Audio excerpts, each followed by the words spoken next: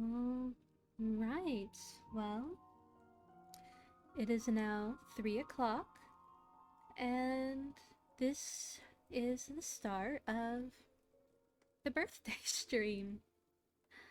Oh, I don't know why I'm a little nervous, but how is everything sounding for y'all, my dears?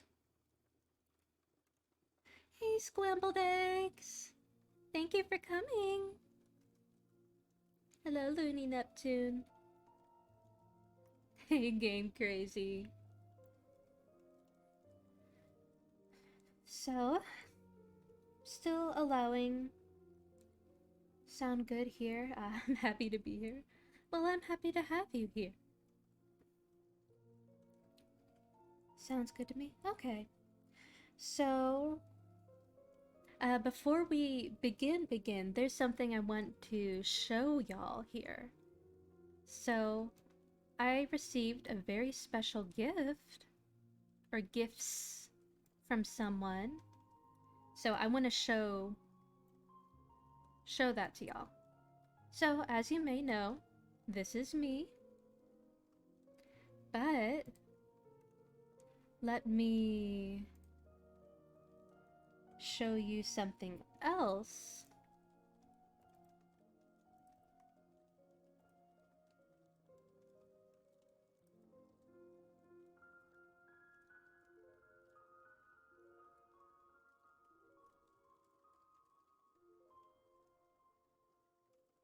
Should... There we go.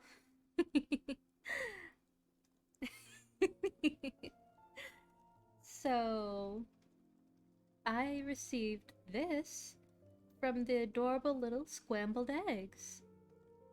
This is so sweet of you. But that's not all. Oh no, it's not all. I also have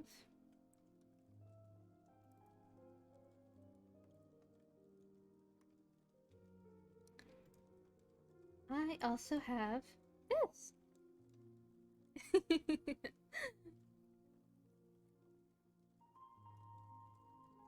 So, I just wanted to show these off before we even began, just to really emphasize just how much I greatly appreciate this. This was so very kind. I wish I could set it up so that I could have multiple of my PNGs up at the same time. But if there is a way, I didn't have time to do that. But be mindful, scrambled eggs. I always return kindness tenfold. So be mindful of that.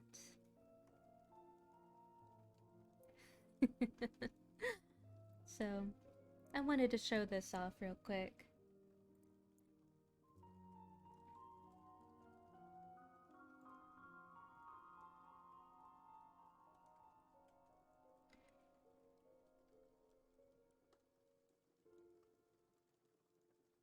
Oop.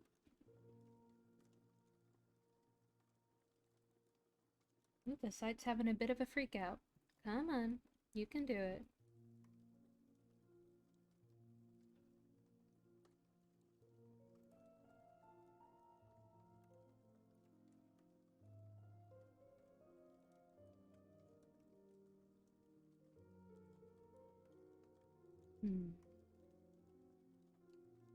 Oh, well, thank you, scrambled eggs.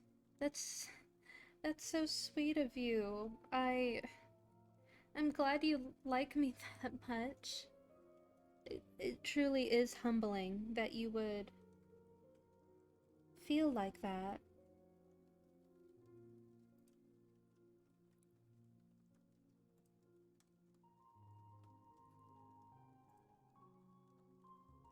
But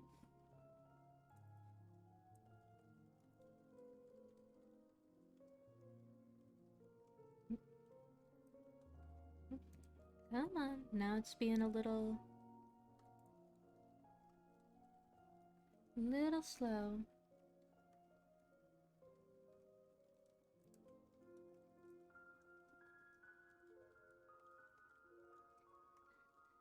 The site is freaking out a little. I'm trying to get back to my original.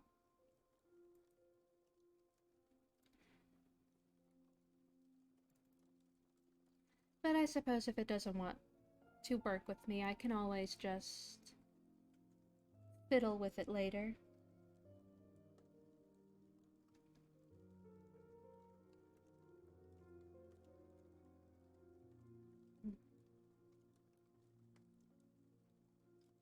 Yes, I'm using Fuji, or Fugi, however you wish to say it.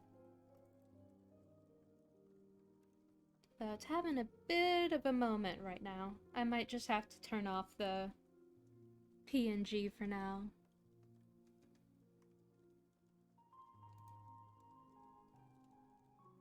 You should peep VideoTube. You can hotkey all your PNGs. Oh! Thank you for telling me that. Especially since Fuji is having a moment. Oh, that is not what I wanted.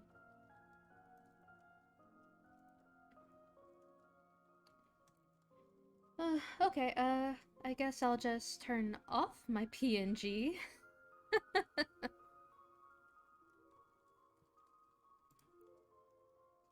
And I'll let that... I'll work with that later.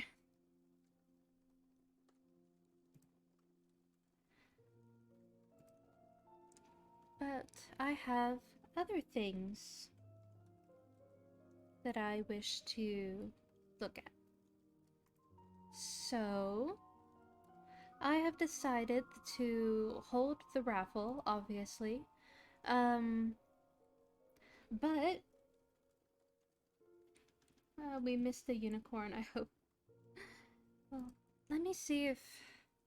Let me try one more time. Let me...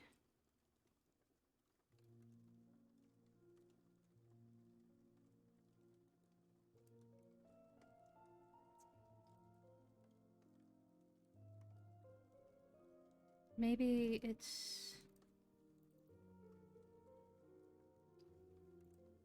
Okay. And then if I...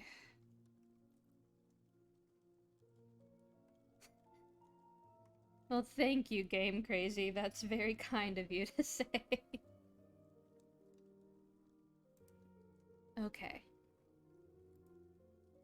So I think for some reason it wasn't registering the files, even though the files were different. I think... Sorry about my typing, my GF's key doesn't... You're all good, my dear. Okay. Maybe? Possibly. Potentially?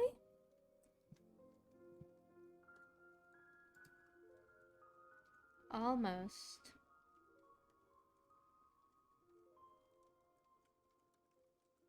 Come on, you can do it.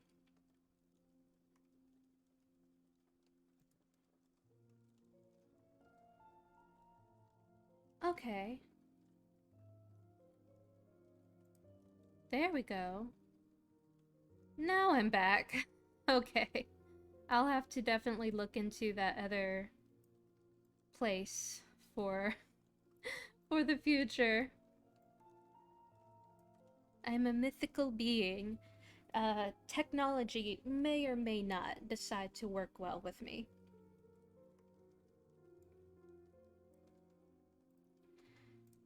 But Alright, so as I was saying, the raffle, what I'm gonna do is that technology. I don't do. So I'm going to roll the raffle, and since there are multiple items that I can give, but only a couple of people that actually entered into the raffle. Oh, thank you, Diana Triano, for following. That's so sweet of you. So I'm going to spin the wheel for an order. So everyone will get something, but the first person will have the first pick. The second person will have the second pick, and we'll keep going until all of the merchandise that I have available for people will be chosen. So that way I hope that everyone will be able to at least get one item that they really like. So I will message everyone after the stream to let them know. But let me... It's like being a druid in D&D. The more advanced or civilized. Yes, very much do not appreciate technology. Oh, Diana Triano says, hello, hello. I heard Last Unicorn and I'm in. Well, thank you, my dear. Thank you for coming in. I'm sure you and Scrambled Eggs will get very much along with that. Alright, so here we go. So, the person who I will reach out to first will be...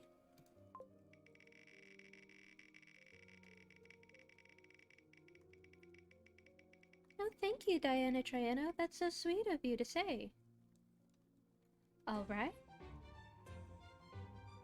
So I will reach out to Merowyn first. Let me just write that down.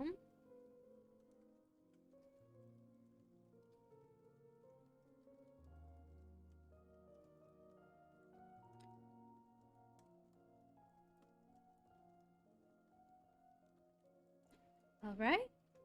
So the next one will be...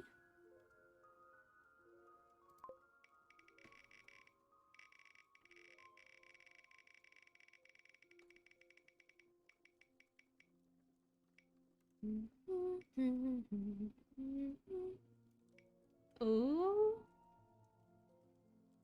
Alright, Sunnyside Pup. You are the second one in line.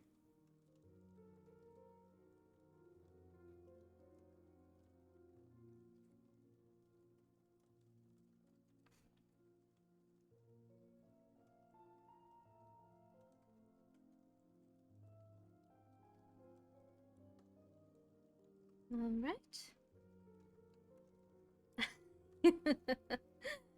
Balkan? Balkan.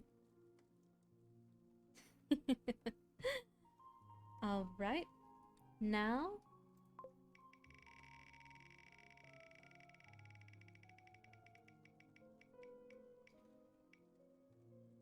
It is Lou!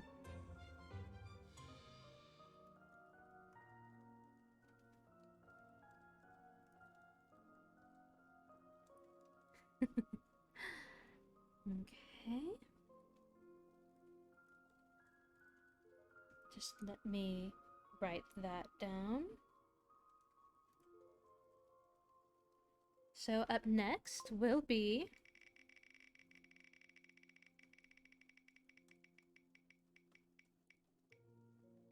Oh. Game Crazy.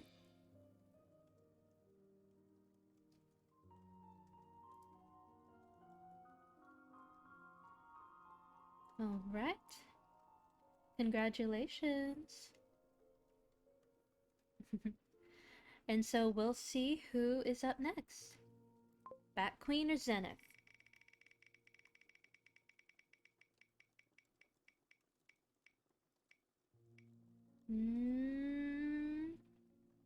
It is...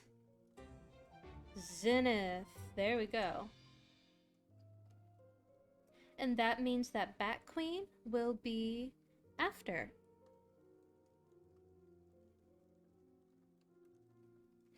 Alright. Well, I know that that was a very quick and simple little um, raffle, but I had multiple items, so everyone will be able to get at least one item.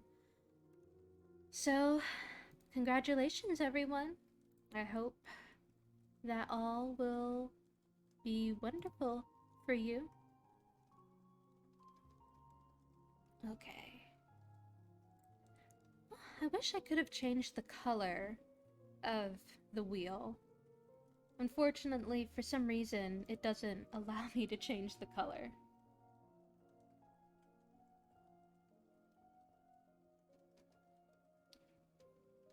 Alright. So, let me save all that down. Okay. Yes, Looney Neptune, you will remember me talking about how I was offering a raffle for some of the last unicorn merchandise that I had? Or the extra stuff that I got from when I went to the last unicorn 40th anniversary. So the extra merchandise that I got, I decided I would raffle for some of the people who wanted the items but couldn't go. Oh, well, thank you, Diana Triano. That's so sweet of you to say. And scrambled eggs. You are so sweet. Alright, so as I said before, everyone who entered the raffle, I will reach out to you after the stream, and I will send you an image or images of all the merchandise available, and depending on the order of it go, I will cross out what has already been selected, and I will just keep going until all of the merchandise is chosen. When I saw you got it. Yes, scrambled eggs. I was so honored that. Did you know that the official Last Unicorn um Twitter reached out to me and offered me that free ticket? I was a VIP they reached out to. Oh my god. No, wait, I think I maybe have told you that. I still can't wrap my head around that. I was so moved, so honored to have gotten reached out to like that. It Yes, Game Crazy, they do also follow me on Twitter, and they also like and sometimes even reply to my posts as I do them. So, it truly does make me so moved. And just the honor. I was just, oh, can't put into words. So, oh, and for those of you who did not know, I actually did a book reading on the entire story of The Last Unicorn, which is all up on my YouTube channel.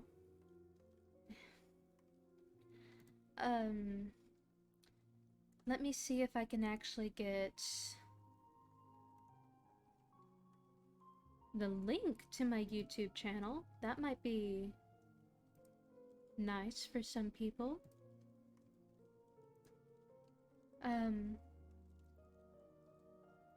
But yes, I have a YouTube channel where I put all of my VODs at, so you can watch some of the old VODs that I've done, along with the entire book reading that I did. So let me... I even... Here we go. Let me see. Can I not... I think... Game Crazy, you haven't watched it? You should watch it. It's beautiful. It's truly wonderful animation. Please tell me if that link works. I hope it does. But I have all my VODs, and I even have a singular gemstone tutorial requested for me by one of my other friends, Hi Fish. So there's that. It works, that's good. Okay. So now we're now to the part that for some reason makes me a little bit anxious.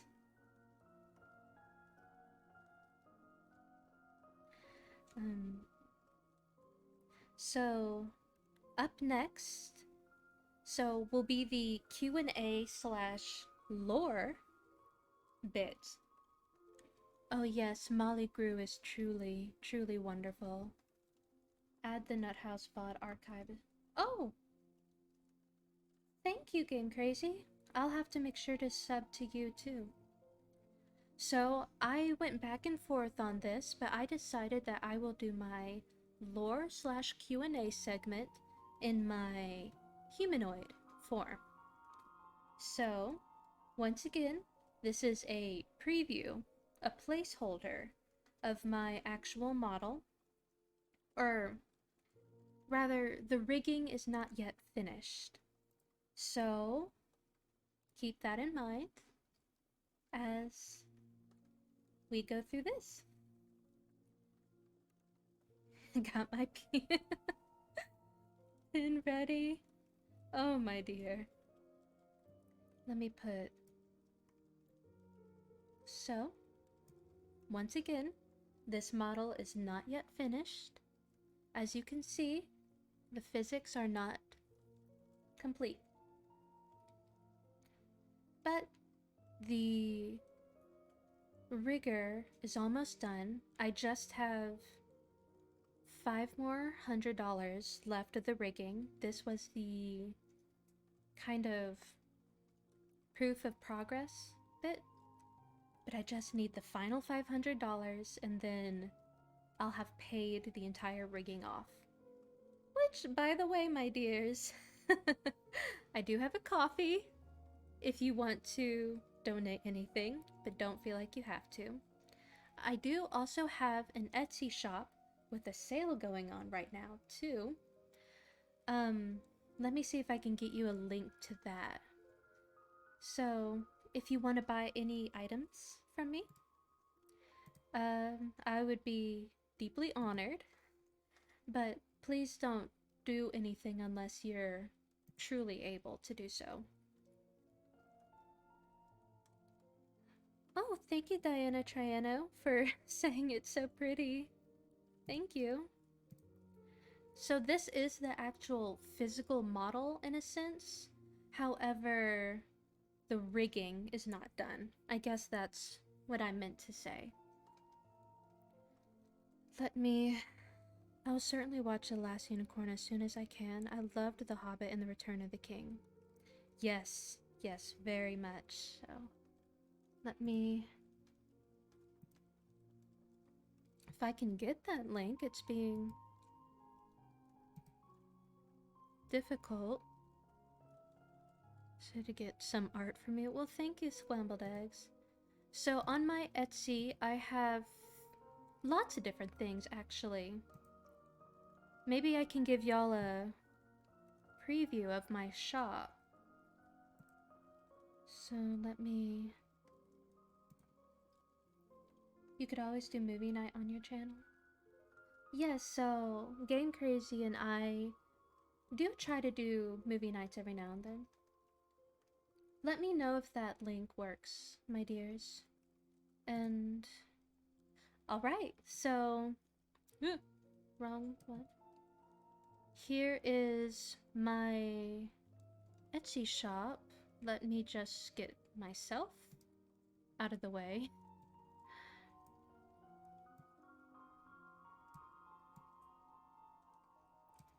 Let me just... So, this is my Etsy shop. I have, multiple things available. I was asked to help people with gemstones, so I actually just created a asset that people could download if they wanted. But I have things ranging from a VTuber model, um, sculptures, art. There's also art dolls, and I have digital prints available for people along with physical prints of things. Here's one of my big ticket items that I loved doing. So this is an art doll with his wings being nearly 3 feet long. So I'm really excited for people to order from me because I have my own specialized branded cards, like business cards and boxes. So if anyone buys physical items from me and they fit, they could get it. And here's an example of the art, some of the art pictures that I have.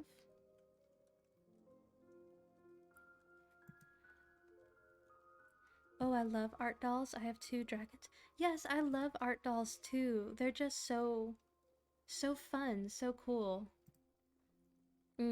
This one had my first holographic item in it, so I was quite happy with how he came out. Do you do custom art dolls? I'd love to eventually get my unicorn made for you. I've debated on it. It just kind of depends on budgets and the items needed for it. If you want, you can reach out to me and talk to me about it. It would have to be something I would really have to look into with some of the art supplies that I already have versus what I would need to get. But I've been open to it, just haven't had anything properly set up yet. And for anyone interested in it, or if you know anyone interested in VTubing, I do have a model here. If you want me to be your mama, I have this adorable little girl available. The Wary Bride. Yes, I'm so glad you liked that. But here's the daughter that I made. She's actually based off of one of my own cats. So I just loved her so much. And she even has the most adorable little accessories. I kind of went a little crazy with her.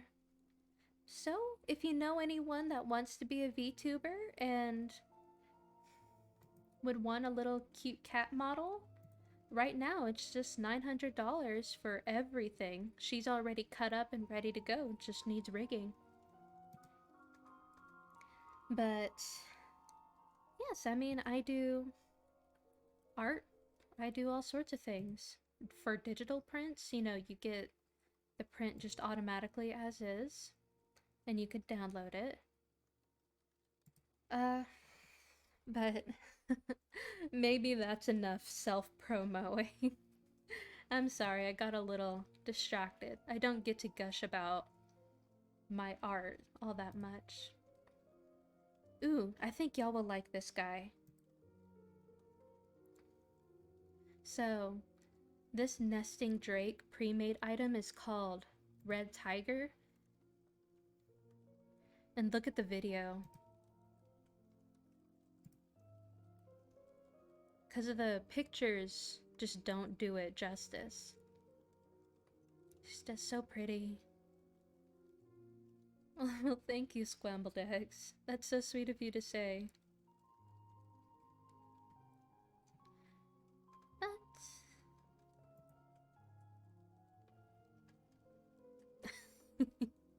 yes, I have a whole little collection of nesting drake figurines. Some of them are pre-made, and there are a couple that are custom. It just kind of depends on how you want them to get made. So, it just depends. Because that was my first attempt at making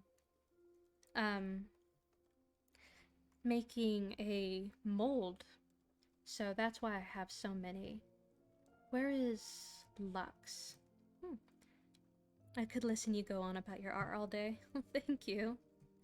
So here's a nice piece that I really liked doing. This is Lux. So this is one of the unicorn art dolls that I made. And his brother, Knox, was already adopted by someone. So people seem to really like him, they just don't buy him, so I love hearing the joy and excitement in your voice. Well, thank you. But yes, Lux. Beautiful, beautiful. Light and dark, yes, very much so. And if there are any Fire Emblem fans, I do actually have Penny. Just a tiny little girl. She can't move around too much because she's so small, and the armor. But there she is. Well, if y'all do buy or want anything, I would suggest to get it now because, as I said before, everything is 40% off, or at the least the pre-made items. I even have the legendary horses from Pokemon Sword and Shield. This guy was so hard to do. I did the yarn in the most awful way. I should have just dumped it all in a tub and dyed it. But I airbrushed it. So it was a nightmare.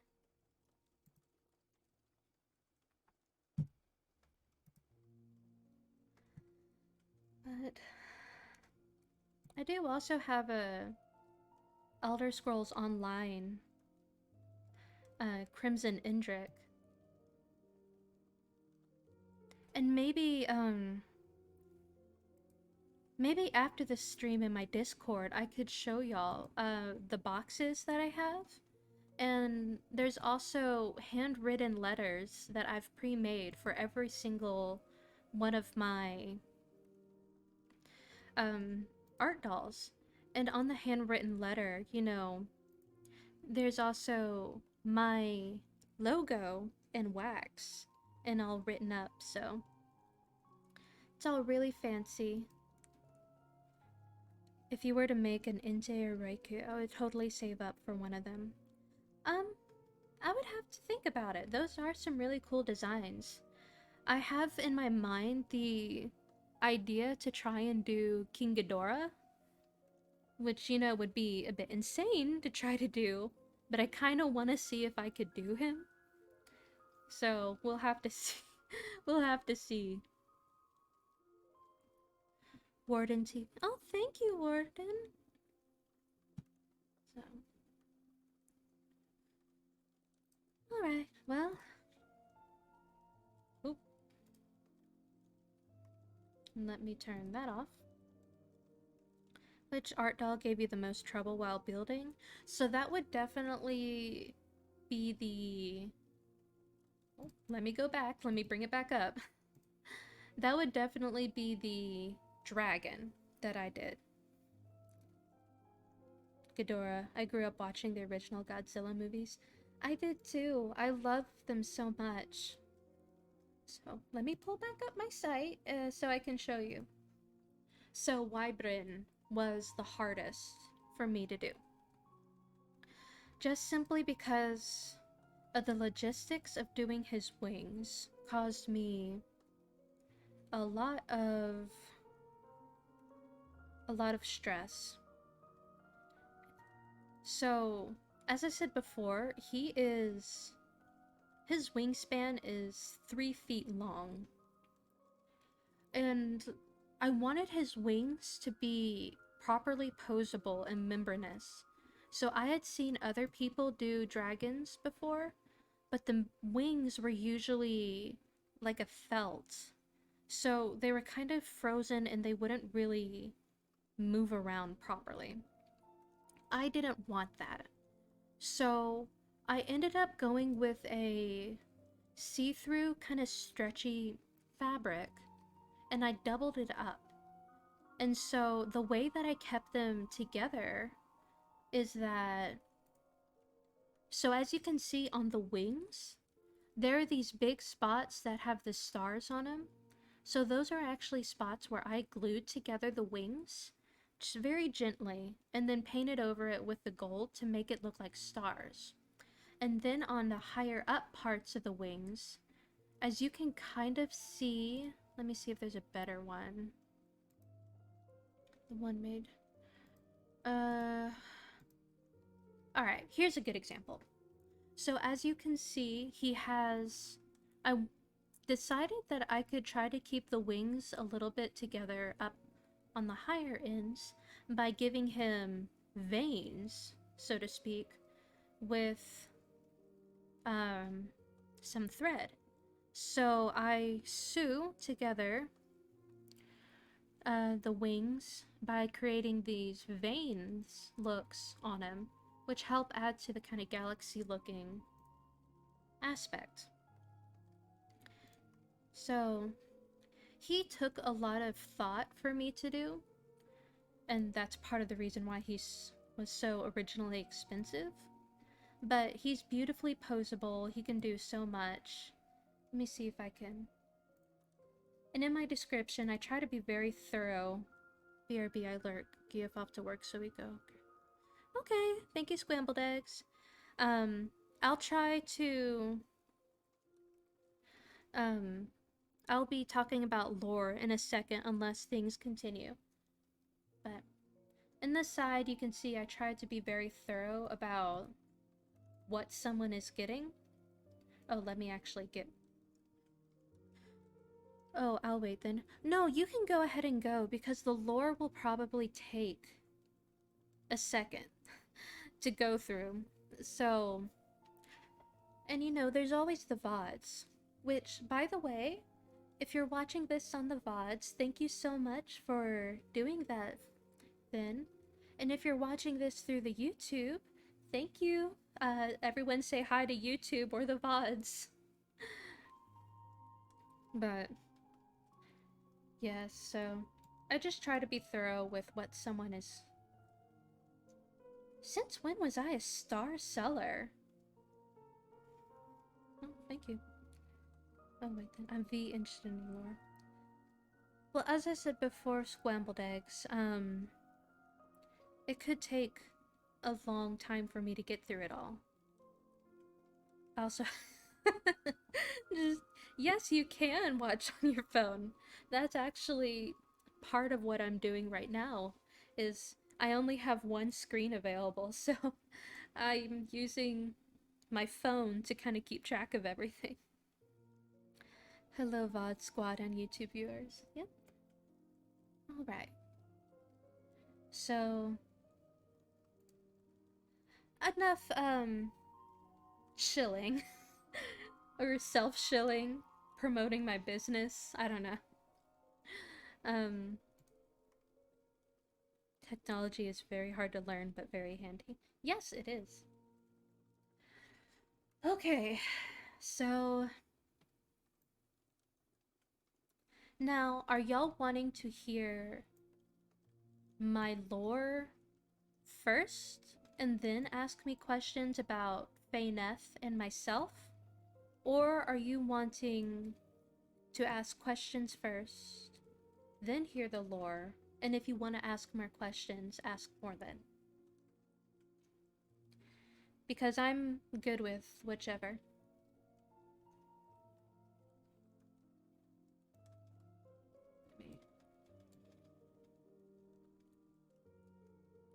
Do a poll? Ooh. That's smart. Let me see. Poll. How do I... Poll. Oh no.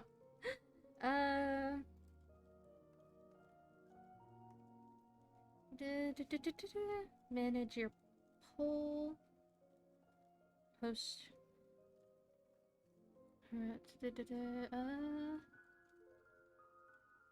Is this? Is it this?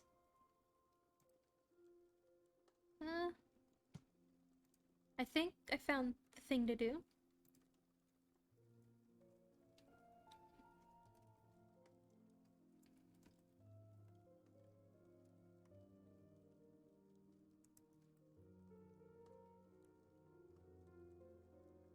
Okay,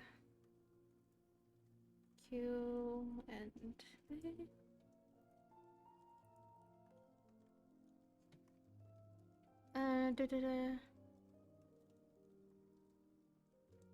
And okay, so there is a poll going up based on view. So the question will be Q&A first or lore first. So there's Q&A and there's lore. I think I did it right.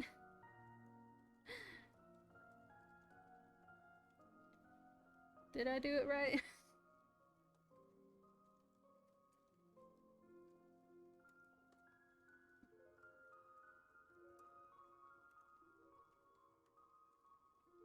There it is. Okay.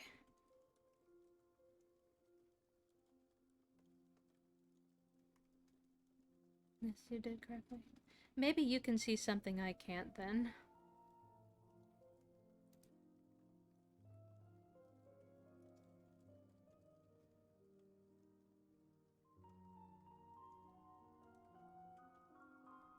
Well, almost over.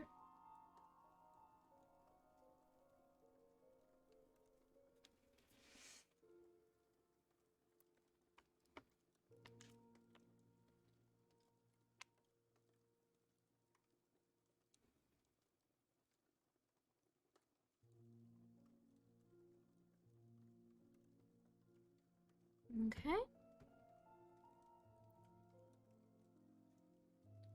Let me... Lore it is. Okay.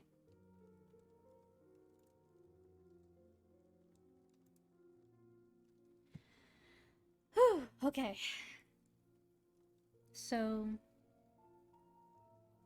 as I said before, this may or may not take a moment to do.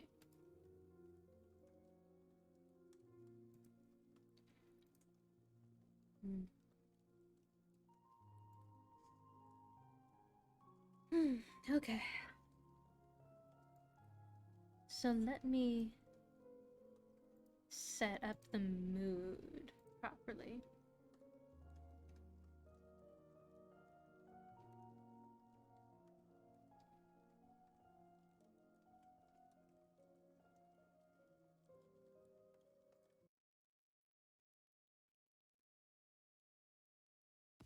Not with an ad.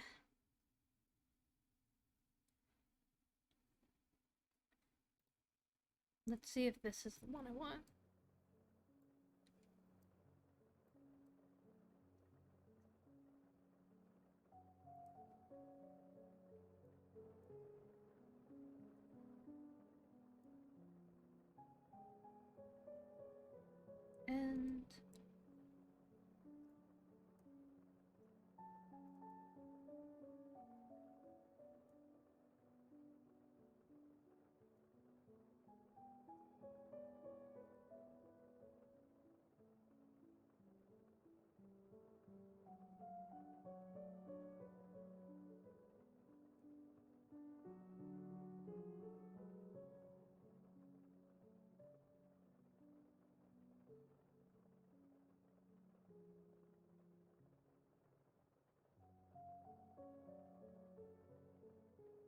And so we shall begin the story of Faeneth and how she came to be.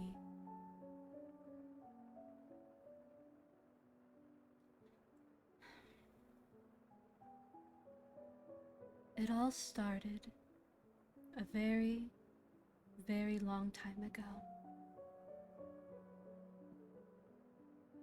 A pregnant woman gave birth in a small home in a decent-sized village.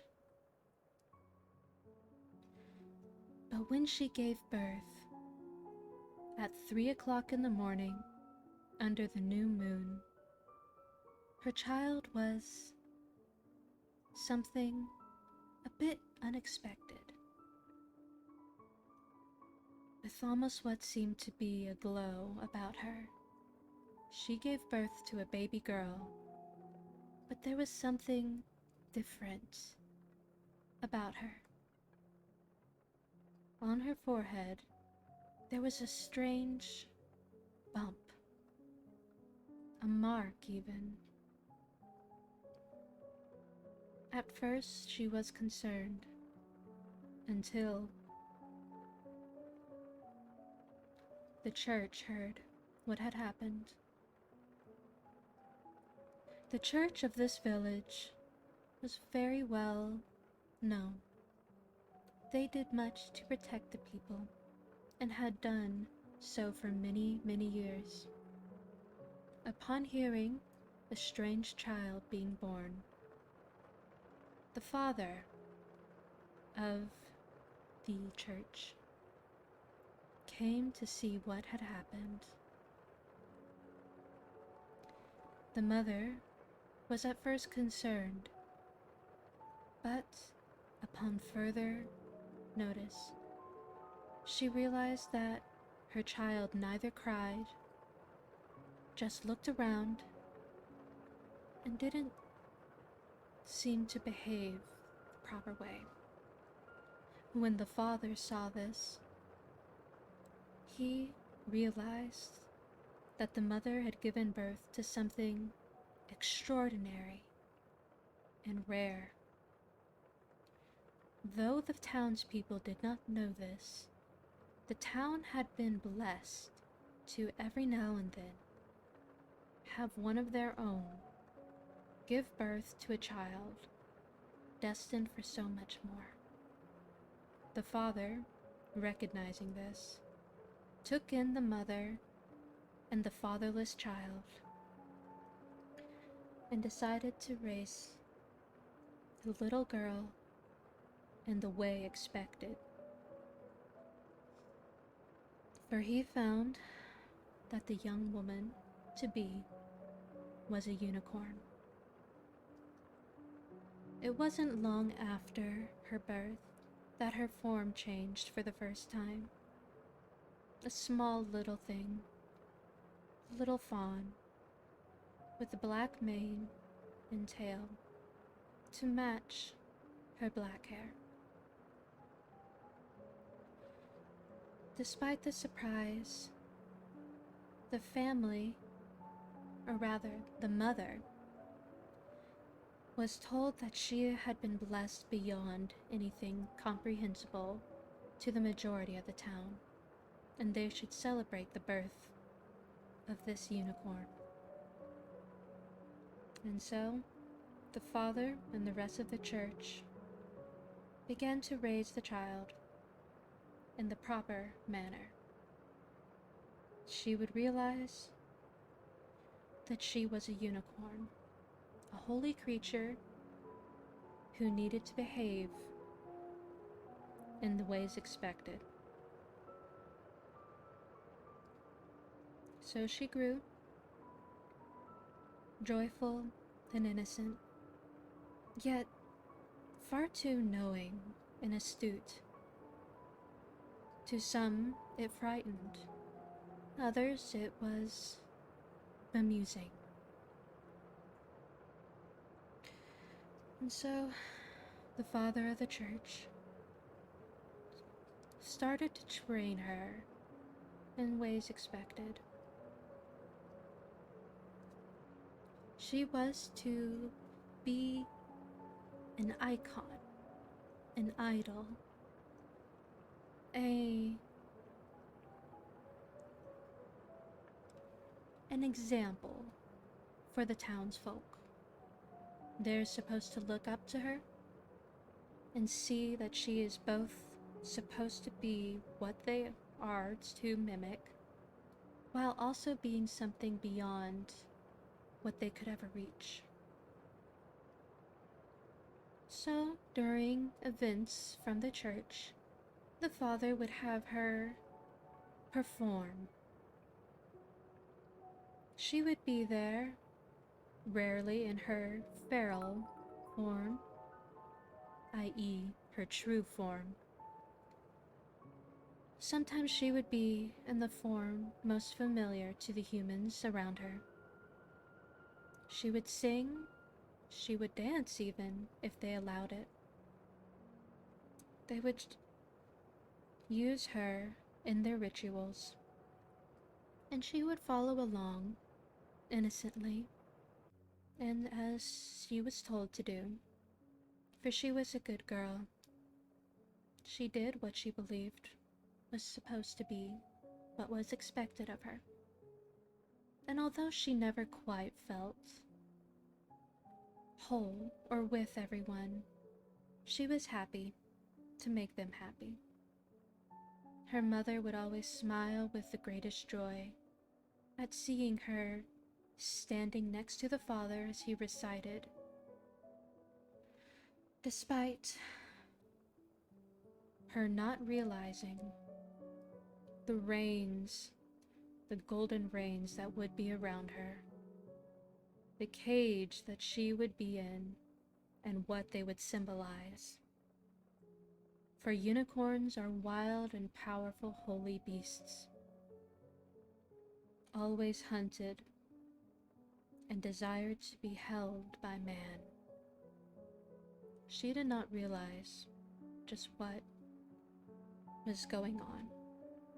But as she got older, some of the innocence of her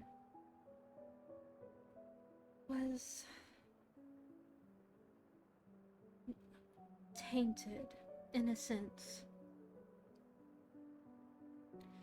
Although she was fine singing and dancing, being a non-icon for the church and the townspeople to look up to enjoy and dote over, as she got older and her body began to change, there were changes that she didn't quite realize until one day, as she was singing and dancing during one of the church's rituals, and they were so bemused by her beauty and innocence. She didn't realize that her changing body had some staring at her in ways she did not quite understand.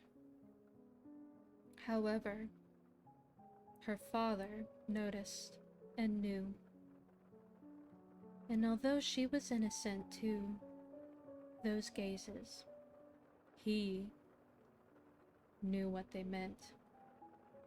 And so she was punished for something she had no control over. And that began the time of her questioning.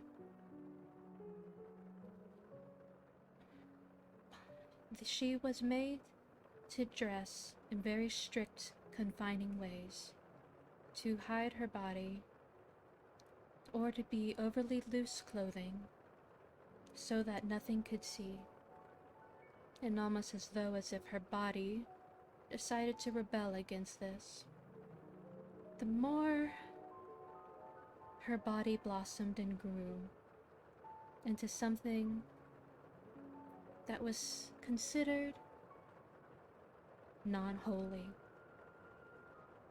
So the holy creature was being perceived by unholy eyes for something she could not control, and she was punished for it. She was made to believe she was doing something evil.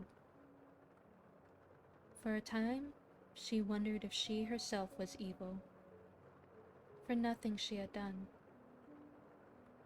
She would desperately cling and hide away from her body as she grew. She grew scared of herself, but she desperately clung to the affirmation of the father. Her mother was always there, trying to support her, but while also following the father's words. She unknowingly led into that. It wasn't until Faye decided that she would not be in fear any longer. And so, despite all of what she had been told about herself and her body, despite being holy and innocent, she remembered the phrase, "Face your fears," and she took it literally. In the midst of the night under the moon, while no one else was watching, she tore away her clothes and stared at her. There was nothing hiding anymore. She saw her growing body and meditated on it. This took a long time. She eventually realized that there was nothing wrong or evil about her body. She was a unicorn. It was not possible for anything to be unholy or impure. Now the desire that others may hold was not her own. So no matter how her body formed, as she continued to age into a beautiful woman, she knew that she should not hold that against herself.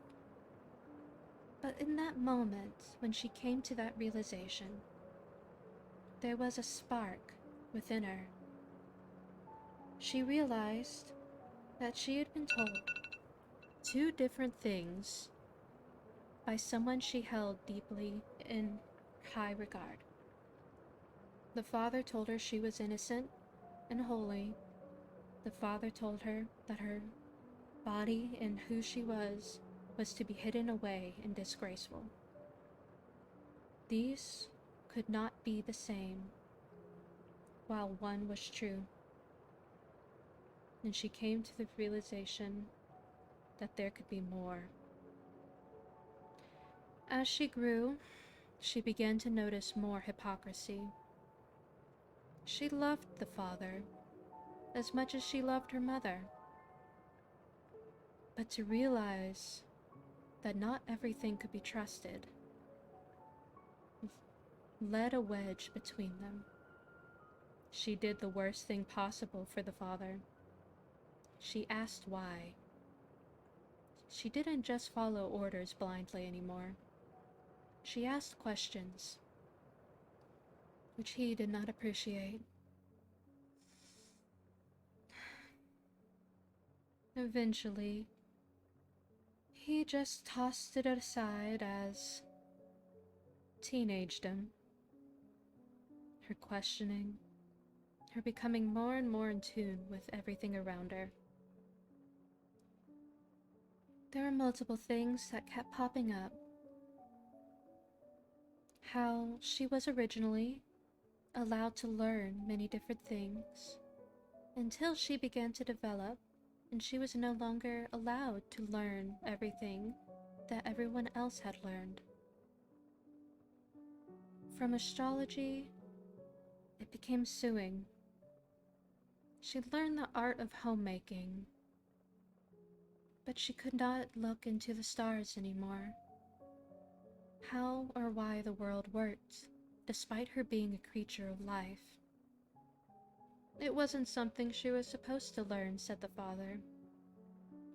She needed to focus on the future. This confused Faeneth. She was a unicorn.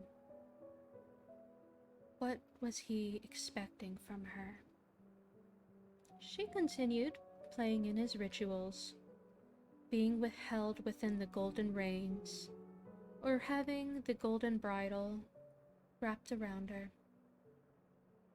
Eventually, it became to the point where they no longer wanted to see her true form, the form of a unicorn. They wanted to see a woman, and so she was made to just be a woman, to hide the features that were not human, and to look as much as like them as possible. Even during the rituals where she was still played the part of the unicorn that held the crown around her neck, She realized that the story that she had always played out, ever since she was just a child, was darker than she realized.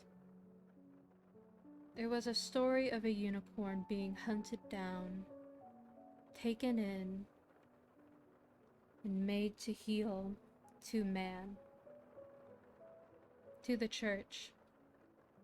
For despite it being a holy creature, the fact that it was wild and untamed was unacceptable. So they made it domesticated. She was unknowingly, many times, playing the part of a unicorn being domesticated for mankind, for the church, to be what they want her to be. A pretty image of what could be, but not truly who she was. This, of course, began to weigh upon her. She was eventually shown tapestries even, depicting the whole story. There were some that she wasn't allowed to see at that time. But she just could not handle this. She began to hear songs from outside the church, from the town walls. A siren song, old and without words, beyond the walls.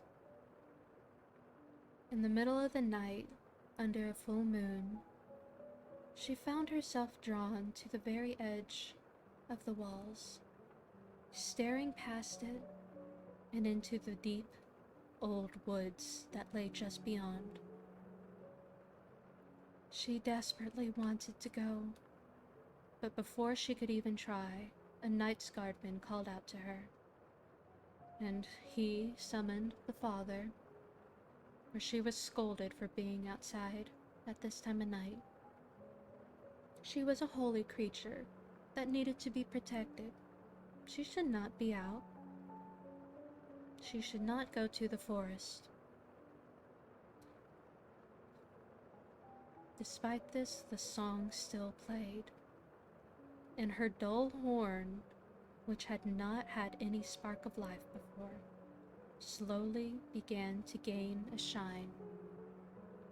It did not glow yet, but it was starting to shine, and the father took notice.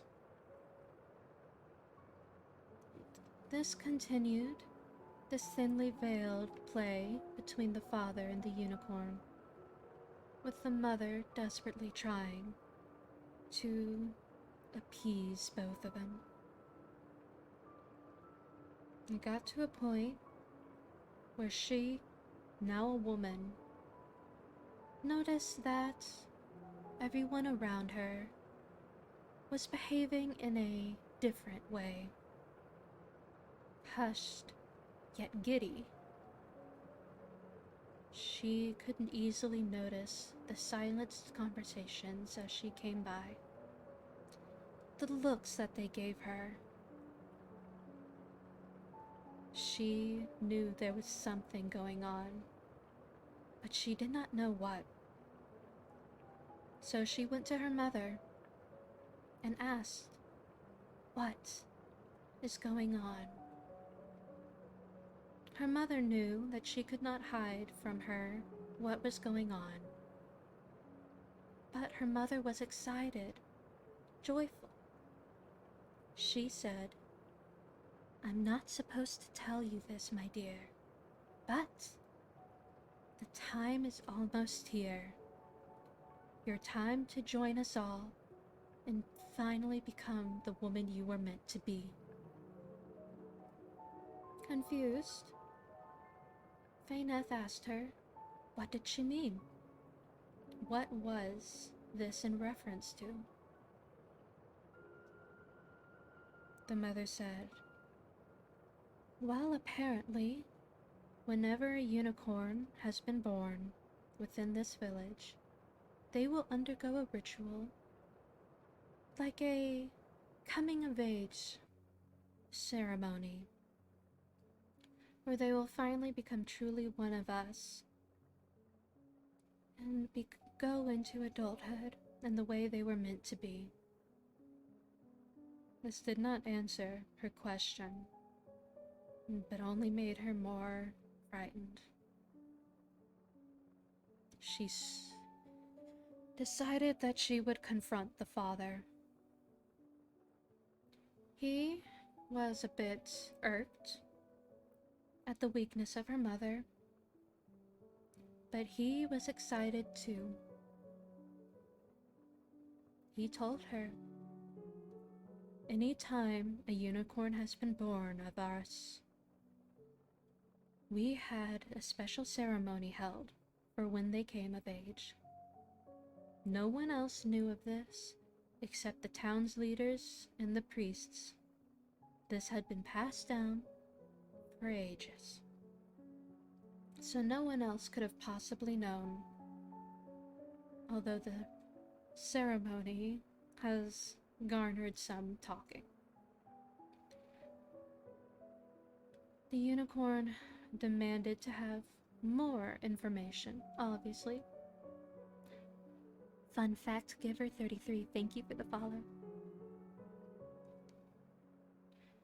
In an almost desperate way, she begged for more information from the father.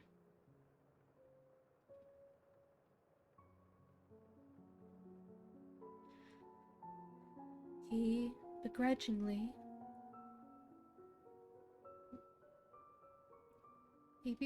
gave her more.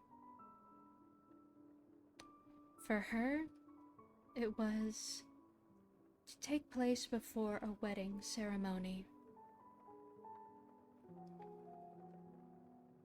She was to be wed to someone, and the ceremony was to happen before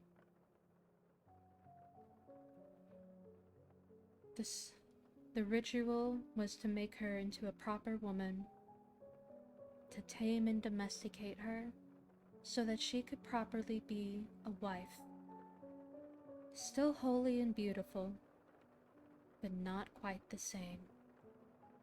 For a unicorn is a wild creature that cannot be tamed. He would not tell her the information of the ritual, nor would he tell her yes, game crazy. Nor would he tell her just whom she was to be bound to, for he yet did not know. Apparently, it was to be yet decided, as she was being essentially bid on, like no more than a mere horse was bid on.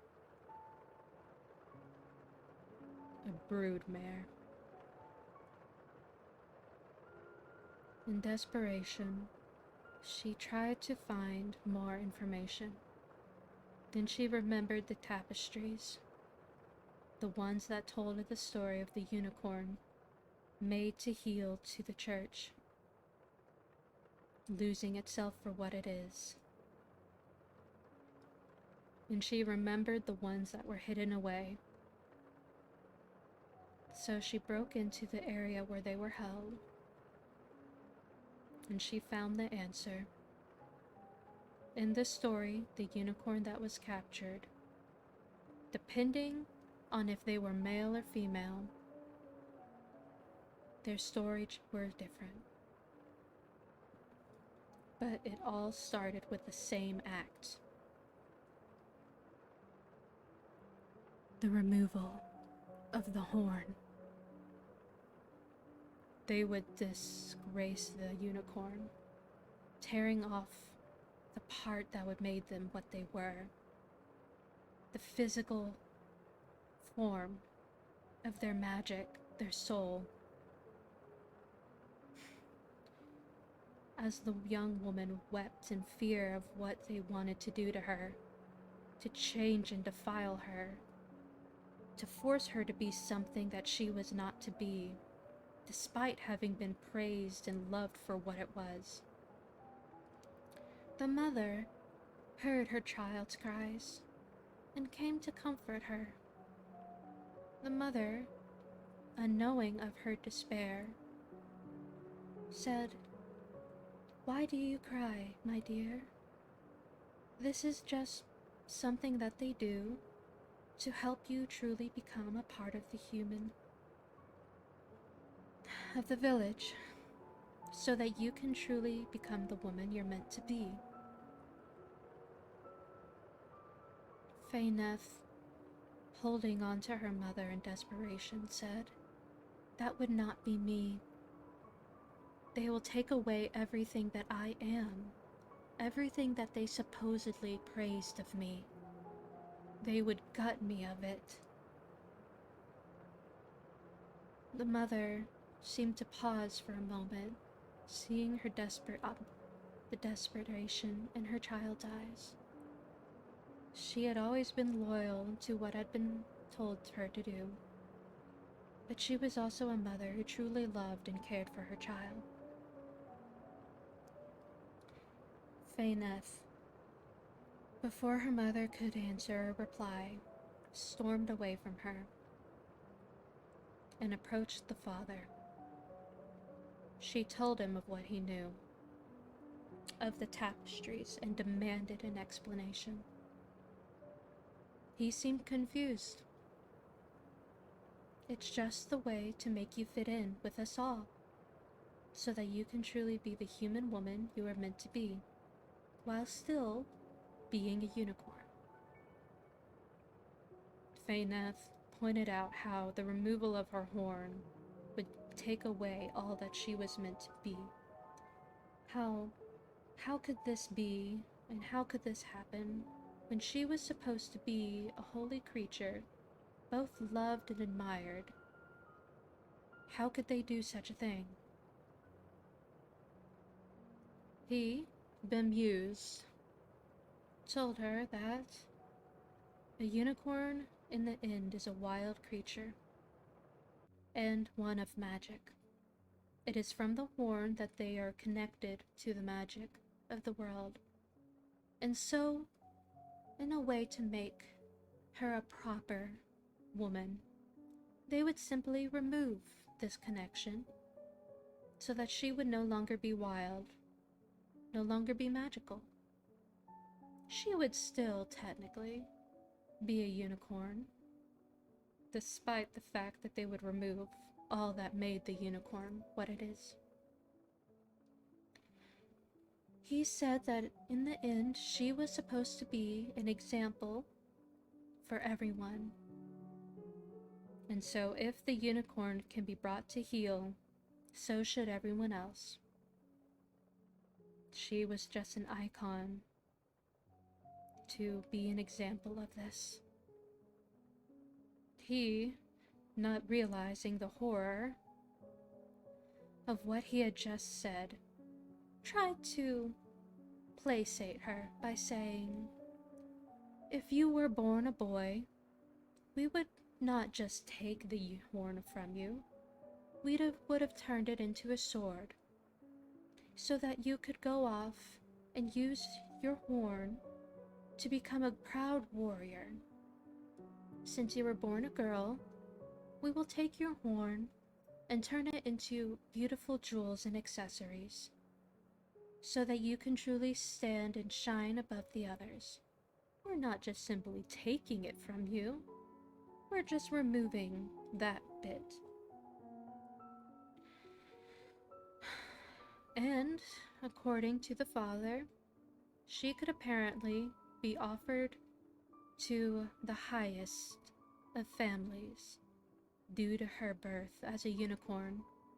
She could be offered to other kingdoms to the same level as a princess could be. That was apparently part of how this town stayed so safe. In the past, they offered up other unicorns as political marriages for safety. Faeneth was heartbroken in realizing that all that she was read made to believe was only allowed to a certain point. All of her magic and wildness would not be allowed. They would take away what she was and only accept the parts that they would allow. They never truly wanted all of her. They just wanted the parts that they deemed tolerable.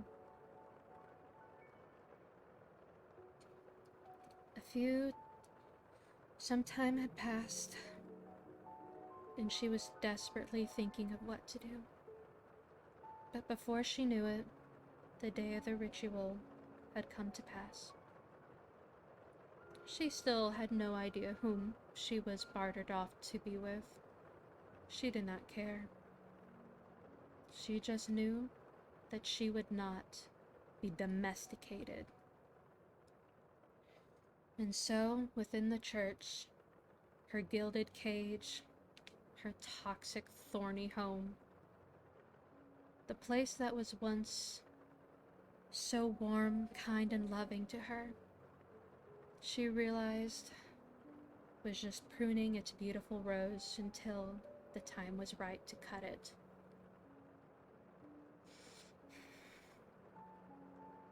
Up at the altar, there stood her father, with a most horrifying guillotine for her horn. Within her, the shining of her horn almost seemed to dim for a second in fear as she was taken up to it. But there was a spark deep inside her, something she could not quite place. The siren song that she had heard from the forest in the moon became almost as loud as a screech.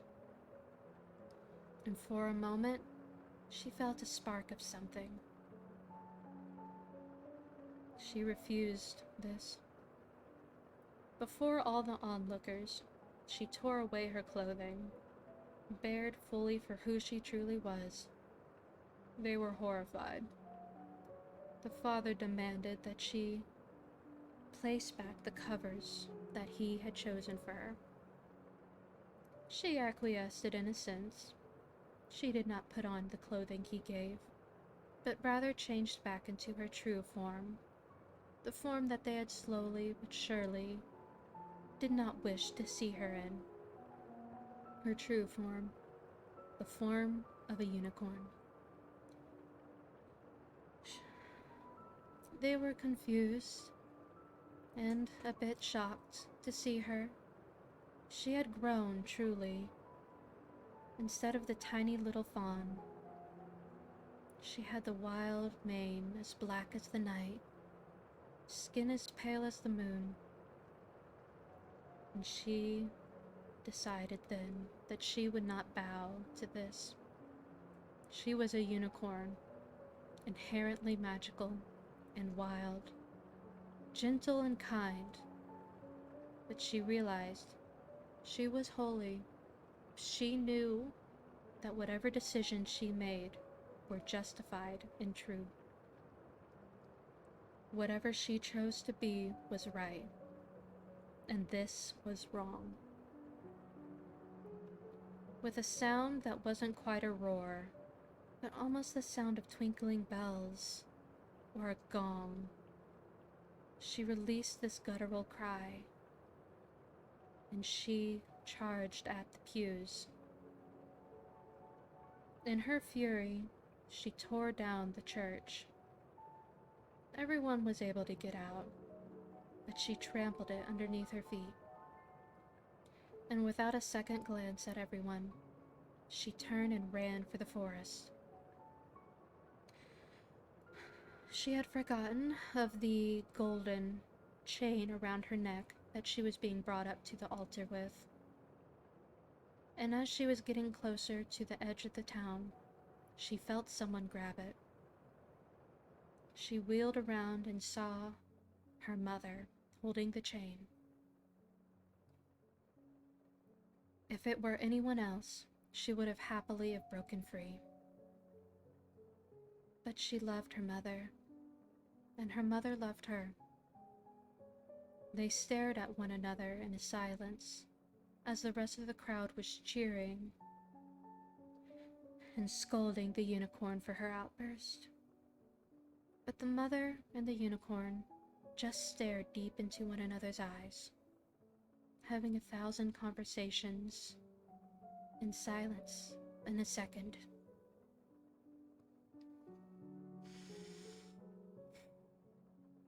For a moment, the unicorn stared and said, so softly, "Please, release me." The mother began to weep, for although she did not quite understand why the unicorn was so distraught by what was happening, she trusted in the unicorn that if she thought something was wrong, it was wrong. And for a moment, the unicorn could have swore that she saw a spark of something within not only her mother, but a couple rare others in the town. She did not have time to ponder on this, as her mother dropped the chain, or it slipped out of her hands. Whatever it was, she was set free, and she turned and ran for the forest. But in her way stood the father. She stared at him as she ran closer and closer to the edge, but he would not get out of her way. But she would not stop. With her lowered horn, she ran. She would have hoped that he would have gotten out of her way, but he stood in front of the gates, believing that he could stop her. And so, in his folly, her horn pierced his heart. The scream she could not quite possibly understand. She threw him off her horn, and in an almost twisted sense of arrogance, he didn't fall away from her path, but in front of it once again, even as he was writhing. She did not care and trampled over him and her path. She never looked back and just ran forward deep into the forest. She had never been away from the village. She had no idea what she was running into. But all she knew was that she heard the song. And the deeper she ran into the forest, the more she followed the song, the brighter she shone. Her horn became more and more ignited, until at one point, when she came upon the clearing of a cliff, there stood the full moon above her, and she seemed to shine with the same intensity of it. The other creatures of the forest were curious, looking in at the creature that they both knew yet had never seen before. The beings, both mortal and not, were surprised or bemused, depending on their power, that there was a young unicorn of the forest. She decided then that she would become one with the forest, become its guardian, and merge into these people whom seemed to accepted her for what she was. Even though the stories she had been told were questionable at best of them, or horrifying nightmares depending on them. But this is not the end of Faeneth's story. For you see, despite having stayed in the forest, she realized that there was a part of her that was becoming wild. She was losing what it was to be as she once was. She strayed so far from the human aspect of herself that she delved straight into the unicorn, the unhuman. There was nothing wrong with this, but she was still denying what was technically, in a way, a part of her. And although she felt like she could be more open and free with the one she was with, the shining fairies, the redcaps, the banshees, the kelpies, the Nokian, the trolls, Huldra, although she felt more free and at one with them, she was still denying that old part of herself. It wasn't until many years later that a commotion at the forest's edge got her attention. She did not mind harming or killing humans if they wanted to cause problems with the forest. She had fought against armies to keep it safe, and had gained the appreciation of many of the spirits that laid within. But they were not yet in the forest this time. She could not remember how many years had passed, for the humans looked different than before. Their clothing and their language were not quite the same. The others who stood and watched did not know what they were saying. They did not know what they were trying to do. They had strange machinery, though not quite the same as ours today. So she realized that there was still something that separated her from them. She had hid it before, but now she realized that this could be something that she can use to help. So for a moment, she stepped away from the form of the unicorn and took on the form of the woman once again. She hid her glamour the best she could, her tail, horn, and ears all hidden away, made to look more like the woman they would expect. And she fashioned some rudimentary clothing, for she remembered that that was something expected. And she confronted the humans and asked them what they were doing. With the knowledge and the way that she was raised, she was able to interpret what they were doing and how to stop them in a less violent manner. She was able to persuade them to not cut down these trees. And she realized then that the fact that she was raised human, and some may or may not consider her human in a way, she could use this to her advantage, where the others in the forest were only ever what they were. They did not have the knowledge of humans the way she did. So although she could not quite connect with them the way that they would expect, she had more power. She could learn and help.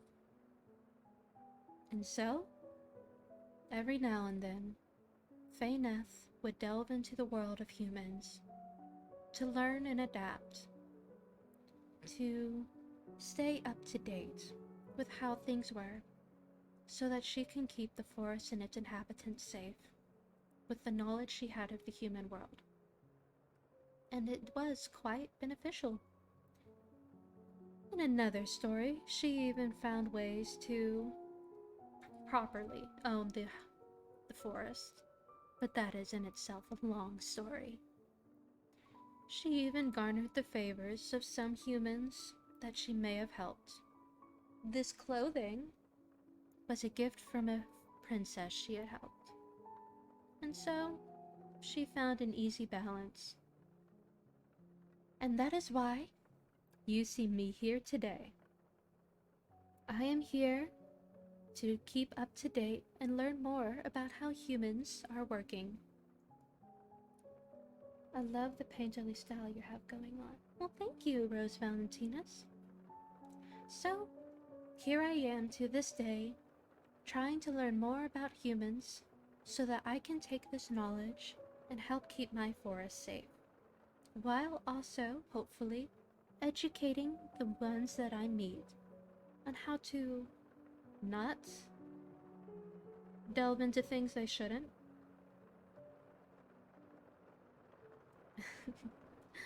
My story is still going.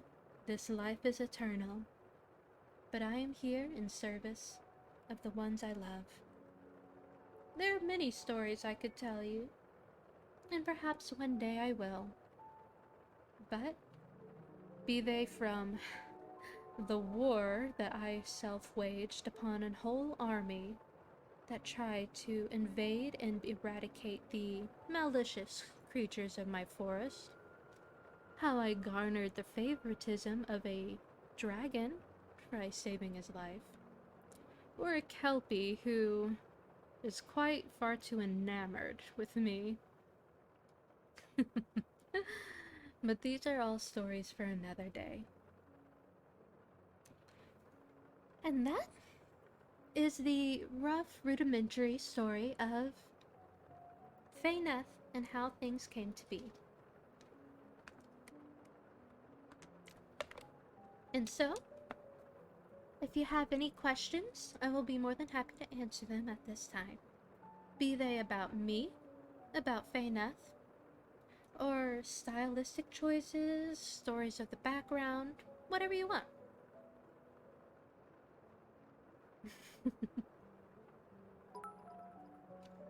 Oh, thank you, Game Crazy. Thank you, Scrambled Eggs.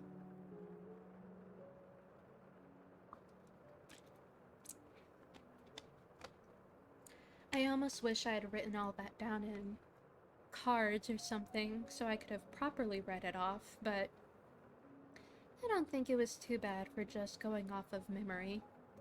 I do feel like I need to properly write this down somewhere, though.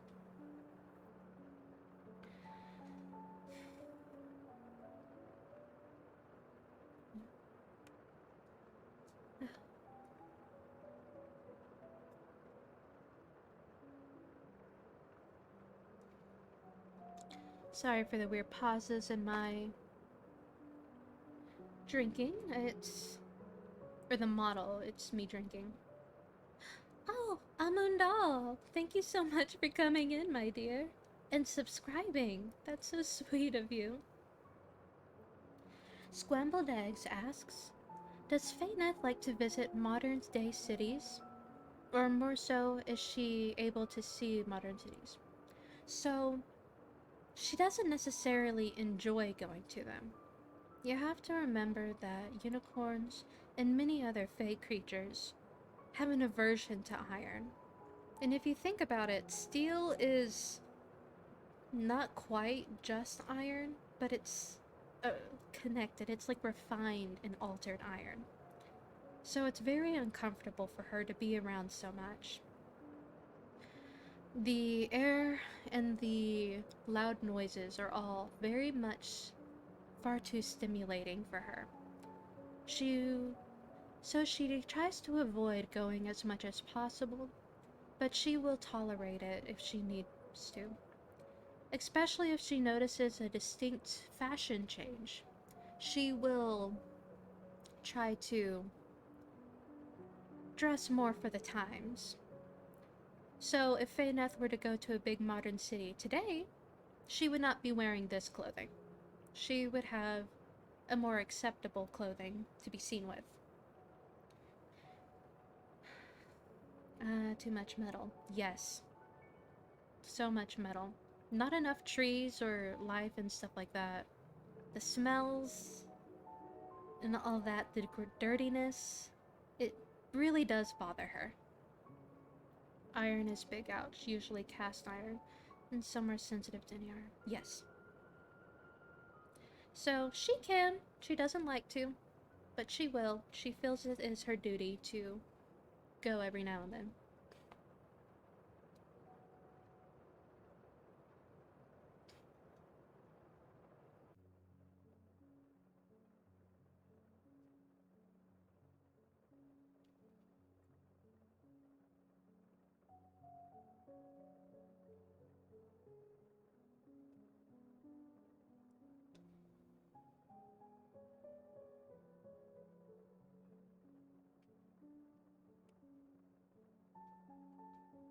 Yes, Rose Valentinus. So, she would be greatly appreciative of very green conscious cities, but yeah. Does she prefer foraging the forest for food, or is she more fond of more home-style food? So it depends on her mood. So she isn't quite overly fond of meats. She will eat meat every now and then, although it would generally be more in this form that you would see her do it. So every now and then she has been gifted very delicate meals. And if she were gifted that in the way of an offering as the unicorn, she would eat it as the unicorn. If she were dining with some of her friends amongst the forest, it depends on the situation. She may be herself, such as if she were invited into a court, she would be what they would want. It just kind of depends on her mood. She enjoys baking, though.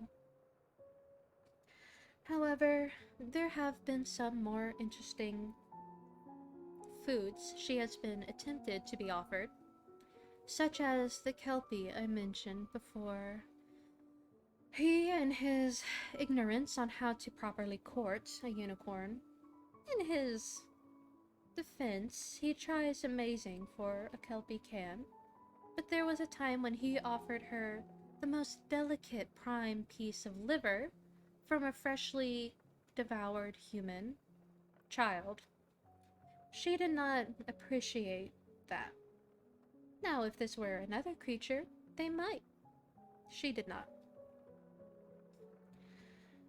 Now,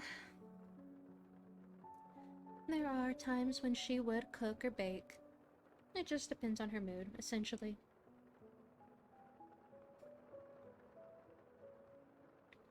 Sometimes she'll actually sneak to cities just to try different things. Does she still talk? So, if she truly didn't appreciate his advances, he would be dead. She finds him amusing and so allows it, because she sees that there's no true malice in his admiration. He just doesn't know how to properly woo her. So she allows it. Now, if he tries to overstep a boundary, she will definitely remind him of him. But, for the most part, he's just a harmless flatterer. A cultural clash. I guess you can say, yes, a cultural clash.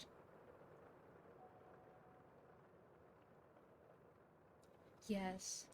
And another part of the issue is that he came to her with a child's liver. So Faeneth will not stop the other creatures of the forest, even the ones that might be considered malicious, from hunting. She knows it goes on, and she knows that some prefer women, some prefer men, some prefer children.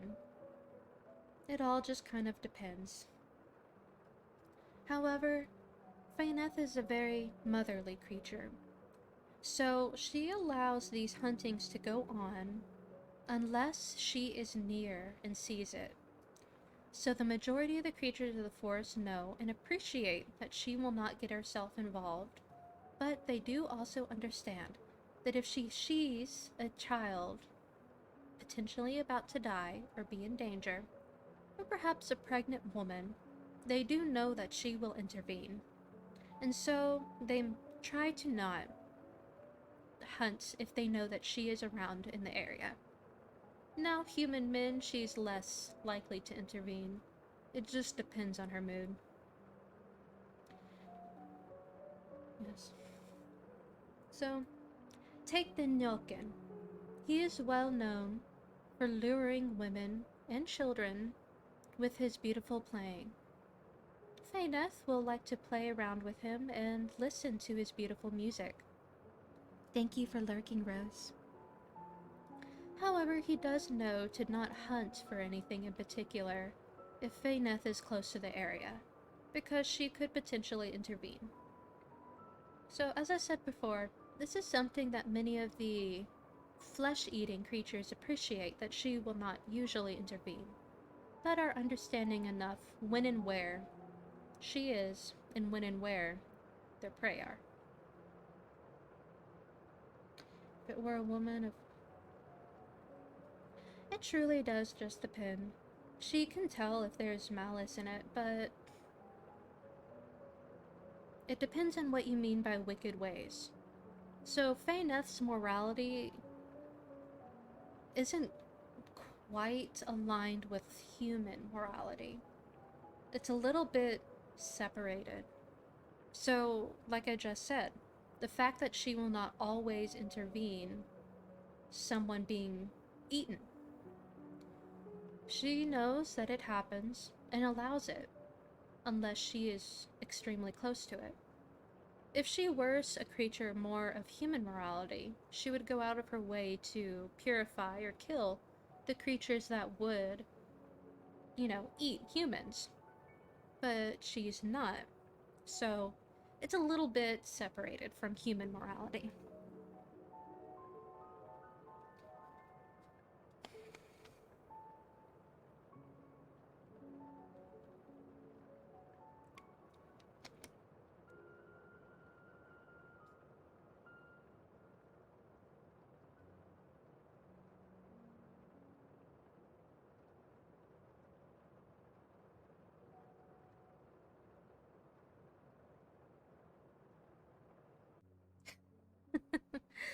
Yeah, okay, scrambled eggs. I know that typing questions and things like that can take a moment, so I don't mind just taking a moment to breathe and take a sip of water.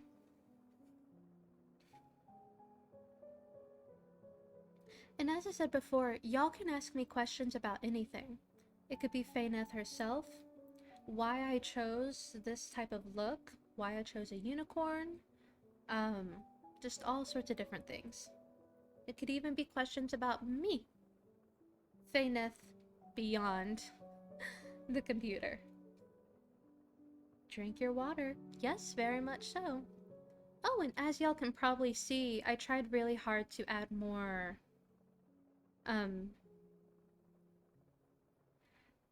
what's the word? Redeems. They're a bit expensive, but they are big ones. I'll have to think of smaller ones.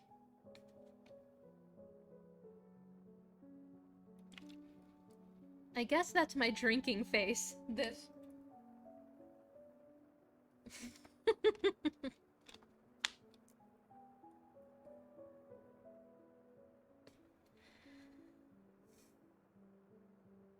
Faye would know if someone had the intentions to harm the forest or not, so someone with ill intent like that would probably be unlikely to receive protection. So yes, however, it's not always just limited to the forest itself.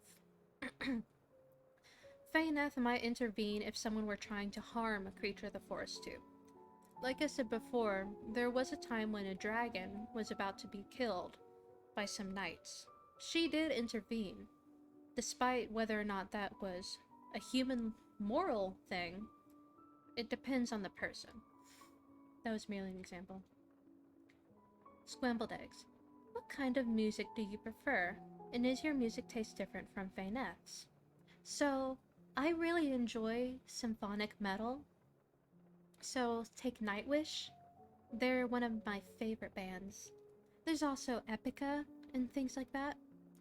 I can appreciate a wide range of music though, with country being the least appreciative. But I do also enjoy beautiful just stuff in general.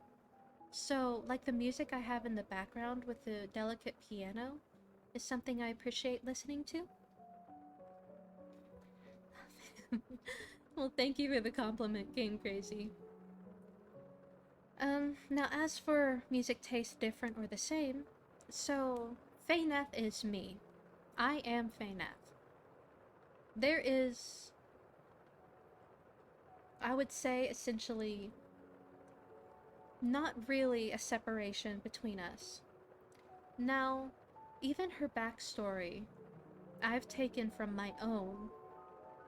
Now, there might be some little pieces in the lore that I would sprinkle in, just for added effect, and to flesh out FaeNeth as the character a bit more. But FaeNeth is me.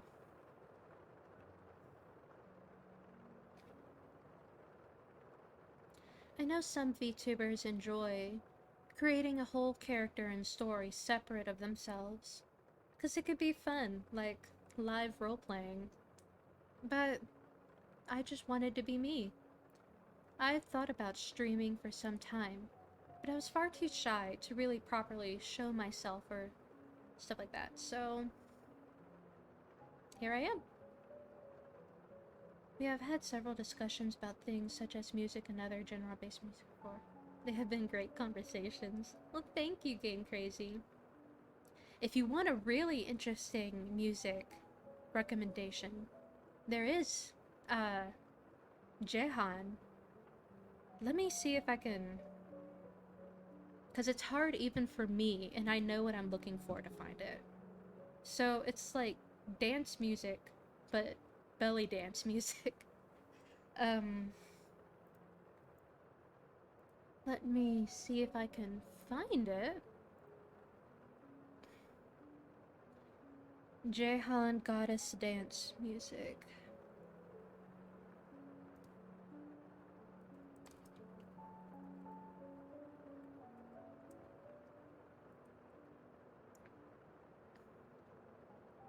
Hello, Radiant Ayumi. Thank you for coming in. Here we go. So... no, don't play it. That's not what I wanted. I wanted to pull up the playlist. Don't play it. No, wait.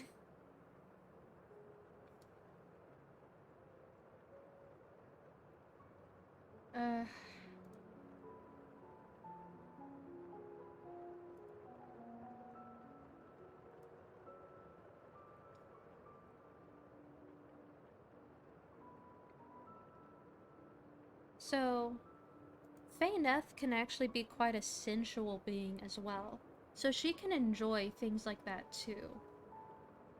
I want to pull up just one example. Hear My Cry. That would be a good one.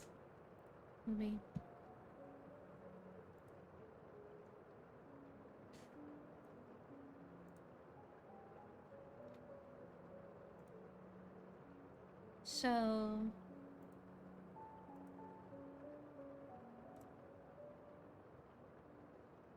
there's an example. Burn fat and get shredded. It's not keto, not paleo, and it's definitely not. Oh, I don't need an ad playing. Oh, thank you, Sarah and Shark, for following. That's so sweet of you. And then there was another one I wanted to pull up. Fortress of Seduction was really amazing.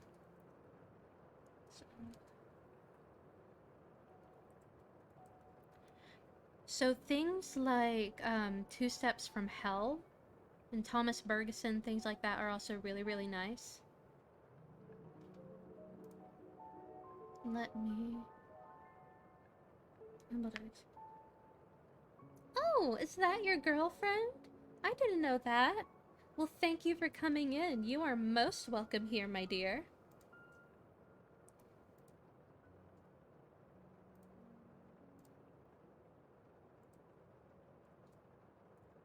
Here we go. That's Fortress of Seduction.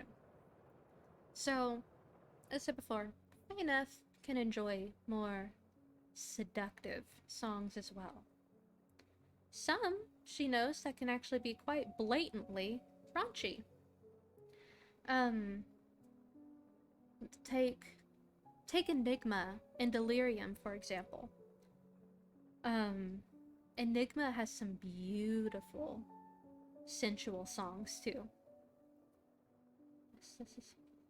You love this so much? Oh, well, thank you. But yes, Enigma is a wonderful one, too. There is Sadness Part 2. Ooh. Or there's a TNT for the Brain. That one is wonderful. If there's no pain, the rules are still the same.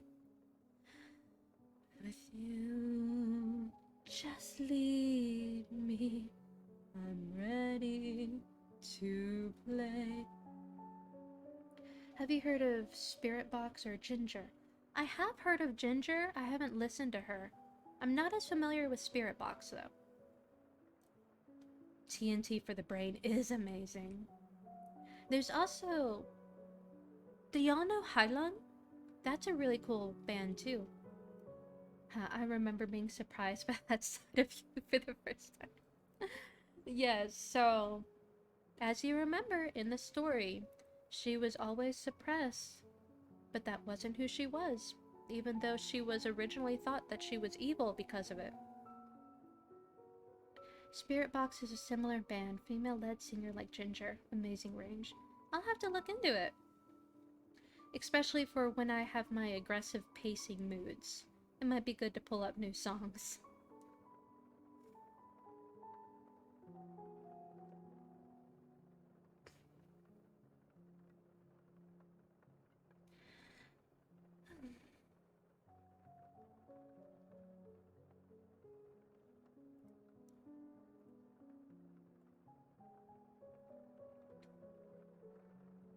I loved the entire album of love, sensuality, and devotion from Enigma.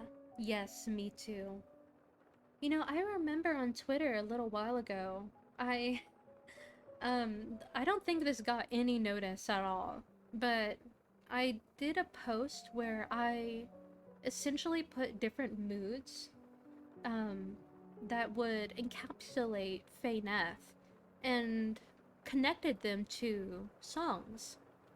I may or may not still have that around, but there were essentially different songs that essentially I connected to FaeNeth and what her emotions would be. Or rather, my emotions. I don't I don't know if I still have it, but well, I remember doing that at one point.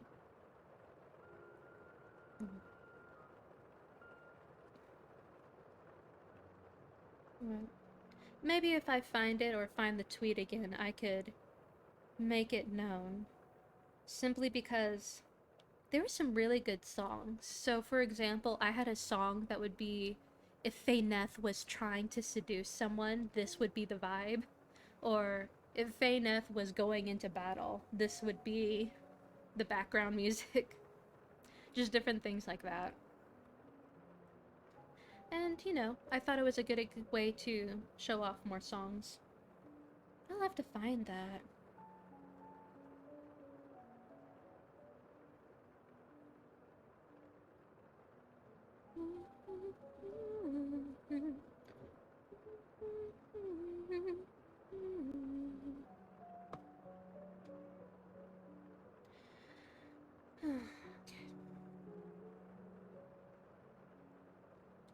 By the way, as I listened to the lore, I could sense how personal it was while still being a bit high fantasy. Well, that's good. I wonder how you could pick up on that, but I won't be surprised at the same time that if people can tell. Maybe it was the disjointed nature of it.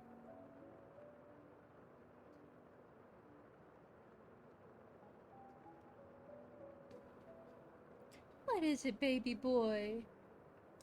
What is it? Truly enjoyed that personal touch. Well, thank you. I was a bit nervous talking about the lore, but I'm glad that people seem to like it.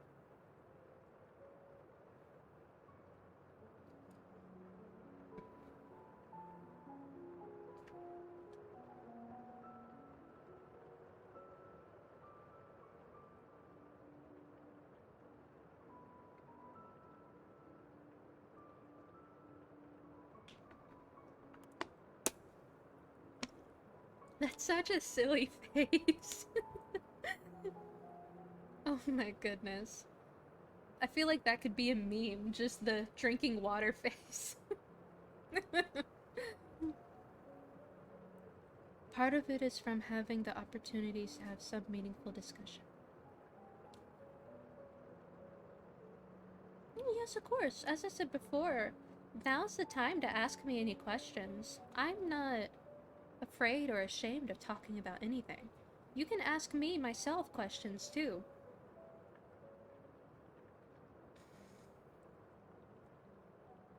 Unless you'd rather it be a personal question, or rather one you would rather not have open. But I'm pretty open about a lot of things. Hello, baby boy. My sweet boy.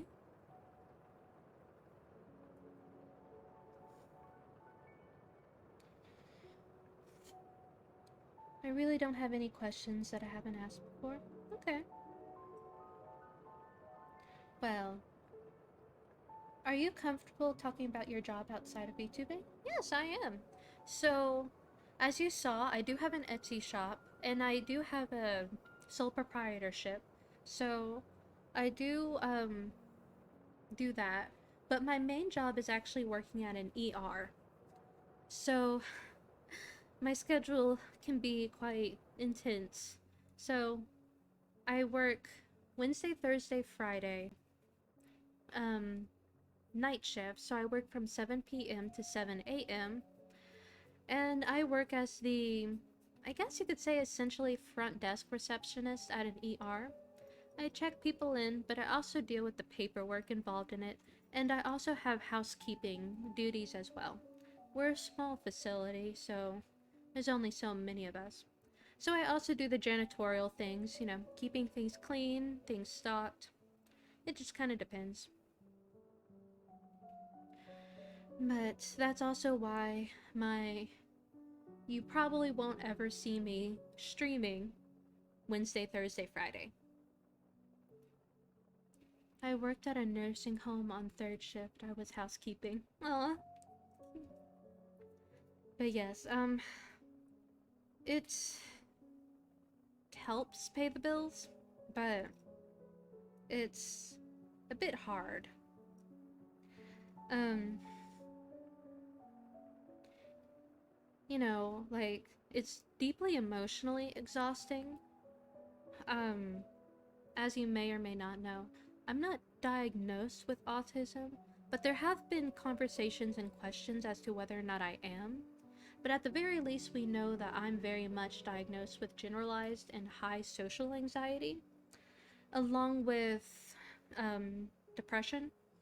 So, and along with that, I also have a condition called gastroparesis. So, thankfully, my medication helps with my anxiety and depression. However, my gastroparesis is there's not really anything I can take that can help with that. I have more good days than bad, but when I have a bad day and I'm at work, it's really humiliating, to say the least. So I do hope to eventually be able to get to a point where I can just focus at my at-home jobs. So, but right now, if I'm not working, I'm working, essentially. Then there's the fact that you can feel the emotions of others. Yes, so it can be difficult, especially when there's someone really sick. Thankfully, I have not had the instance of someone passing away at my job. Now there has been an instance of me having checked someone in and then discovering that they died a few days later. And there have been a couple cases with CSA, where we had to call the police and things like that. And then a few other times where we just had to call the police or report things, so things like that can be a bit difficult, but for the most part, it's not too terrible. It's just unfortunately, even being away from my home is exhausting. So not only am I shy, but I'm also socially anxious, have social anxiety, but I'm also an introvert. All of these can be something you can have separate. I just have them all.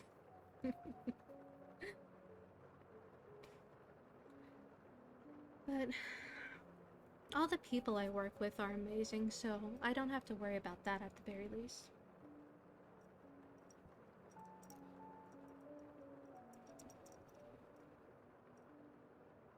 They say to not get attached in that field, but it's so hard, in my opinion. I got attached to a few residents, and I got so sad when they passed. Yes, so unfortunately, it's a delicate balance of. Keyboard, please? What does that mean?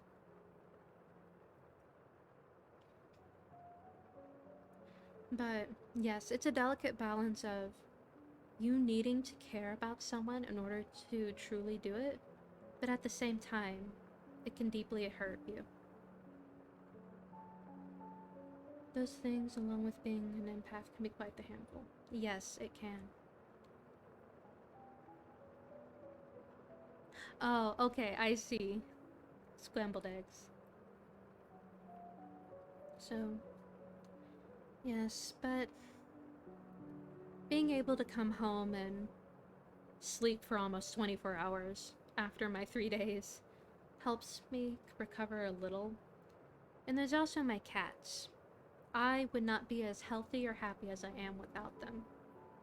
And I say this as my boy Jacksith is in my lap, desperately looking up into my eyes with his paws gently on my chest. Baby boy. Kitties. Yes, kitties.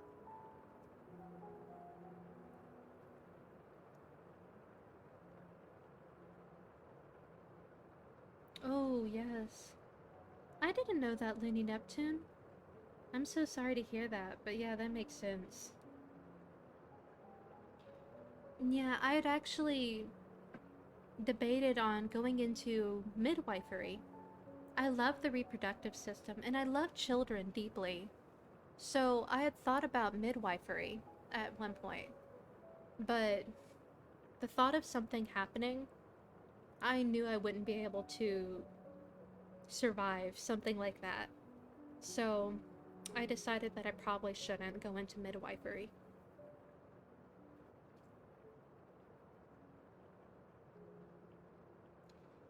Hmm.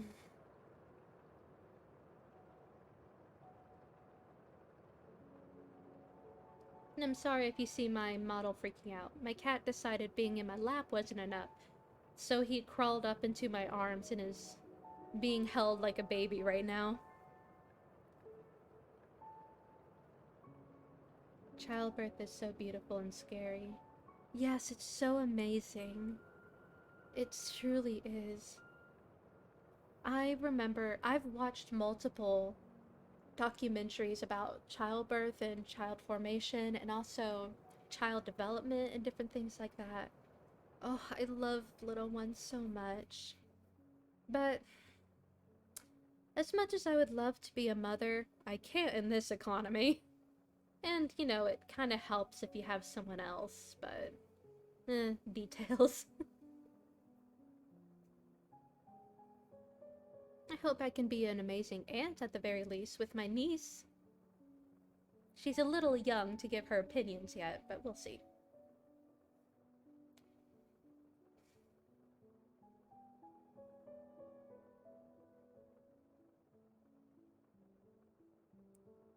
My sister is 8 months pregnant, and this is my first time being an aunt, in my opinion.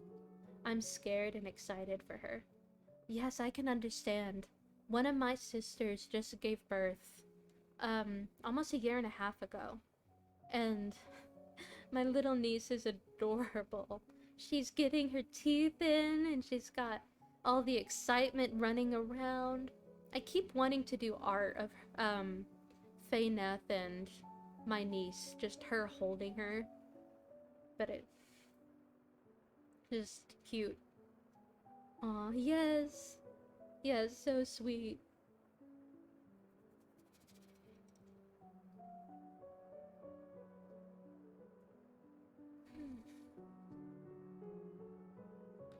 Well, do y'all have any other questions? Such as style, design-wise, Fayneth's story, me, my story, anything like that? Well, having someone else is definitely interesting. Redeem posture check. Don't worry, I'm all good. Yes, so this may or may not surprise some of you, but I've actually never been in a relationship before in my entire life. Oh, well, thank you, Rose, for being excited for that. But yes, I've never been with, never dated. I, and it's certainly not because people haven't been interested. um, in fact, kind of quite the opposite. There was even one time where I may or may not have been jokingly or non-jokingly proposed to, but it's just, they were not right. They only, very few of them actually saw me. Rather, they saw an idol or something that they thought I was.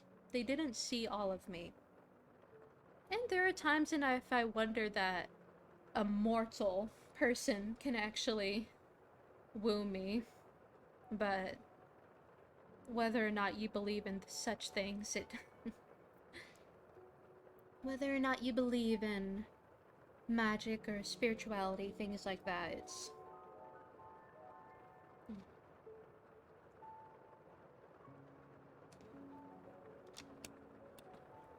That actually plays a part into my being a unicorn, actually. So, I knew from the get-go, once I was really forming up a model, that I would be a unicorn. Now, there could have been a few others that might have been interesting, and I may even do art just for fun, but there's could be dragon, a Kirin, which is kind of like a mix. There's also deer, dryad, different things like that. But unicorn was set. But I'll be honest, Faye, someone like you would certainly be a grand joy in my life. The conversations have been wonderful, your kindness and many things that I find truly beautiful. Well, thank you, Game Crazy. That's so sweet of you to say. Now, I will admit that there was one time when I was deeply in love with someone, but it wasn't a romantic love. It was a deep platonic life partner love. No, I don't want to say I was betrayed, but we don't talk anymore, despite me. But it's for the best. And I hope that you find someone that's just as great as you. Well, thank you, Game Crazy. You're such a beautiful person inside and out. You definitely deserve someone who would treat you as such. Well, thank you, Scrambled Eggs. I do long to be with someone, but I'm also proud enough to know that I'm fine as is. So, it just kind of depends. Being platonically in love and having your heart broken by them hurts. Yes, so this was a decade-long relationship almost. Game Crazy will actually know of this story because I think the moment that we actually got relatively close and friends was when Game Crazy was having a problem and I reached out and opened up about this story with him. And so, yes, it really hurt. And there was a whole lot involved in it. But it's truly for the best. I don't wish them sickness. I don't wish them well. I wish them to be the best that they can be as they are. Now, as for some of the other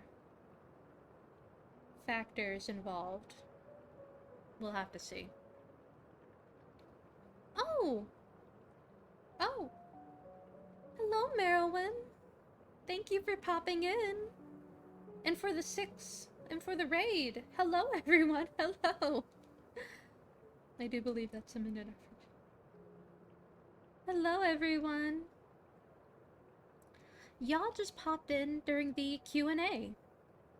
So, we were just asking a few questions about either myself, the lore that Faeneth has, Faeneth herself, why I chose this design. We were just doing that before I popped over to Dragon Age Origins. And then after I play that, I'll have a movie night where we watch Vampire Hunter D on Discord. Single core. Well, thank you all so much for coming in.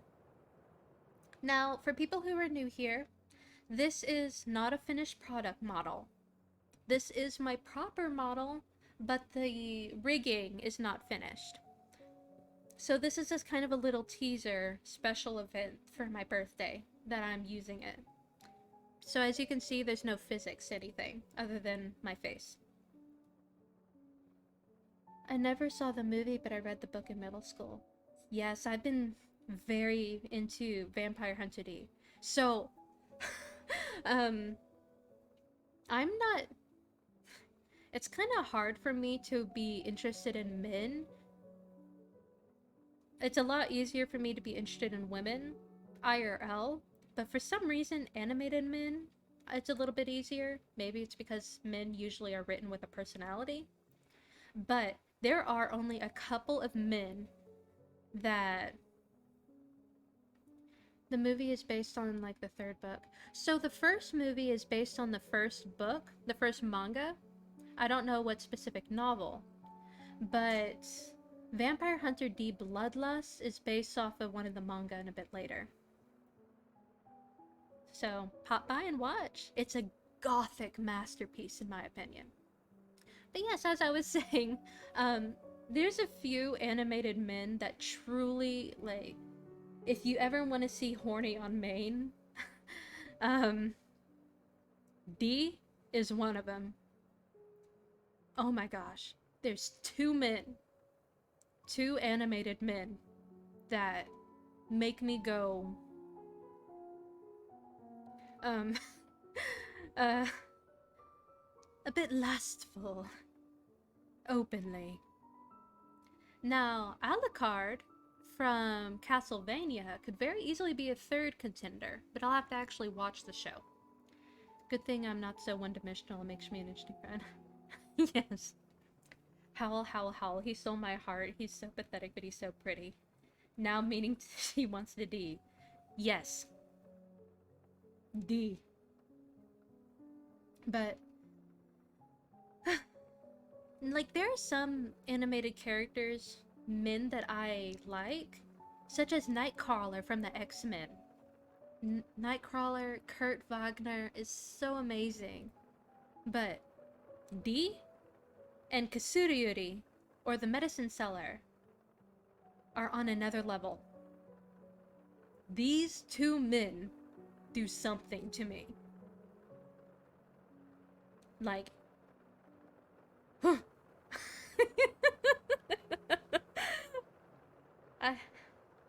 Kurt is a grand character. He is! He would be such an amazing person to base a series or movie on. But they don't do him justice! He's so good! I'd love to watch Castlevania with you, Faye. It's in a fantastic series. I would love to do that at some point, Game Crazy. And yes, Alucard definitely seems to have the visual appearance to potentially be a 3rd in the they hit different list of men, but I don't know him yet, so I can't put him there. He's pretty, but I don't know him. Okay, we got your cartoon crushes. What about the cartoon ladies? Alucard is a great and complex character. Seriously though, do y'all know Kasuriyuri from Mononoke?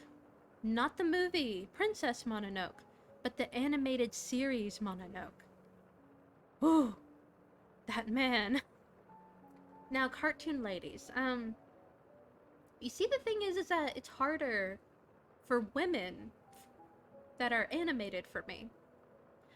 Now, IRL women are a lot easier for me to like, but animated women don't always seem to do it quite right for me. Um, you only know it. Wait, scrambled eggs. You know about Mononoke? Kasuriuri? You know about him? Oh, that man. I may or may not have a gif of just him moving his hands in a certain way. Saved. Whew. I've seen clips, but I haven't watched the series. It's so good. I would love to set up. Okay, so this may sound sad, but I own not only Mononoke the series on DVD, but I also own the precursor show that created that spin-off. I kind of saw images of him, and I'm just, ooh, my dear. I can set up a series watch with him. Whew. Um, I will acknowledge that he is the one anime merch that I have. In fact, guys, let me use the restroom and then I'll show you some stuff.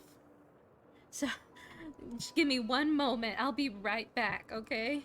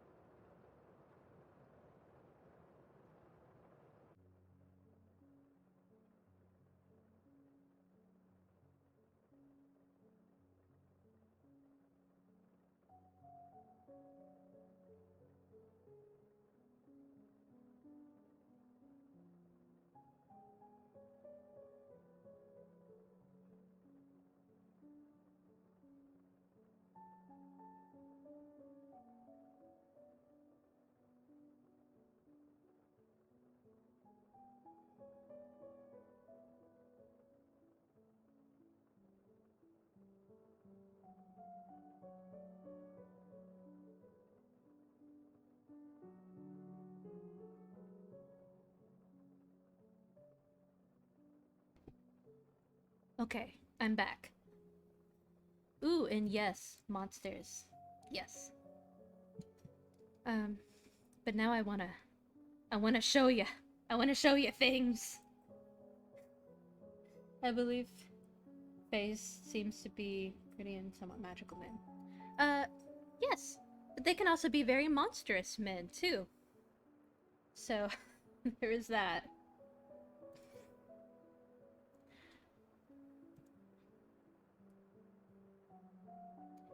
Fame. Yes, yes. I will also acknowledge that I can have what might be considered trash taste, but I accept it. So, if it comes to media, if I like them, it's very possible that they're either the villain or morally ambiguous. Like, if any of y'all watched Tokyo Ghoul, I was very into Uta.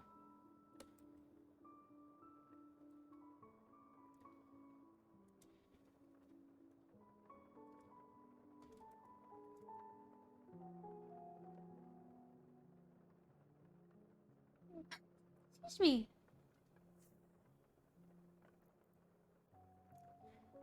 Okay, okay, okay. Let me.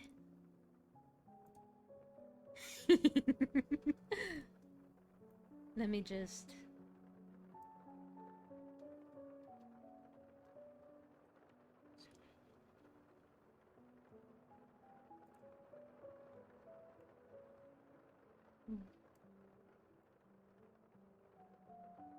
Okay. So. I have. I have gifts. So. I'm sorry, mods. Don't worry, you don't have to worry. So. This man. This one. Oh. I know exactly what episode this is from. I know exactly what he's doing at that moment. Let me move myself out of the way. Is it not showing the GIF itself? No, it is. Okay. But the cool thing about him is that he has a whole other side. Oh. Oh. No, scrambled eggs, don't. Don't. I won't. I would. I won't be able to. Ugh. Look at him though. Like, just the animation of this show is beautiful to begin with. So it's just not fair. I said no Princess Mononoke. But the animation of this was so beautiful. That's how I originally came across it. Was just the beautiful animation. I'm not sure why Nasty got centered in that context. Oh, no, you're all good, my dear. So, yeah, you're just a human, you liar who lies. He calls himself a human. My gosh. But I guess it's the same as me calling myself human. Yes, you clearly an individual. Fine taste. Yes, I want to show you that the gif of the hands. There's a very specific gif with his hands that I want to show.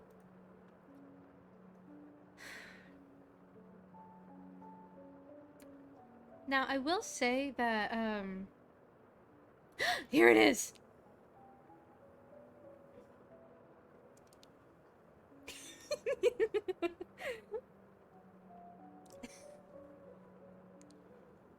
I don't know, there's just something about that specific gif. The way that he moves his hands makes my spine tingle a little.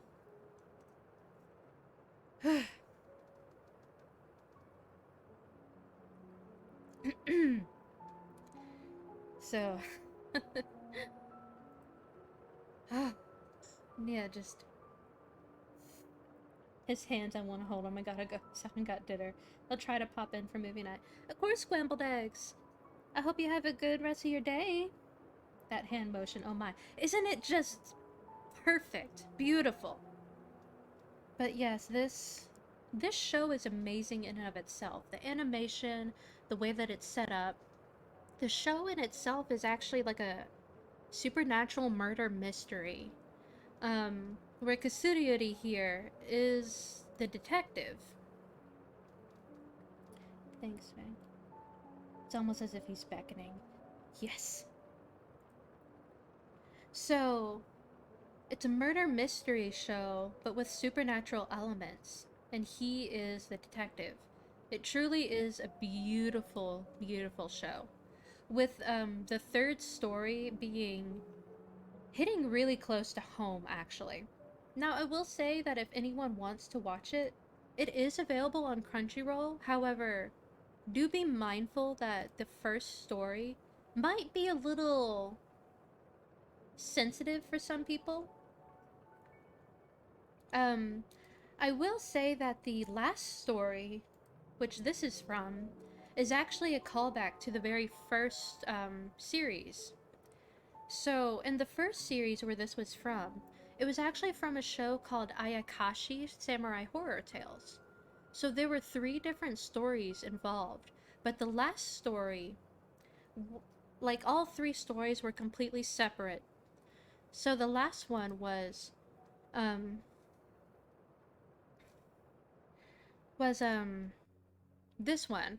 It was called Goblin Cat or Bakeniko. So, oof, just this animation.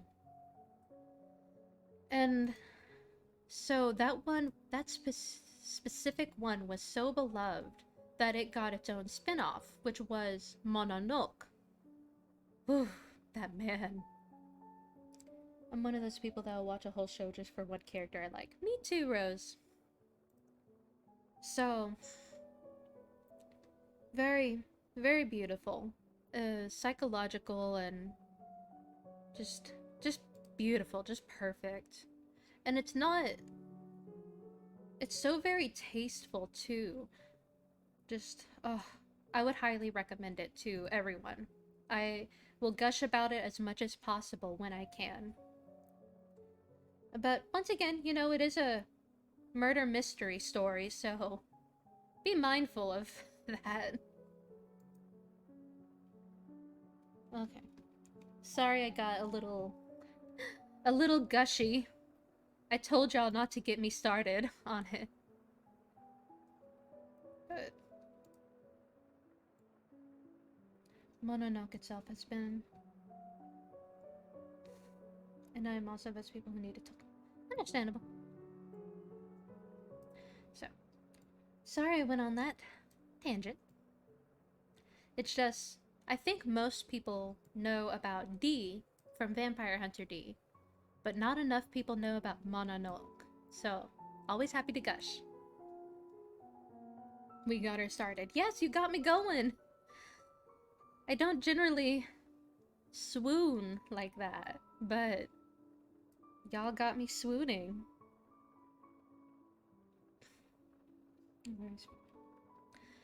But even just, I would recommend it just for the animation. The art and the animation is beautiful. But with all that said, indeed, I find less that the type of anime in several games. So, oh, are you talking about Gremlin? Let me go back.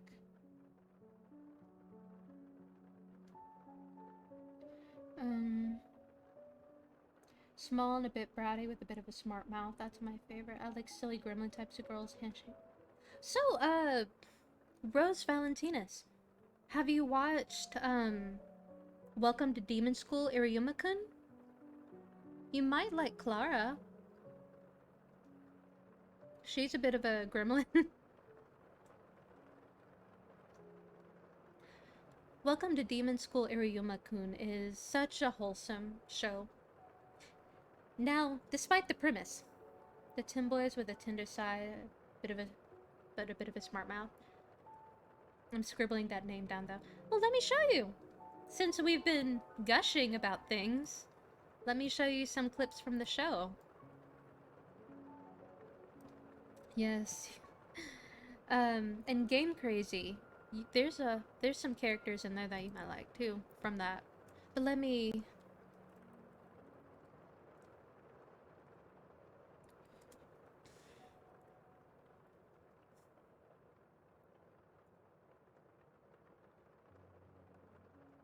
Come on, computer, you can do it. Ah, pushing their glasses up mysteriously. I'm a sucker for the slide. Yes.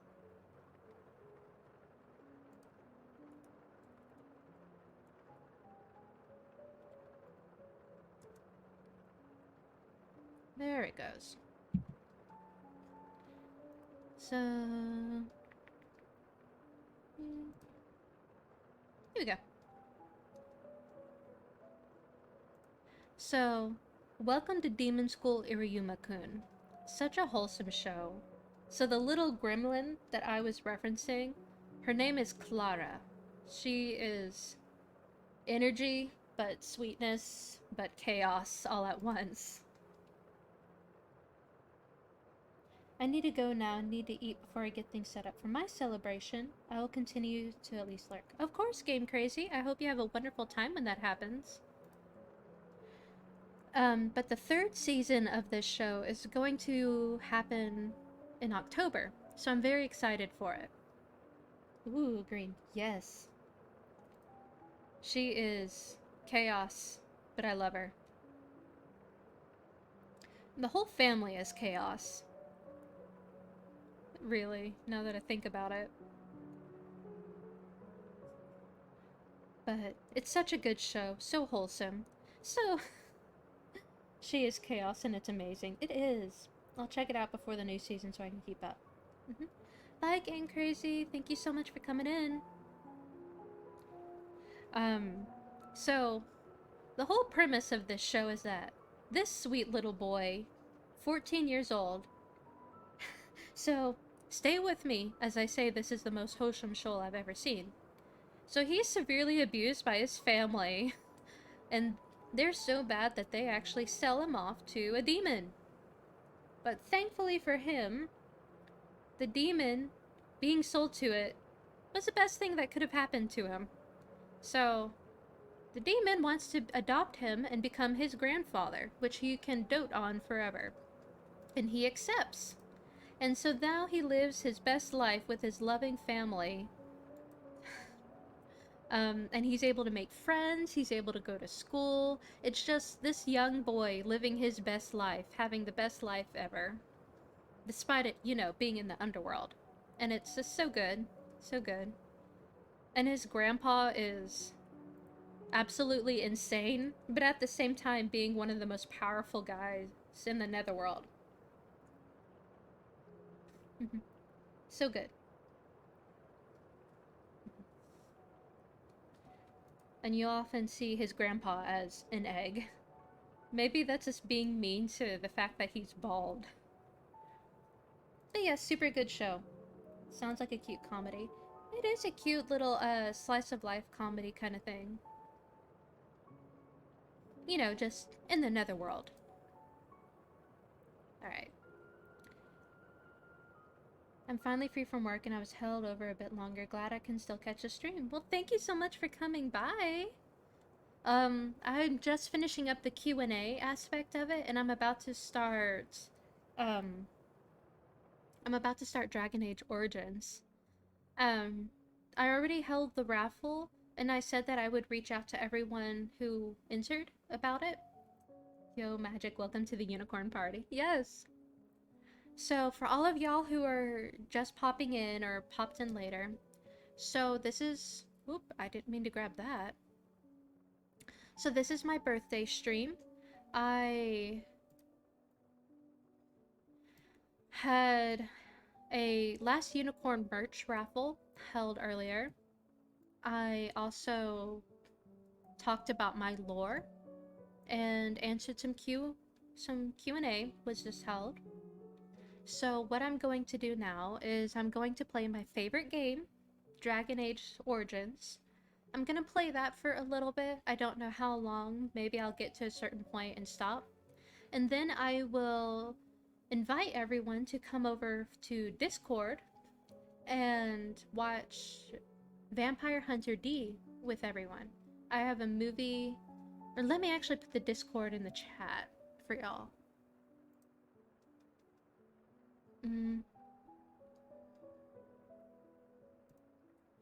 This should be it. So this is my Discord. This is where we'll be watching Vampire Hunter D Bloodlust. And that will be after... Thanks, Merwin. Glad to be here. Yes. This will be after I play a little bit of Dragon Age Origins. Because, you can't just stream something on Twitch. And I will also say that I own this copy of Vampire Hunter D. Anything that I will show you will more than likely be something I actually own. So this will just be like me inviting y'all to a movie night. But without further ado, does anyone else have any other questions for me before I move on? Yes, slumber party.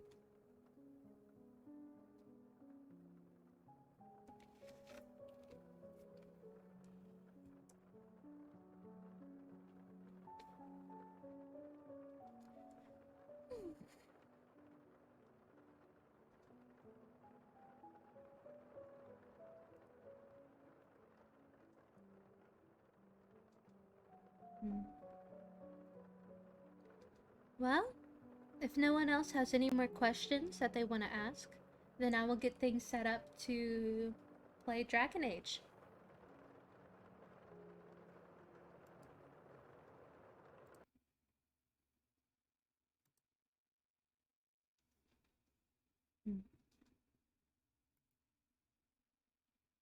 And please do let me know if the link I put in properly connects you to the Discord.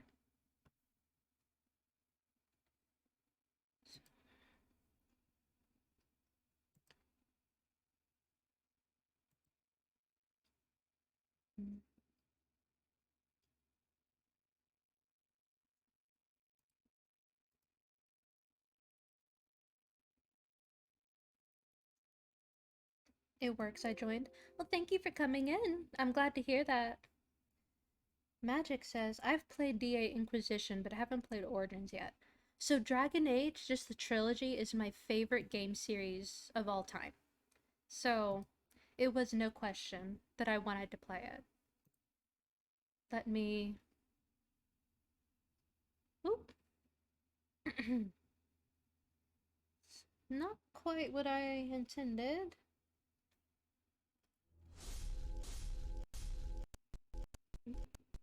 Oop.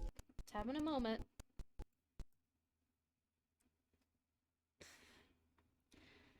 Okay.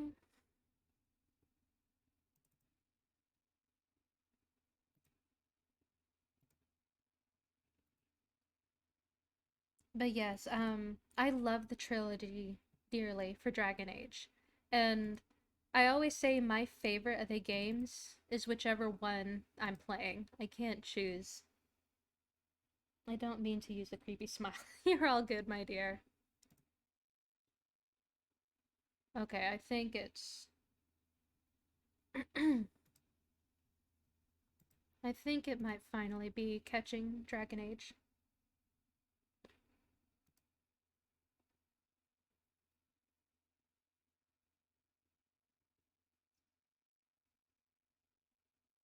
Hmm.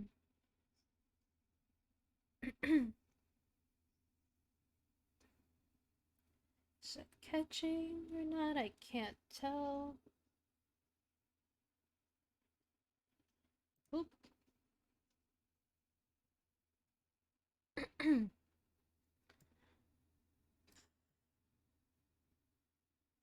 Let me try and fix this. Okay.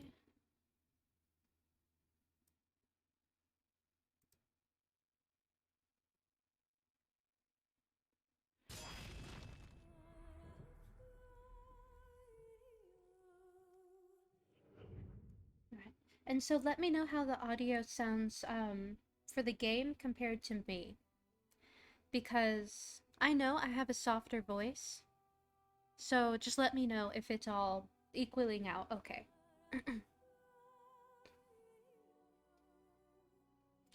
Can you still hear me okay, everyone?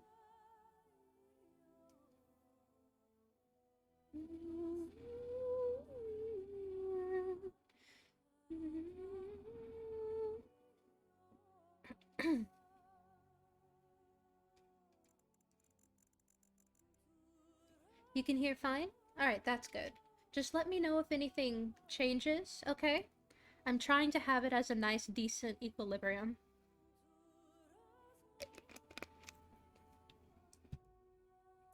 Oh, I'm so excited. It's been a second since I've played Dragon Age Origins. Because I'll go through them all. So I actually have the deluxe edition, so that's why you see this DLC right here. But I'm going through the original game. Oh, this is so good. So good. And it has one of the best husbands in it, too.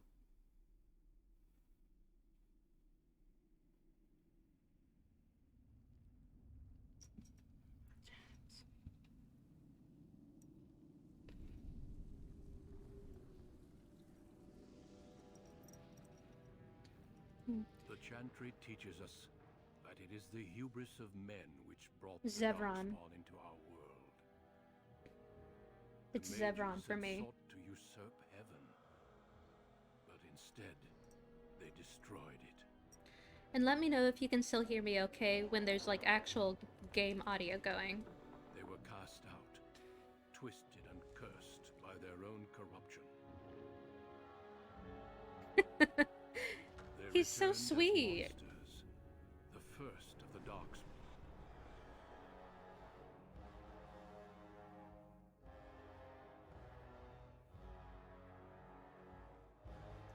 They became a blight upon the lands, unstoppable and relentless. The dwarven kingdoms were the first to fall, and from the deep roads, the darkspawn drove at us again and again, until finally we neared annihilation.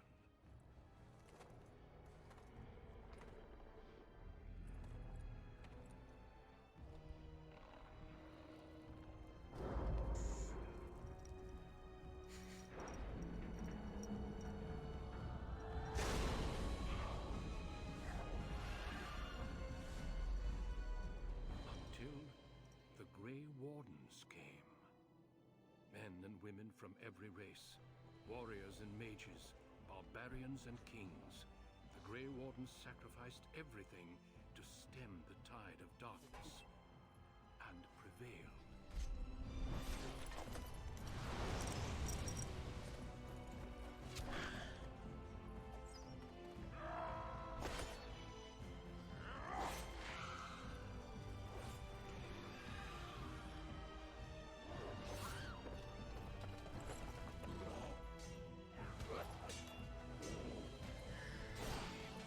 I'll fix the game audio after the cutscenes for you. It has been 4 centuries since that victory, and we have kept our vigil. We have watched and waited for the Darkspawn to return. But those who once called us heroes have forgotten. I'll up the audio after We this. are few now, and our warnings have been ignored for too long.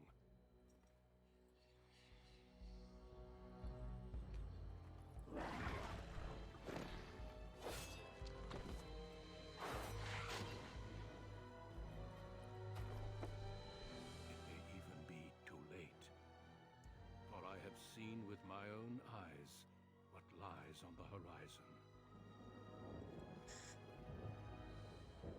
Maker, help us all. And I greatly appreciate it, Rose Valentinas. I really do.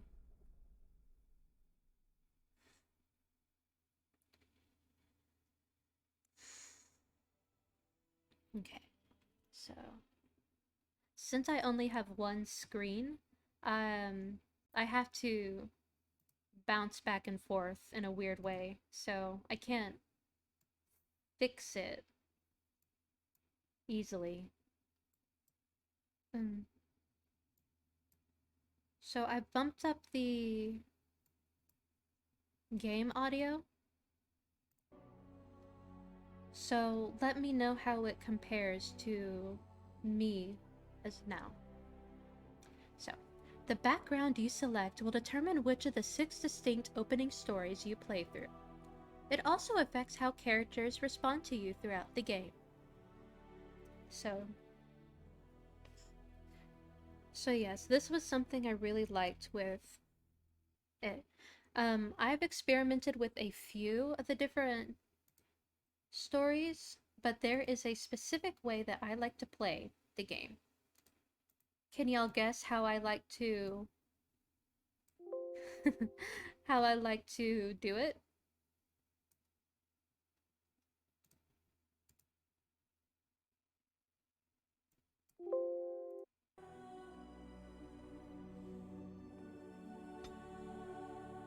And can y'all see okay, or is it a bit dark for you?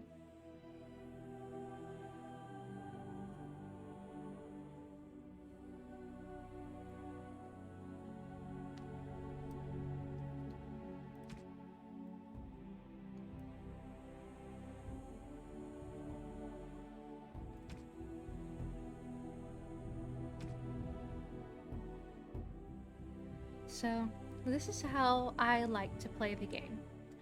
So, if I were being me, per se. So, female, I actually choose human, not elf. Mage, and since I'm a mage, I have to be a part of the Magi. That is the only choice I get. Now, if I were something else, there might be a few options for me. So, if I were an elf, and my class was a warrior, there would be a few options for me. It just kind of depends. Same with if I were a dwarf. Now, dwarves cannot be mages in this world, so that's blocked off.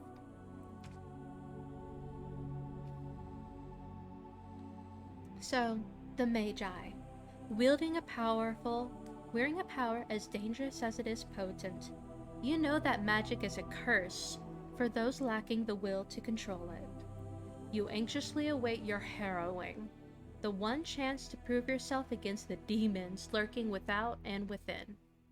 Succeed or be slaughtered by the knights who ward against your kind. Greetings. Now,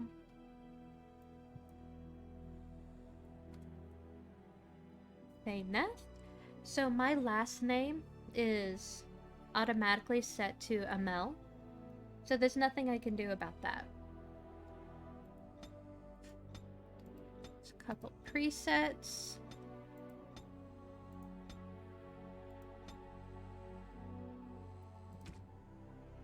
So if I remember correctly, this might be mildly modded, because I think I have a few skin and hair mods on it. Oh, in fact, while I'm thinking about it, I need to change this real quick. So let me change just chatting category to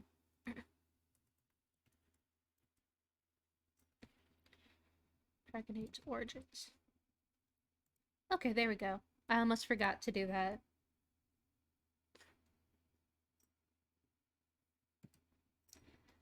Is everything sounding okay at this point?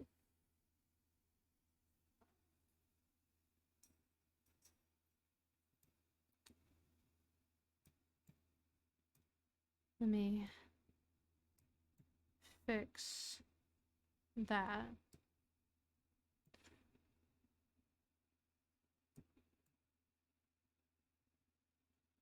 Fine for me? Okay, that's good.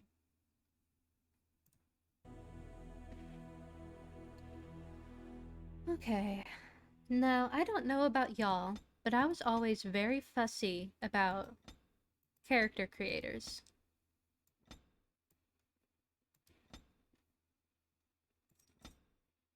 I was always very particular about my creators.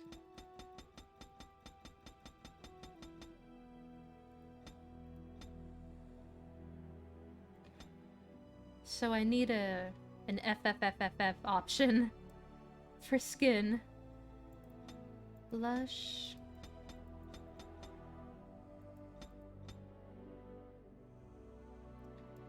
Blush intensity. I do blush pretty hard. I can spend hours on a custom character. Me too. It's one of my favorite things. I will admit that I sometimes have issues playing a game if it doesn't offer a character, like a good character developer. Could very easily lose me without one. It's one of the reasons why I've been really enjoying the new Pokemon games for having customization.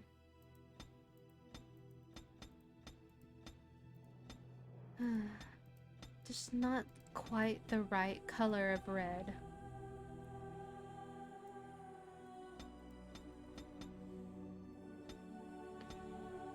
I'll do that for now. Lip intensity, eyeshadow. That's a bit all around. I don't know if I'll do eyeshadow.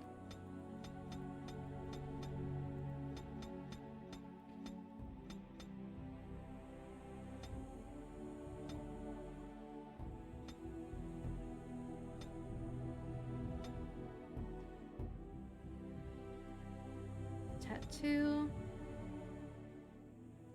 Nah. Hair.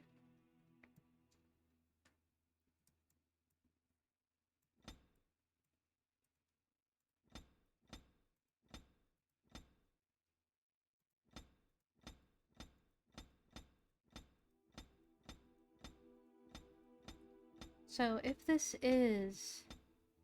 Yep, it is the modded version. Because I downloaded more skin and hair options. And here it is. So there's white.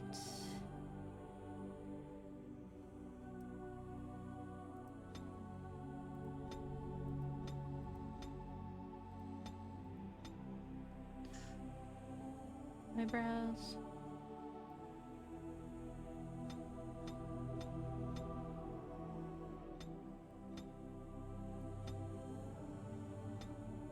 Okay. Eyes. Eye shape.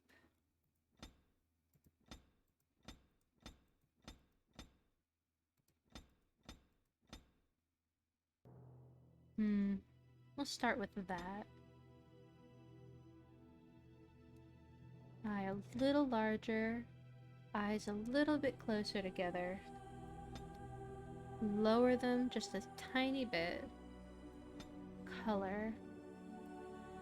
I think I downloaded more colors too.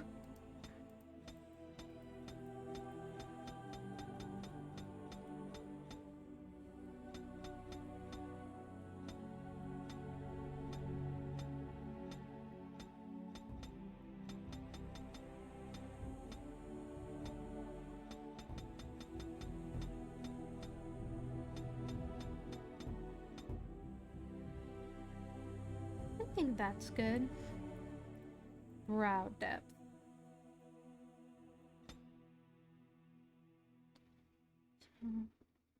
Very rounded forehead. Brow height. So a little bit lower, closer to the eyes. Nose.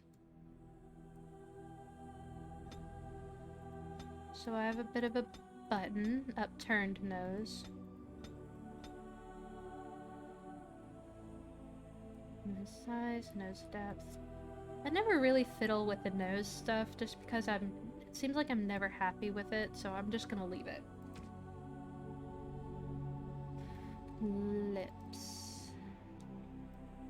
Mouth height.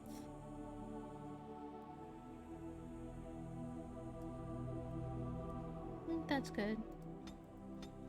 Just a little bit fuller. Now, I do have a small mouth, so not that small, but then that's fine. Cute as a button. Oh, thank you. Jaw and cheeks. Cheekbone depth. So I do actually have high set cheekbones.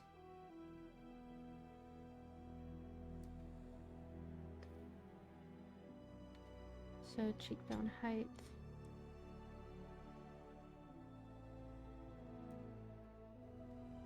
Cheekbone width. Oh, that's cheek width, not cheekbone.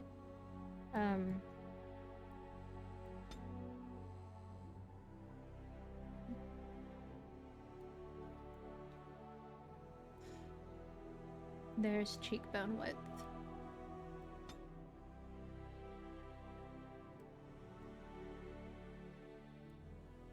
Cheeks swallow, fullness.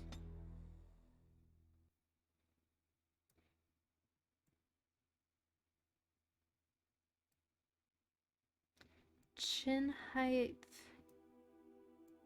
So, I have a smaller chin. Chin depth. Once again, a smaller chin.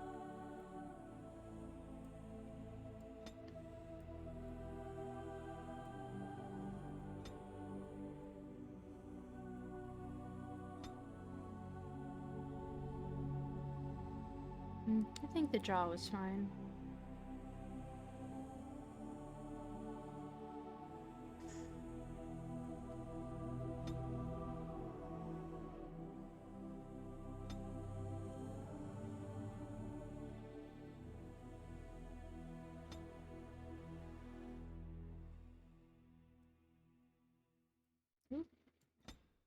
Make sure you always check from all angles. It might look good from one end, then the other, not so much.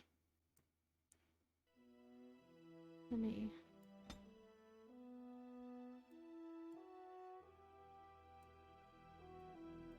Neck, ears...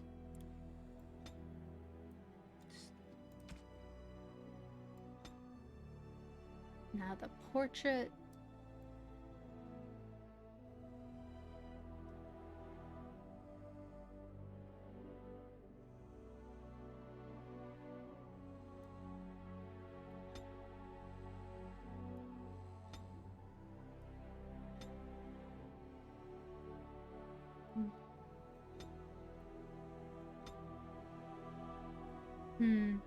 I don't know. Let me get rid of the hair so I can properly look at her.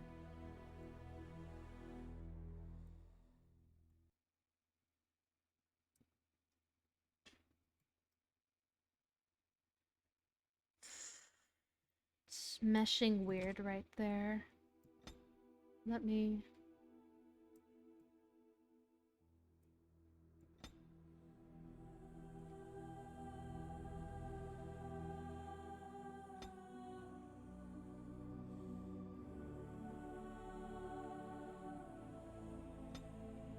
I promise I'm trying not to stay in character creator too long, guys.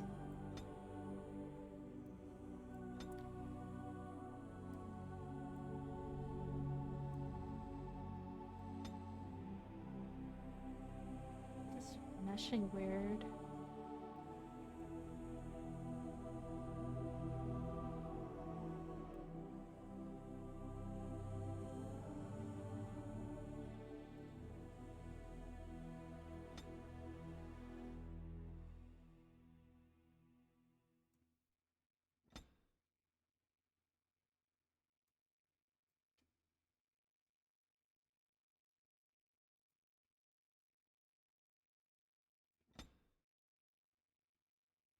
Maybe that was it.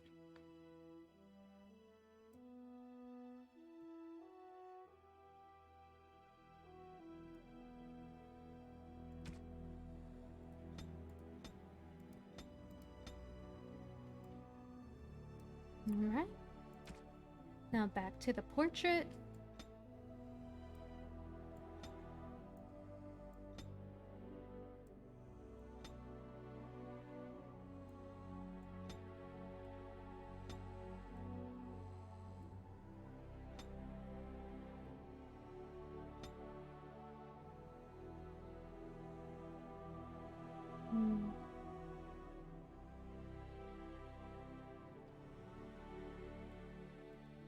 Where was that one? Oop. I think that one's cute. Forgot how goofy the expressions were. I have lost the spell! My weapon does nothing. I need buy, please. Greetings. Well, that didn't work. Well, this is odd. My weapon is useless. Y'all need to let me know which voice sounds the most correct for y'all. Greetings. I cannot cast it! This weapon does nothing. Excuse me. Charmed. No, there went the spell. Not you. Farewell. Greetings. Ugh, my spell. This isn't working. Need something else. You're in my way. Greetings. Greetings. Greetings. Charmed. Greetings. Alright, y'all, I'll let you choose. Which one sounds more appropriate? Greetings. Greetings. Greetings. Charmed. Greetings.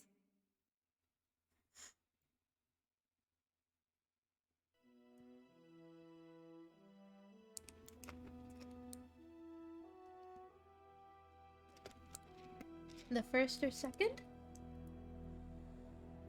Greetings. Greetings. Greetings. Greetings.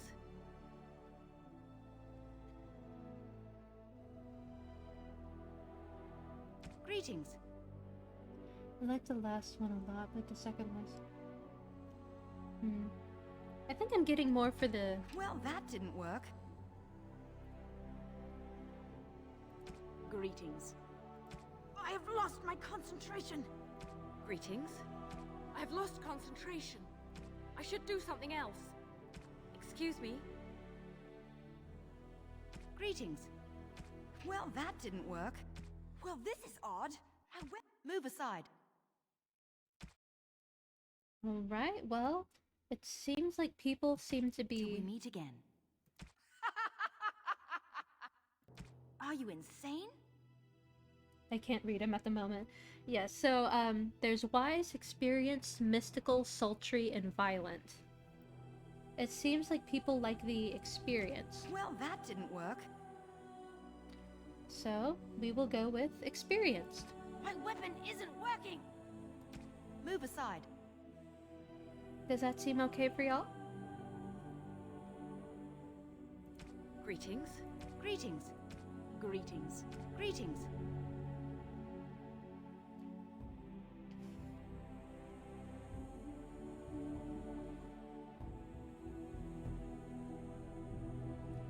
Okay. Alright. Points. There was something that I needed to do. I always set it up for the future. I've played this game multiple times, so it's unfortunate that it's not a first playthrough, but...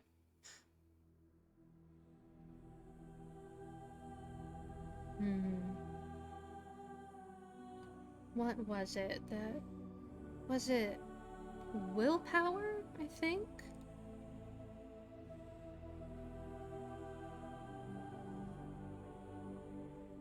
Animal.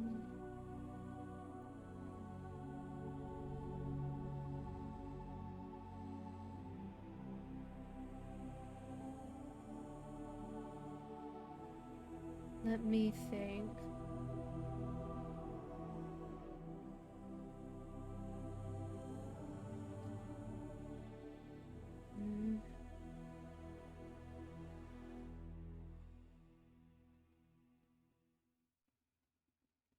What's survivor?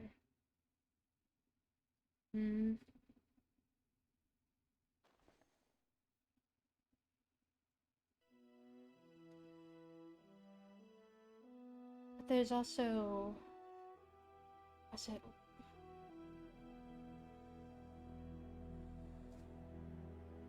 I had this game essentially min-maxed for the way that I liked to play it, and now I'm trying to remember it all.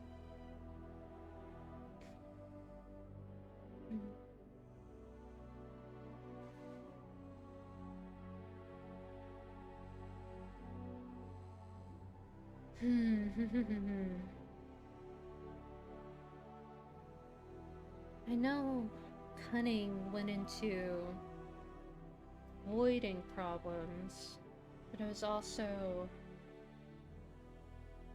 dexterity also played a part in that.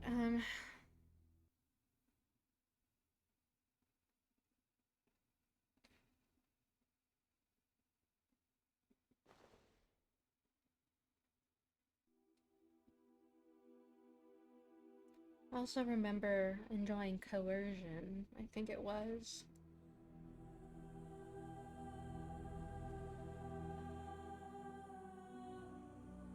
Hmm.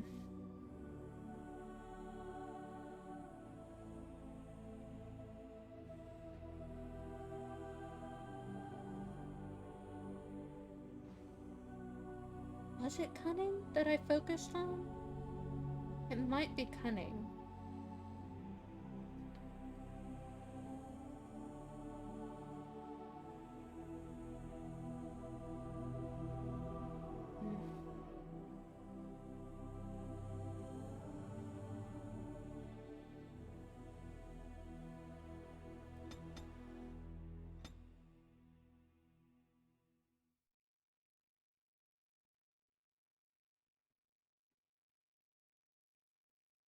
No, not Constitution, I want cunning.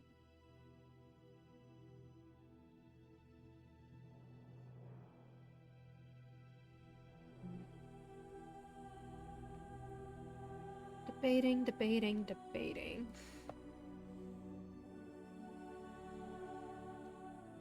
Of course, there's also magic and dexterity.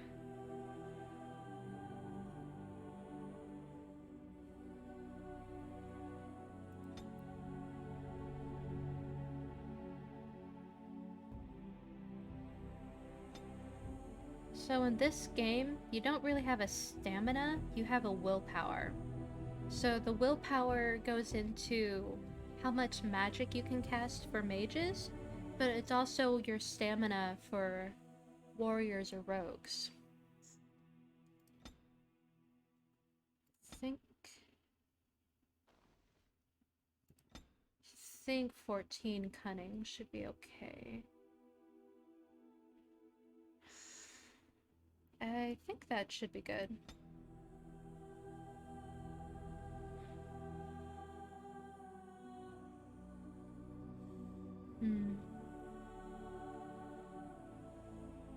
So, coercion, battle tactics. I only have one. So, if I remember correctly, coercion and survival was very important. And of course, combat training after. But I think I always focused on coercion at first. Alright, now spells. So there's the normal one. Creation. Healing. Getting healing off the bat's pretty good. Spell shield, mana drain, walking bomb, mind blast. These are all nice for the future. Of course, primal is always really good. Winter's grasp or lightning. Range, medium, short. Activation 20, 20.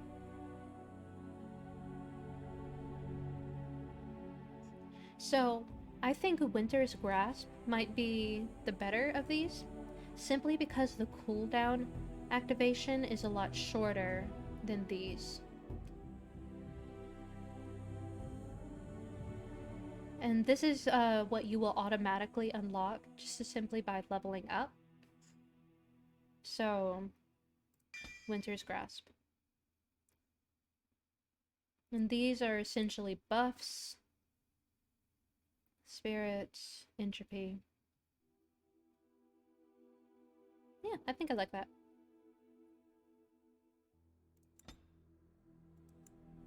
So, I have played it on different modes, but I think I'll just go normal for now. Alright. On a cliff overlooking the dark waters of Lake Calenhad stands the tower fortress that is home to the Circle of Magi. This tower is the only place in Ferelden where mages may study their art among others of their kind.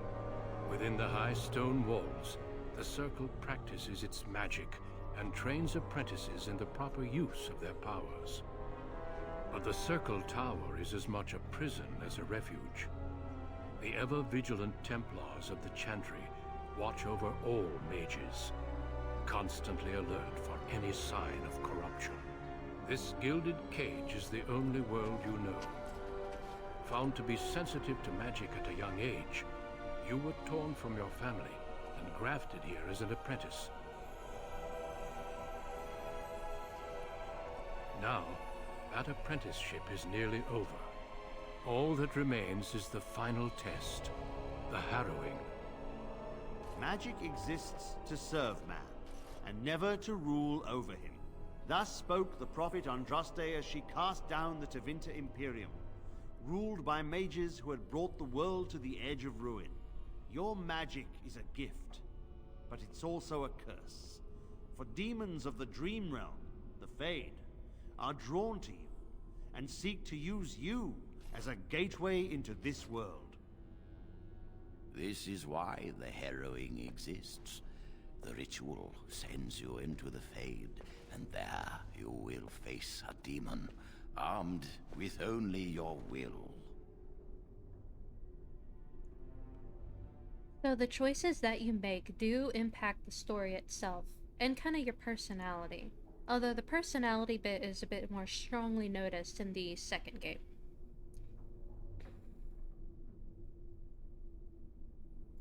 It will turn you into an abomination, and the Templars will be forced to slay you. This is Lyrium, the very essence of magic, and your gateway into the Fade. The harrowing is a secret out of necessity, child. Every mage must go through this trial by fire. As we succeeded, so shall you. Keep your wits about you, and remember the Fade is a realm of dreams. The spirits may rule it, but your own will is real. The apprentice must go through this test alone, First Enchanter. You are ready.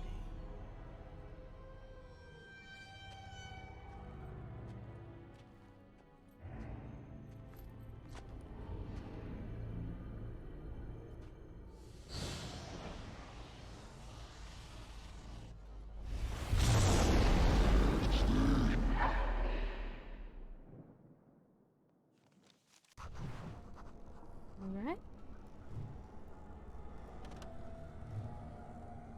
These are all a part of the deluxe, so let's wait for them to all go through.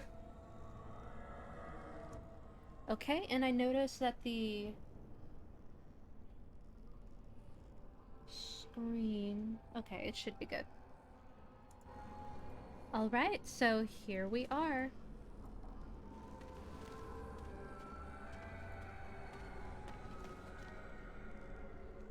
Vase of Healing. I swear to the gods that was the Hell's Kitchen steam sound. On it. Shimmering Orb of Light. So, there's also the fact that I'm kind of New Game Plus in my items, so there's my character record, there I am.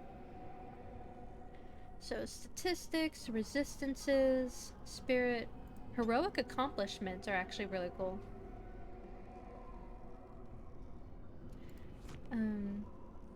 Spells and talents. Let me go to skills.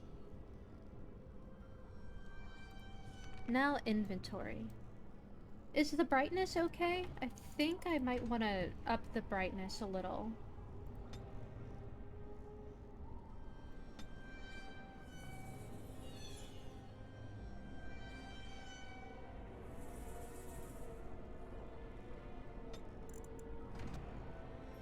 That might be a little bit easier for y'all to see.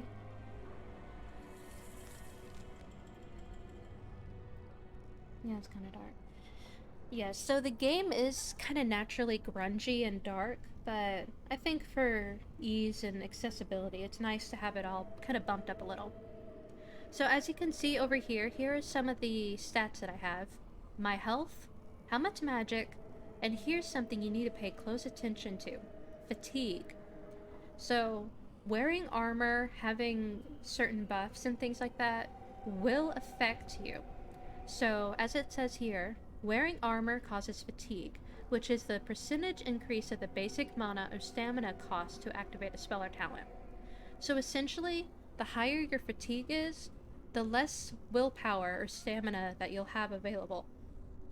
So if you have a really awesome thing of armor, it might completely eradicate your ability to do anything because you're too weak. So that's always something you have to balance. So 1 armor, defense 40 plus 1, spell power, damage.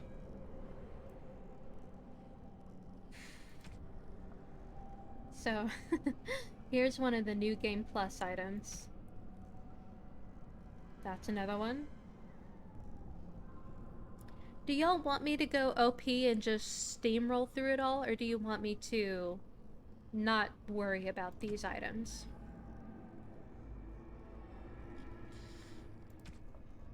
Because I absolutely have no problems using these items, since I've worked so hard to get them before.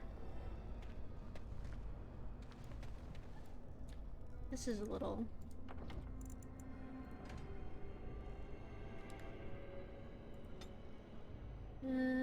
camera...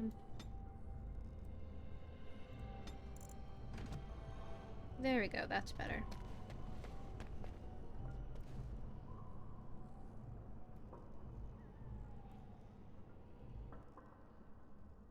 Oh, I'm so sorry, guys. I need to... Be right back. I'm sorry.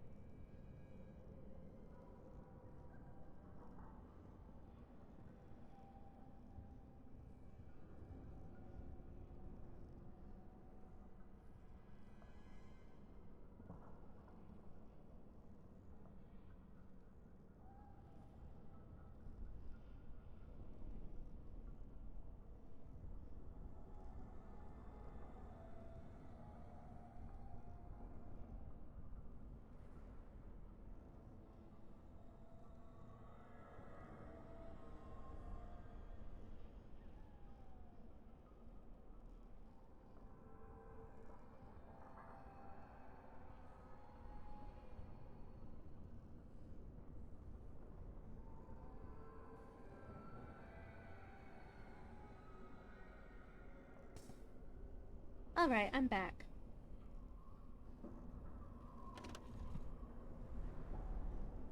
So, the interesting thing about this game is that it's through right-clicking and holding that you change the camera, whereas your left-click is how you select things, but it's not necessarily interact.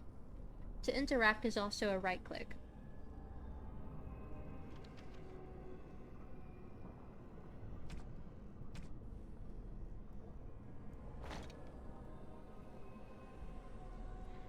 So what was the comparison? So one of the things that I liked about this game is just how easily you can compare and contrast everything. So, that right there. The High Regard of House Dace. Stash of Forbidden Secrets.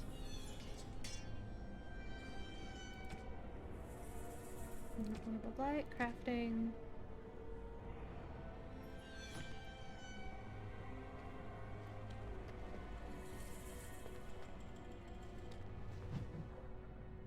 Beyond the Veil.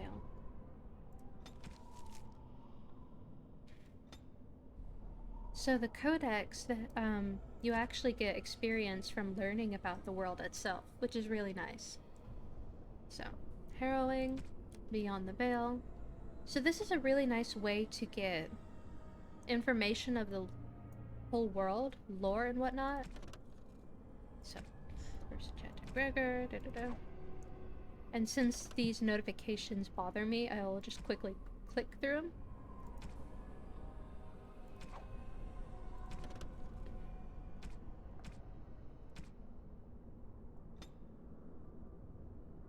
Okay.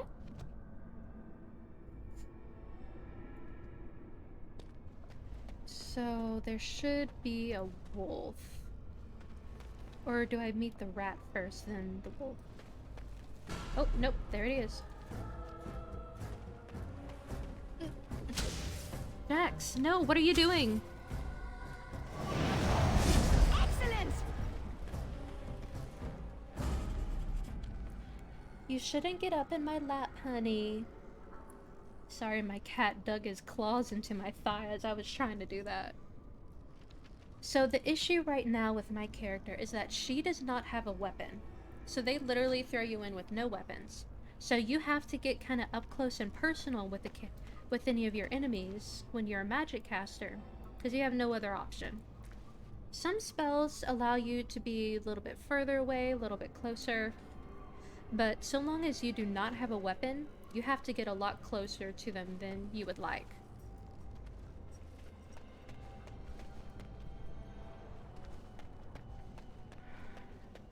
There's another wisp.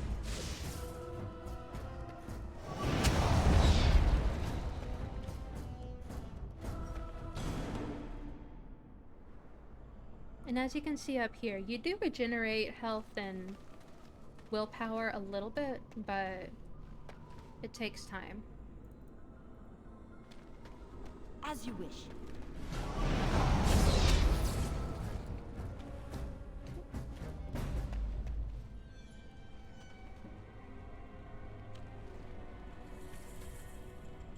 There it is.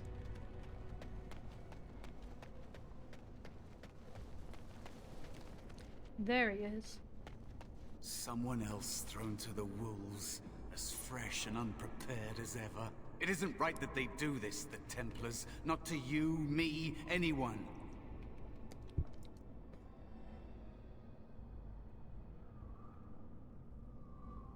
So my options are, is this the Fade? You're a talking rat. No, this isn't right at all. I will succeed, right or not. Kind of like Skyrim regeneration of mana. Yes. It's always the same. But it's not your fault.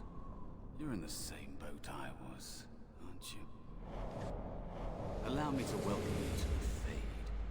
You can call me, well, Mouse.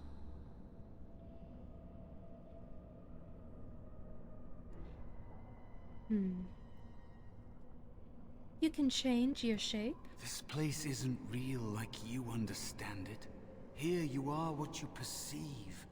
I think I used to be like you. Before. The Templars kill you if you take too long, you see.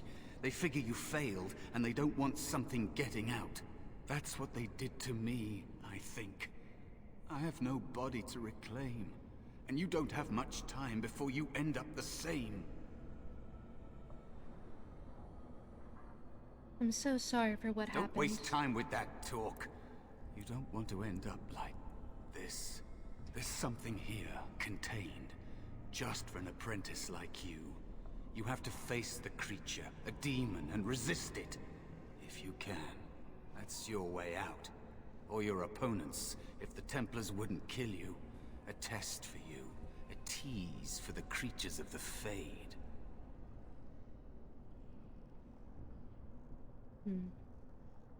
Why pit me against such a creature? A question for those in the tower. Maybe you'll be lucky enough to ask. Maybe someday, so will I. There are others here. Other spirits. They will tell you more. Maybe help. If you can believe anything you see. I'll follow, if that's all right. My chance was long ago. But you may have a way out. And so The now, dangerous spirit is not far. Don't go near it unless you're ready to fight. so there's Mouse. Little guy will just follow me.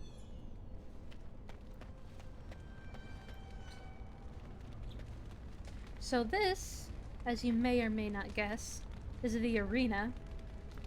So don't go in, do not go there unless you're ready. But you have the option to go past it.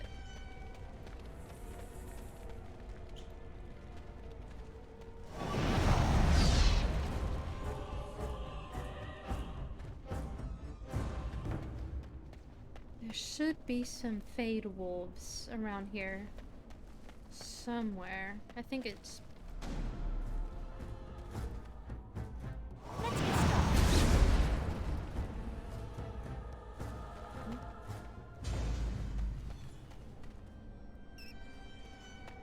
So it's always good to look around.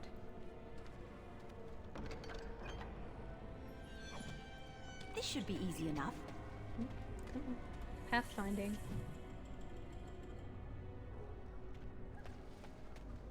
Hello, sir. Another spirit this way. It never seemed equal to its name to me. Spirit of Valor. Another mortal thrown into the flames and left to burn, I see. Your mages have devised a cowardly test. Better you were pitted against each other to prove your mettle with skill, than to be sent unarmed against a demon. I agree, but I didn't have a choice. Indeed. The choice and the fault lies with the mages who sent you here. That you remain means you have not yet defeated your hunter. I wish you a glorious battle to come. So now you can get a little bit more info from this guy. What kind of spirit are you? I am Valor, a warrior spirit. I hone my weapons in search of the perfect expression of combat. What else do you know about the harrowing? Is that what your test is called? I know little of your mortal ways. I do know that a demon has been called, and told that a meal awaits. It will not, cannot leave, until one of you is dead. Do you create all of these weapons? They are brought into being by my will. I understand that in your world, mages are the only ones who can will things into being. Those mortals who cannot must lead such hollow, empty lives. Would one of these weapons affect the demon? Without a doubt. In this realm, everything that exists is the expression of a thought. Do you think these blades be steel? The staves be wood? Do you believe they draw blood? A weapon is a single need for battle, and my will makes that need reality. Do you truly desire one of my weapons? I will give one to you, if you agree to duel me first. Valor shall test your mettle as it should be tested. No. You can go forward with it, or you can play around. Willpower. It seems you would prefer to kill me yourself. How dare you accuse me? I am no demon preying upon helpless mortals to steal their essence. I am a being of honor and valor. I am a warrior. Then prove it. Help me fight the demon. You are insolent. But your will is unquestionably strong. Very well, mortal. You prove to me that you possess the strength to resist this demon. Go. Prove your worth as you must. I am confident you will succeed. Hee. And with that, you get a weapon. So, you get Valor's Staff. And now you get a little bit of levity from having to be up close and personal with your enemies. Such as Fade Wolves, which you can tell by the automatic saving of the game. Come on, where are you, baby? As you wish. Let's get started. Right.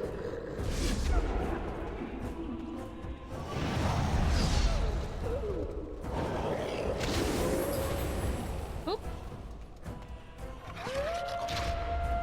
So the sad thing is that your character... So the sad thing is that you can't cast while moving. Your character will stop. So it's bad for a mage to get caught up in something like that because you want distance, but you need to cast spells to help with that. But Be cautious. There is another spirit here. Not the one hunting you, but still.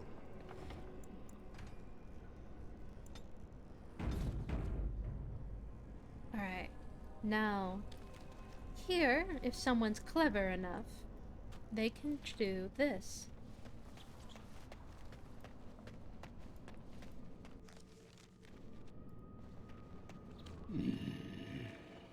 So, you are the mortar being hunted.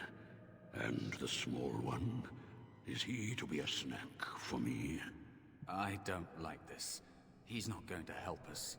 We should go.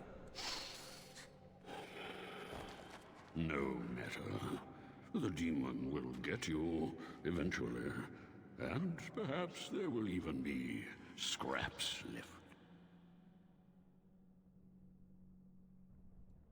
What kind of spirit are you? It's a demon. Maybe even more powerful than the one chasing after you. Be gone. Surely you have better things to do than bother sloth, mortal. Oh, I tire of you already. So yes, Monoceros. So you can't cast while running, you have to stop, which is unfortunate. I need help defeating the demon. You have a very nice staff. Why would you need me?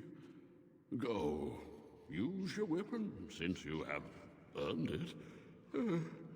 Be valorous. He looks powerful. It might be possible that he could teach you to be like him. Like me? You mean teach the mortal to take this form? Why? Most mortals are too attached to their forms to learn the change. You, on the other hand, little one, might be a better student. You let go of the human form years ago. I don't think I'd make a very good bear. How would I hide?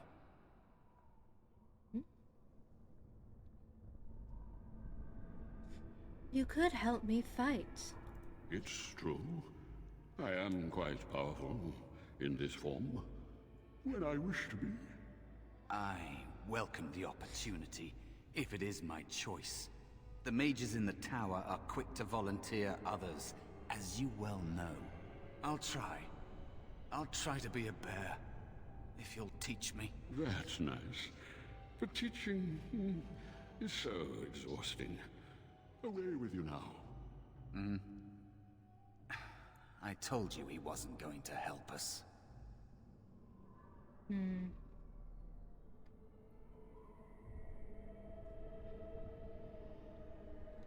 Mouse wants to learn. Teach him. You wish to learn my form, little one?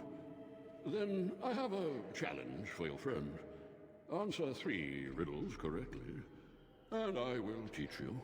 Fail, and I will devour you both. The decision is yours.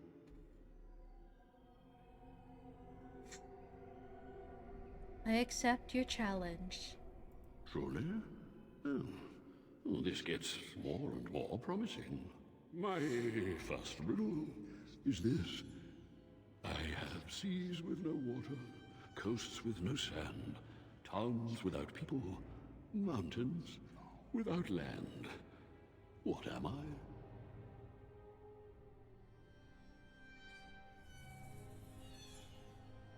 A map. Correct. Let's move on. The second riddle. I'm rarely touched, but often held.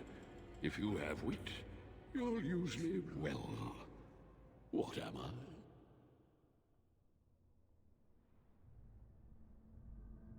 My tongue.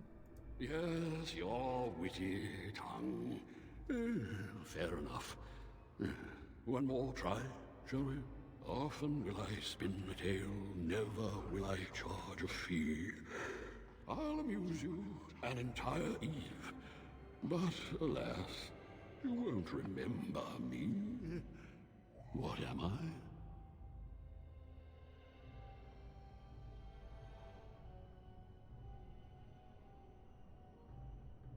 A dream. You are correct. Rather apropos here in Fade, no? But you've won my challenge and proven yourself an amusing distraction. So, I shall teach you my form. Now, listen carefully. Like this? Am I a bear? It feels heavy. Close enough. Go then, and defeat your demon, or whatever you intend to do. I grow weary of your mortal prattling. Alright. And so with that, you get a friend.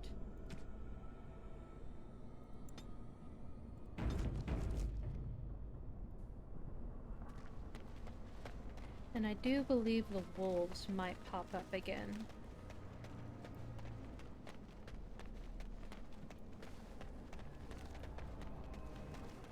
Maybe wait, nope, there they are.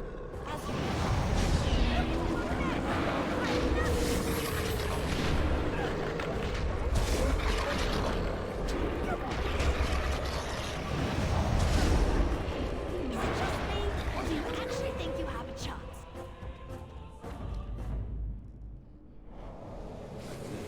This way before. It's strange.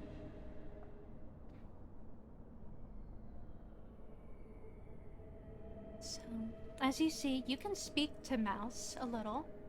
What do you know about the Fade? It's the realm of dreams. You know that, don't you? Everyone comes here to dream, but it's fleeting, and they remember little.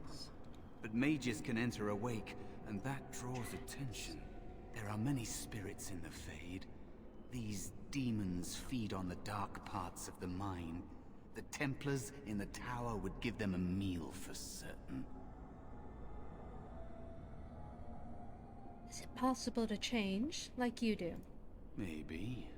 If you're able to forget that you're you, that takes a long time. You can't think like a spirit. They shape the Fade according to their will. Solid things, real things are just more complicated ideas. I think you'd better focus on something simpler. Defeat your spirit or demon, or be killed. I'm ready if you are. My cat is wanting to be a parrot right now, I'm sorry. Alright, which way? This way.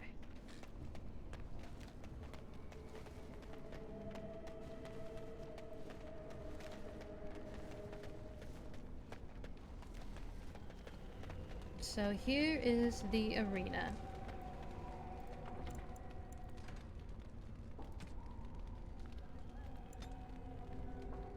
May also come to note that I have an obsessive need to save, so I hope that doesn't bother you.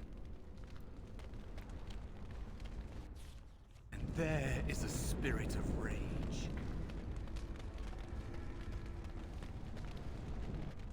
And so it comes to me at last. Soon I shall see the land of the living with your eyes, creature. You shall be mine, body and soul.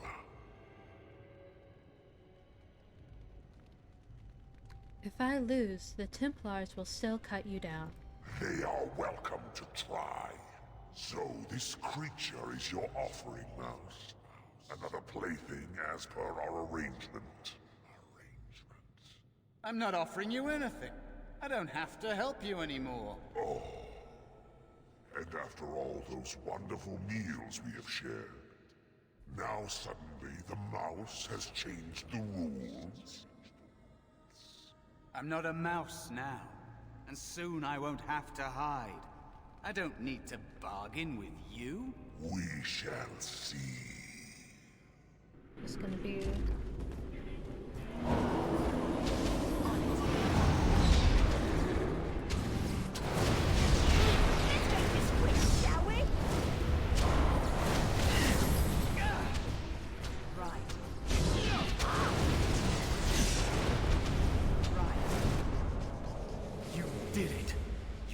actually did it!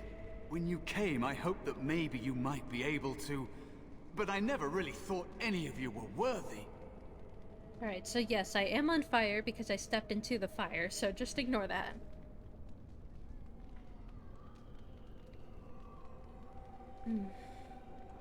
The ones you betrayed before me, what were their names? What? They were not as promising as you. It was a long time ago. I don't remember their names. I don't even remember my own name. It's the Fade, and the Templars killing me, like they tried with you.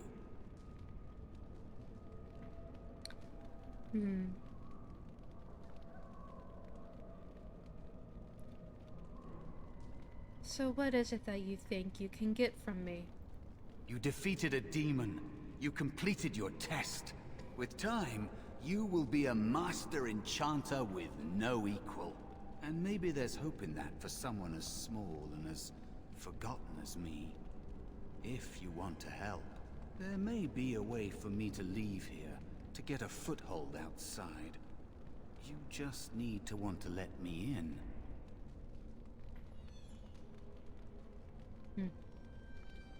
Let you in.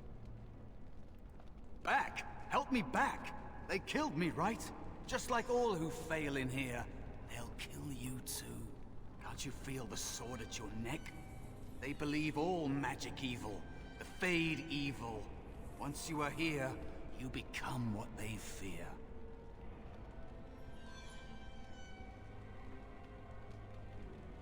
Like you. Were you ever really an apprentice? What? Yes, of course. I mean, I think I was. Isn't that enough? It should be enough. For you? Maybe they are right about you. Simple killing is a warrior's job.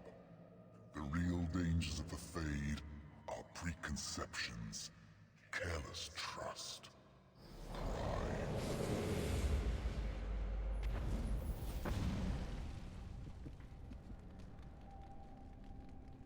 Keep your wits about you, mage. True tests never end. So I don't know if y'all know anything about the 7 deadly sins, but pride is said to be the root of them all. Are you alright? Say something, Oh, I'm please. still on fire!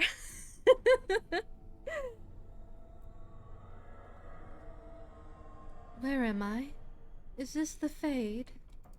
You're in the dormitory. Take a deep breath. You're safe. He says while I'm on fire. You're alright. They carried you in this morning. I didn't even realize you'd been gone all night. I've heard about apprentices who never come back from harrowings. Is it really that dangerous? What was it like?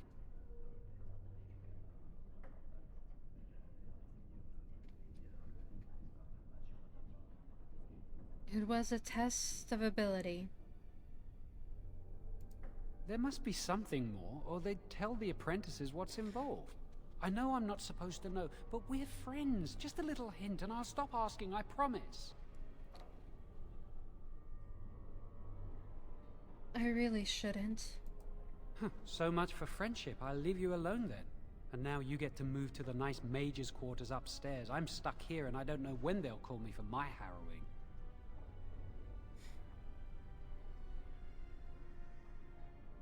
They'll summon you to the test when you're ready. I've been here longer than you have. Sometimes I think they just don't want to test me. Doesn't everyone go through a harrowing? The tranquil never go through a harrowing. You do the harrowing, the rite of tranquility, or you die. That's what happens.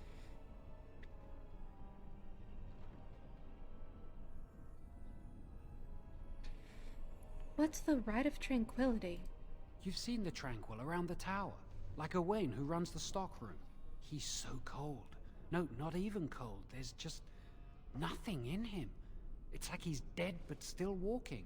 His voice, his eyes are lifeless. What did they do to him? He's been made tranquil. I don't know how they do it exactly, but you're cut off from the Fade. It takes away your magic abilities, along with your dreams and emotions. How awful. Apprentices can ask to be made tranquil if they fear the harrowing, but the Circle also forces tranquility on those they feel are weak. And sometimes they force it upon apprentices they think might be too dangerous as mages.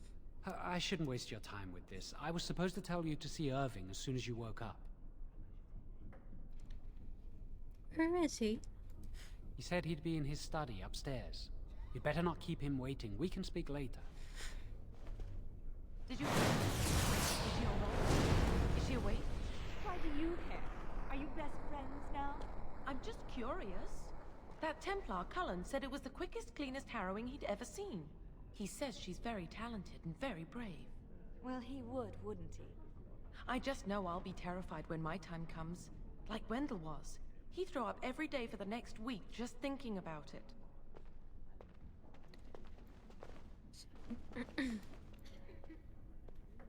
So I get to level up. And these are for later.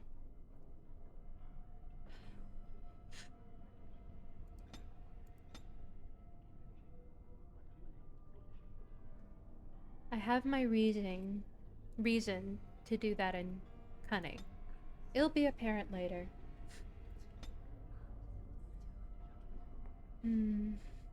Now what should I do? So focusing on primal stuff in the beginning usually helps. So this is a medium range. Lightning.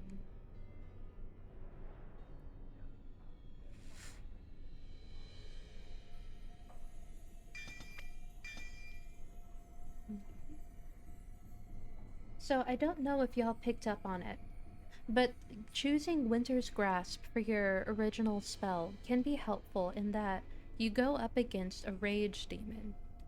So the rage demon is actually weak to the ice attacks. So not only was the cooldown a lot quicker, but it also gives you a little bit of a buff against the starting enemy.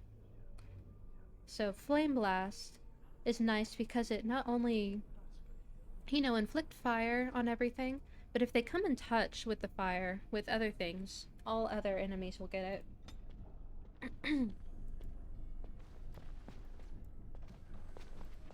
Jowan's been acting weird all day. Have you seen him? And just to go through everyone's stuff.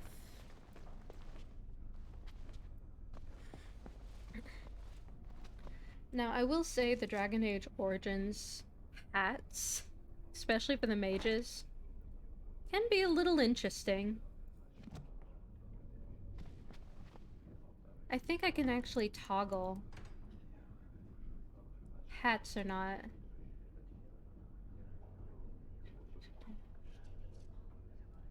Enable persistent guard, save automatically, sure. Yeah. Can't remember.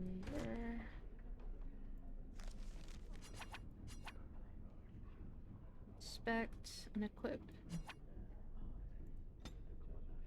I think there's a way to toggle the visibility, but I can't remember it.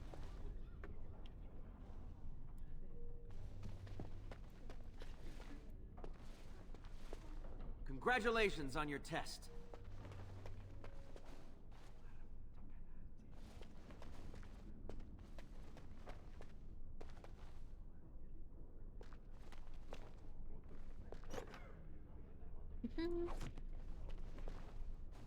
I wonder when I'll get to go for my harrowing.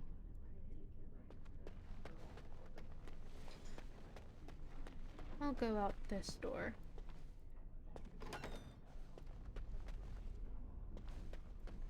So the interesting thing about these games is that you will miss items. There will be items, and there will be moments where you can't get them, no matter what.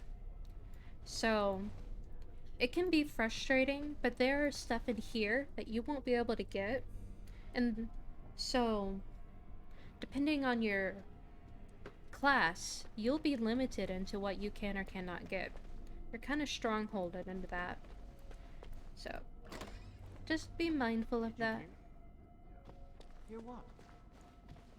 I heard they suspect someone of dabbling in blood magic. Why would anyone do something so stupid? That's a death sentence.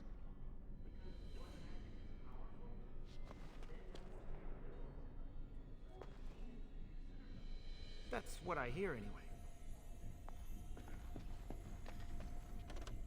How does it feel to be done with the harrowing? Did you hear about the apprentice who disappeared last week?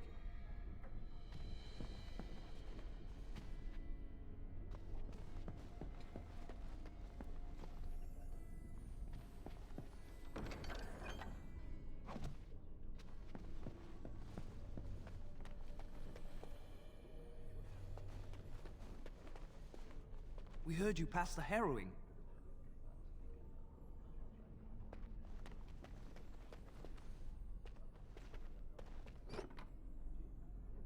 So I'm a very snoopy player, so I hope you don't mind me going through every single little thing. As you wish.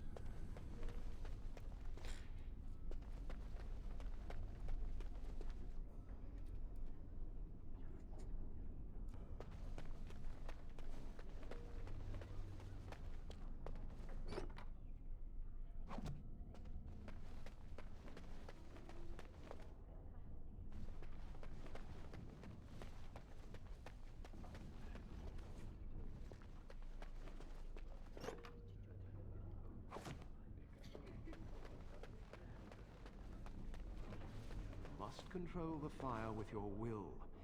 Keep the flames steady. We don't want it sputtering and leaping about. That's what causes most of the injuries. Injuries? But...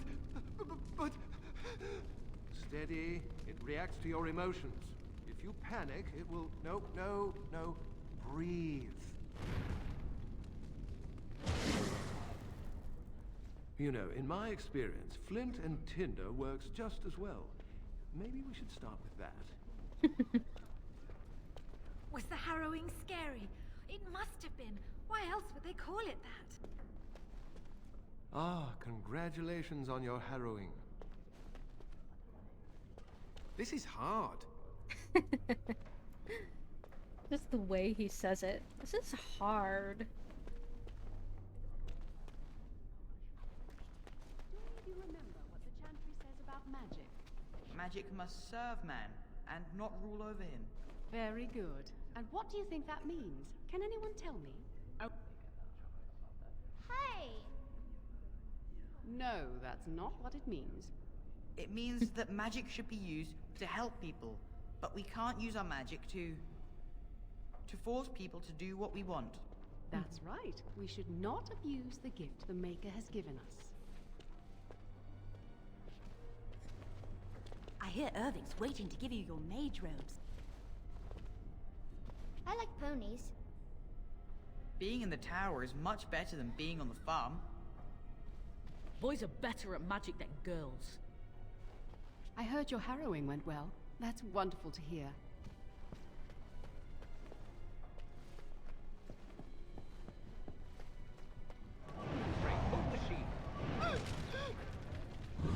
Put all my power behind that spell, you would have been obliterated. I am not your enemy. Fear is your enemy. It is a weakness that can be exploited. Should you face a demon with your will wavering so, it would consume you. Is that what you want? No? Then stand firm and know you can resist whatever I throw at you. Again!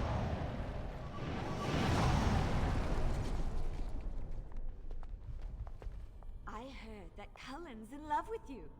Don't remind me. Hello there. Hello.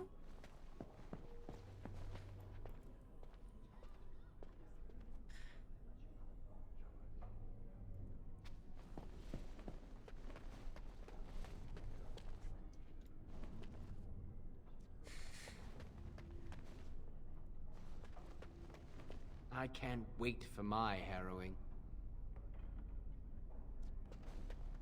Was there... Or maybe it's later that you get that. So you can go up, but I want to go back and look at the other way. Because if you didn't notice, there was another way I could have gone.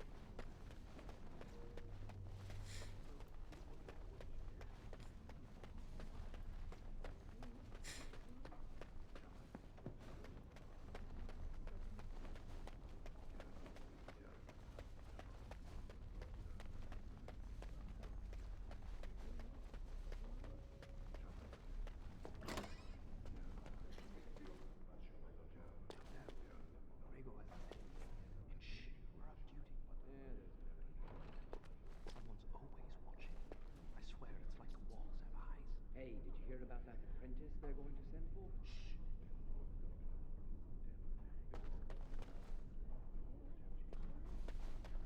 Cab. Yes, is there something you need? What's For out there? Eldon, it's not very interesting. Mostly farms, the occasional river. The only safe one, as far as I know. There are windows on the higher levels, but surely you don't need me to warn you of the dangers of leaping from them. It never ends well. Make a smile fortune on you. Want to get him mad? Just ask to leave. Shouldn't be talking while on duty. Yes, is there something you need? Yes, it is. Do you need something, or are you just here to state the obvious? No, you may not. I'm surprised you ask. I would have thought you'd be used to this idea by now. Only mages on official circle business are allowed to leave the tower, and the first enchanter has not informed us of any mages leaving the tower today. Make a smile fortune on you. So, just to give you a little idea of what our poor little character has had to deal with since childhood.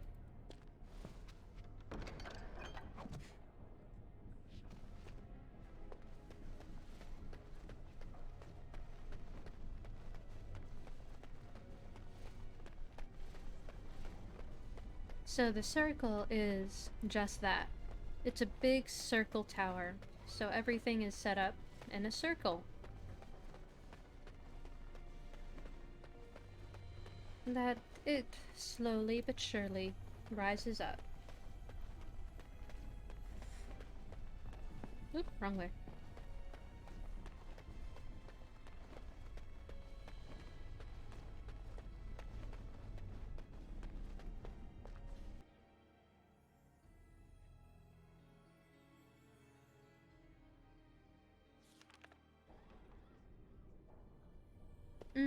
Do y'all remember what they were talking about with the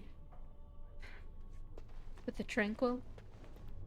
Welcome to the Circle's stockroom of magical items. My name is Owain. How may I assist you? The stockroom stores components used in magical and alchemical experiments. Do you require something? I voluntarily submitted to the rite of tranquility. I was unwilling to undergo the harrowing. I find this state agreeable.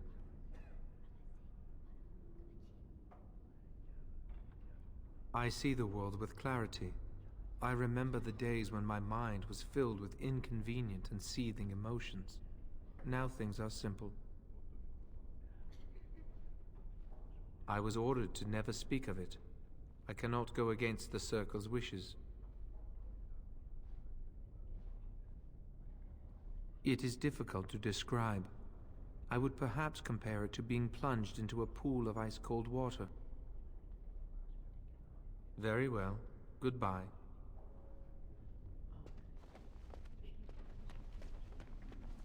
So he was an example of someone who willingly did it, but not everyone is. If you want something from the stockroom, you must speak to Owain. Is there something you need? You must speak to Owain.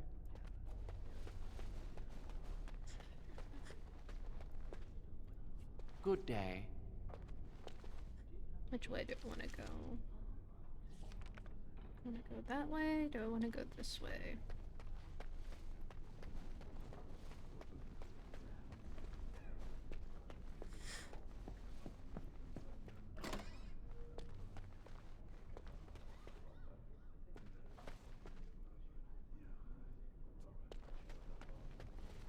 Let's get started.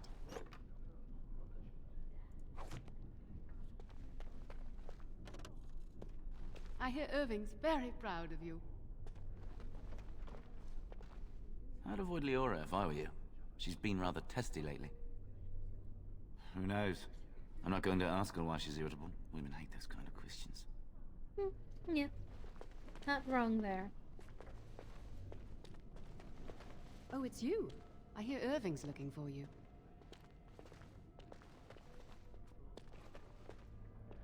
Don't mind me, I'm just snooping. Ah, this is infuriating. Another batch destroyed. Say, have you seen Owain? Is he in the stockroom? Yes, I just spoke with him. Oh, excellent. He wasn't there last I looked. I hope he still has some cinnabar lying around. When I asked last week, he said he was running out.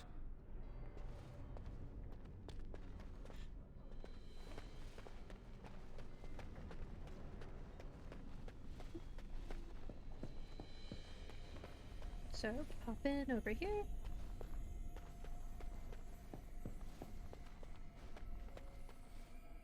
Oh, here's this. Here's the chantry. Blessed art thou who exists in the sight of the Maker.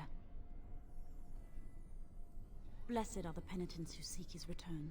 Blessed is the prophetess, purified by flame. May the chant reach the Maker's ears and tell him of our contrition, so let it be. Oh, I didn't see you there. I recite the Maker's blessings every day. It brings me peace in troubled times. Are you in trouble? No, not really. It's just... I don't want to bore you with this.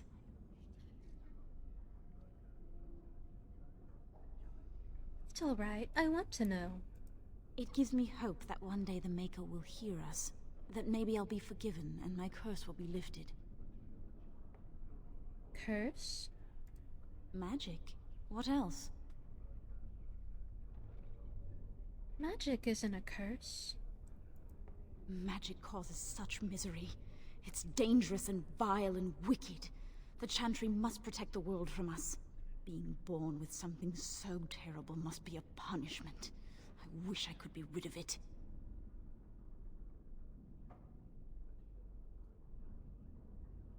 You could use your abilities to help people. That doesn't take magic. If I could, I would dedicate my life to the Chantry, but they would never take me in. Perhaps this is just something I will have to suffer through. I should go. My mentor only allows a few minutes each day for religious contemplation. Now you could tell her that she could wish to be turned tranquil, and she'll get excited and run off to do that immediately. It's quite a sad thing.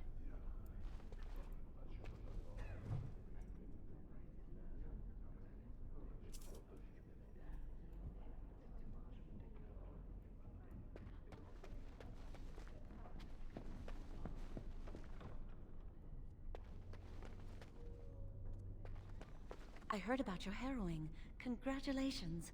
Andraste must have smiled upon you.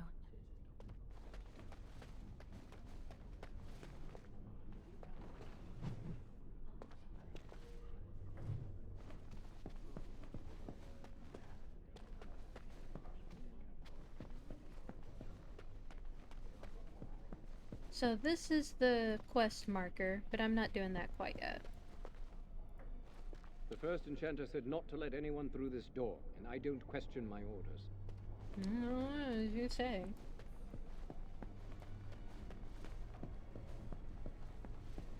So let me go back the other way, just to make sure I haven't missed anything. Oh, there he is. Nope. Ah, no, here he is. Alright. Here's a creepy stalker. Oh, hello. I'm glad to see your harrowing went smoothly. Hello, Cullen. They picked me as the Templar to strike the killing blow if you became an abomination. It's nothing personal, I swear. I I'm just glad you're all right, you know?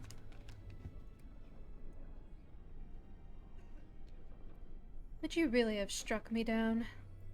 I would have felt terrible about it. But I serve the Chantry and the Maker, and I will do as I am commanded.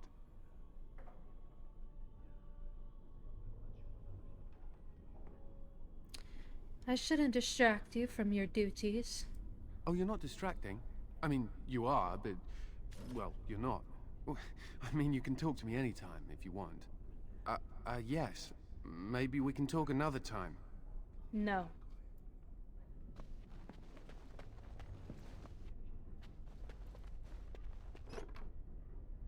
Ooh, private documents.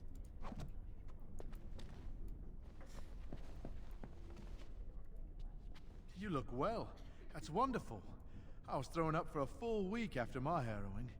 It's delirium that does that, I think.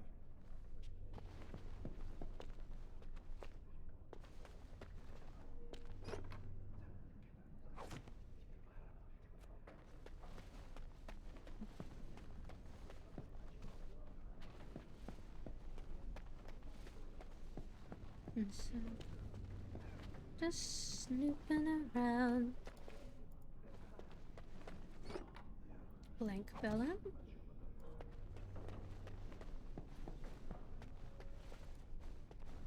Ah, there you are. You are to be moved out of the apprentices' dormitory, and these are to be your new quarters. The Tranquil will move your belongings this afternoon. Go on, make yourself comfortable. Oh, why, thank you. I have everything I need. A wash basin, a bath, and a bucket. Ooh, 11.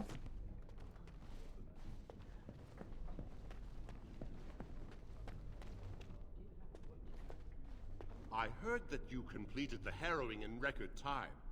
Why, of course. I never thought you'd survive the harrowing. You got lucky, didn't you? No, you see, I broke it in record timing. How long did it take you?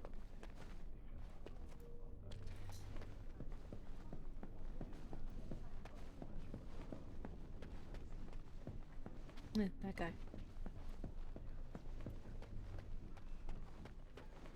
Don't mind me, I'm just snooping through all your belongings.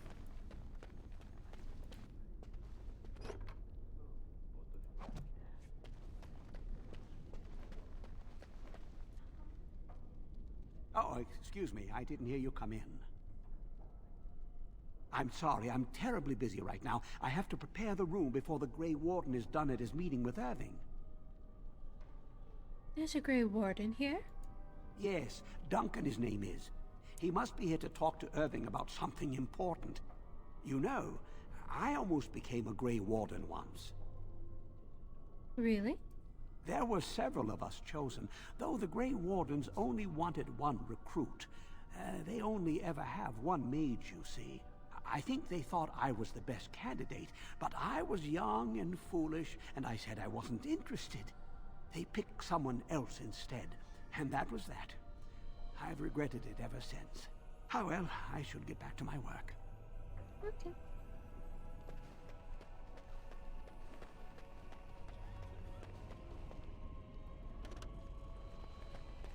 That's not likely. The Chantry would do something before it came to that. Will they? They haven't done anything. Oh, And I've heard that the politics. Equitarians are starting to soften a little on the Libertarian position. Sympathy for a position isn't the same as support. Yet. As far as I know, most Equitarians prefer to remain allied with the Loyalists. You can see why, don't you? Just think of what the Chantry would do if suddenly the Circles were petitioning for more independence, or even a split. Won't be pretty. Ah, those short-sighted Libertarians. They'll get their way and take us all down with them.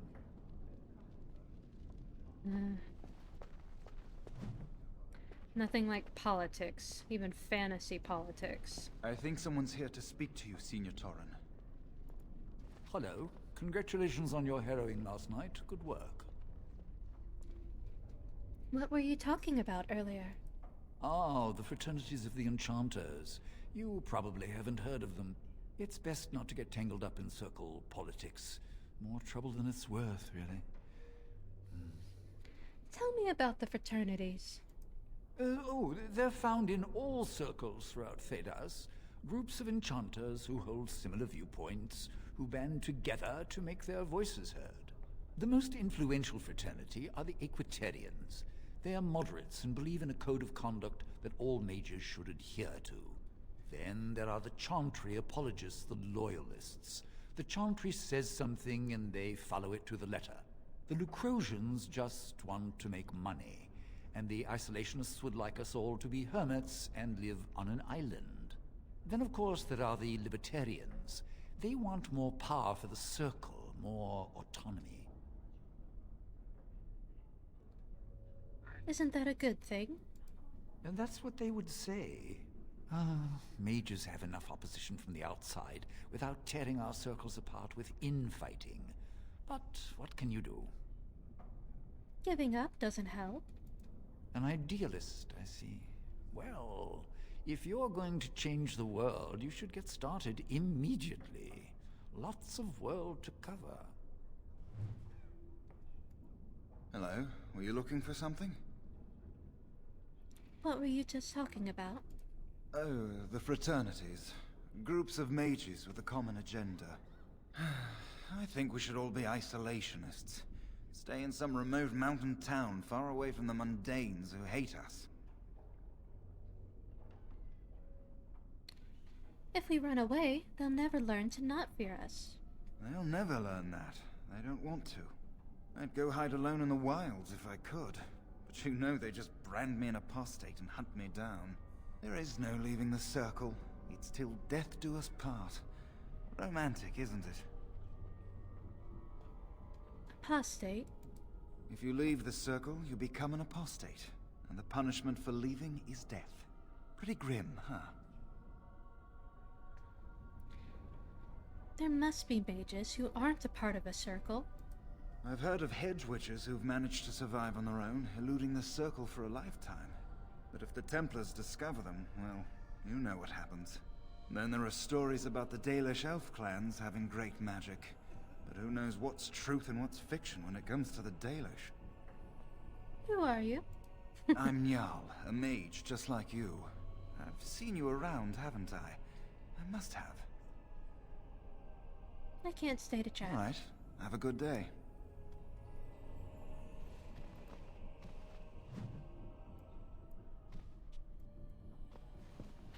This should be easy enough. So all of the books over there. So yes, always a nice way to get some extra XP is simply by reading everything. Oh, here's this guy, I think. Do you need something? If not, step back. You're in my light. Your light? I'm trying to study. Have some consideration for a fellow mage. So you can be general, you can be racist, you can be give him a microaggression, or you can just say, I'm just an apprentice, not a mage. I will be soon. I have studied hard, and this opportunity will not pass me by. This is a chance for me to prove I can achieve as much as any human. Many humans believe elves are only fit to be servants. I don't believe that. Many humans do. I suppose it isn't entirely your fault. With so many elves living in alienages apart from humans, it's difficult for you to get a true idea of who we are. Ironically, many of us don't know who we are either. What do you mean? Elves have lived under human rule for so long that much of our history and culture has been lost. As a mage, I have an opportunity to prove myself. That sounds like a noble goal. Thank you. But I should get back to my books. Of course. Thank you for talking with me. Good day. Oh no, he's off the... He's not sitting right on the chair anymore. Oh no.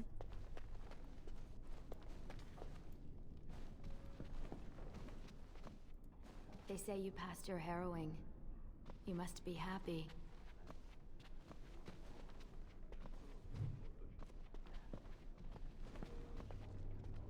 get started. What's this? An empty bookcase.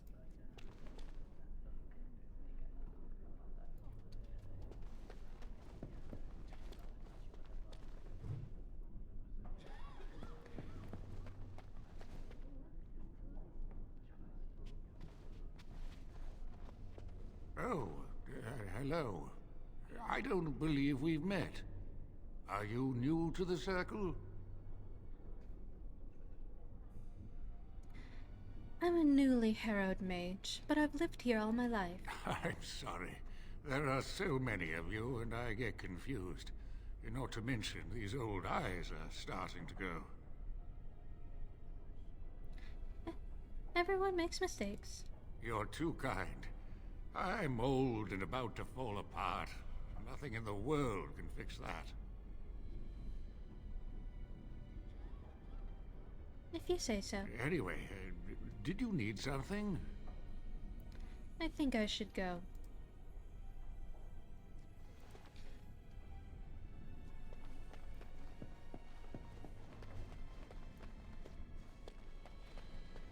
And that was a big circle, so now I'll go see Irving. Which way?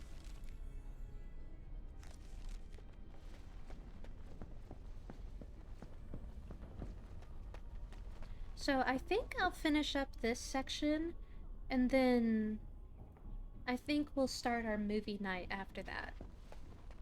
Many have already gone to Ostagar. Wynne, Aldred, and most of the senior mages. We've committed enough of our own to this war effort. Your own? Since when have you felt such kinship with the mages, Gregor? Or are you afraid to let the mages out from under Chantry supervision, where they can actually use their Maker-given powers? How dare you suggest? Gentlemen, please. Irving, someone is here to see you. You sent for me? Ah, if it isn't our new sister in the Circle. Come, child. This is... Yes, this is she. Well, Irving, you're obviously busy. We will discuss this later. Of course. Well, then, where was I? Oh, yes, this is Duncan of the Grey Wardens. Oh, Leishroom. Thank you. It's not done. Have you not seen the model? It is the same as it was before. It's not finished rigged. Just the mouth and all that. Now then, where was I? Oh yes, this is Duncan of the Grey Wardens. Pleased to meet you. You've heard about the war brewing to the south, I expect. Duncan is recruiting mages to join the King's army at Ostagar. Why? Mages are uniquely equipped to combat Darkspawn. What are Darkspawn? They are twisted monsters that dwell underground where the sun's light cannot touch them. They have formed into a horde in the Korkari Wilds and threaten to invade north into the valley. I fear if we don't drive them back, we may see another blight. Duncan, you worry the poor girl with talk of blights and darkspawn. This is a happy day for her. We live in troubled times, my friend. We should seize moments of levity, especially in troubled times. The harrowing is behind you. Your phylactery was sent to Denerim. You are officially a mage within the Circle of Magi. My phylactery? You may not remember, but blood was taken from you when you first came to us. This blood is preserved within a phylactery. So they can be hunted if they turn apostate. We have few choices. The gift of magic is looked upon with suspicion and fear. We must prove we are strong enough to handle our power responsibly. You have done this. I present you with your robes, your staff, and a ring bearing the Circle's insignia. Wear them proudly, for you have earned them. Thank you. It goes without saying that you shall not discuss the harrowing with those who have not undergone the rite. Now then, take your time to rest, or study in the library. The day is yours. Still pretty watching it move. Well, thank you, my dear. I will do that. I will return to my quarters. Would you be so kind as to escort Duncan back to his room, child? It would be my pleasure. The guest quarters are on the east side of this floor, close to the library.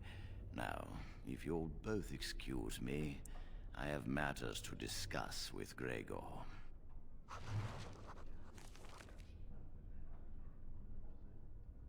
So there's no doorway here, so I have to go all the way around. Okay.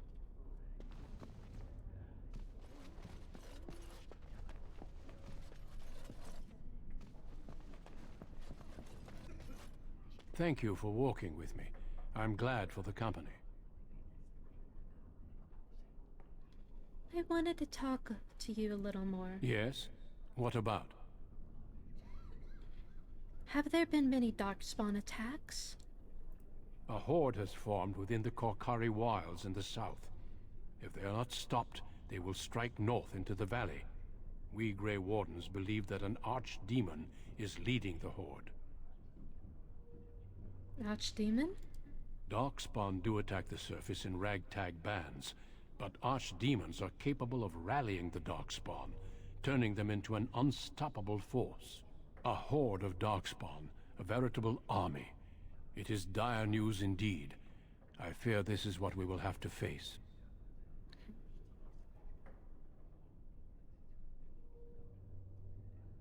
And the king is mustering an army to beat back this threat? Yes, perhaps it will be enough if we play our cards right. Why were Irving and Gregor arguing about the war? It is not my place to comment. Let me see if I can persuade. Please, I'd like to know. Gregor serves the Chantry, and the relationship between the Chantry and mages has always been strained. You've realized by now that the Chantry merely tolerates magic? They watch only because they feel they must. Yes, but they were arguing about the war. Any mages who join the King's army can unleash their full power on the Darkspawn. In fact, I'm counting on it. Gregor may be afraid of what will happen. What if the mages decide they no longer want to be governed by the Chantry? What are your opinions on the matter? I believe we must defeat the Darkspawn, one way or another.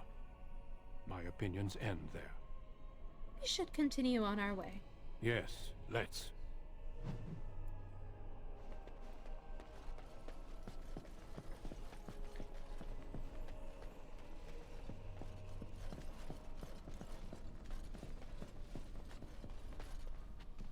You can, come and talk to me anytime you like.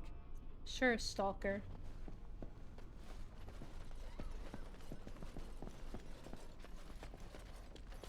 Delia. Thank you for escorting me.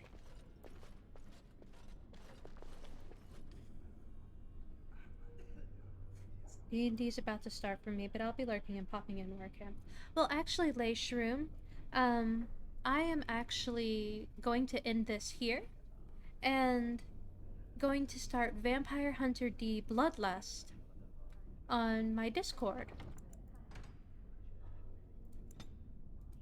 So, as I had mentioned before, everyone, I am hosting a movie night on my Discord, and let me actually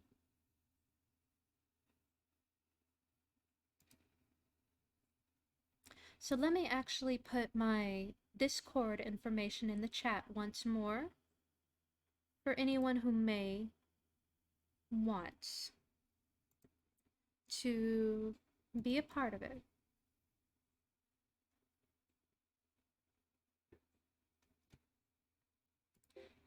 If I can get Discord to open up.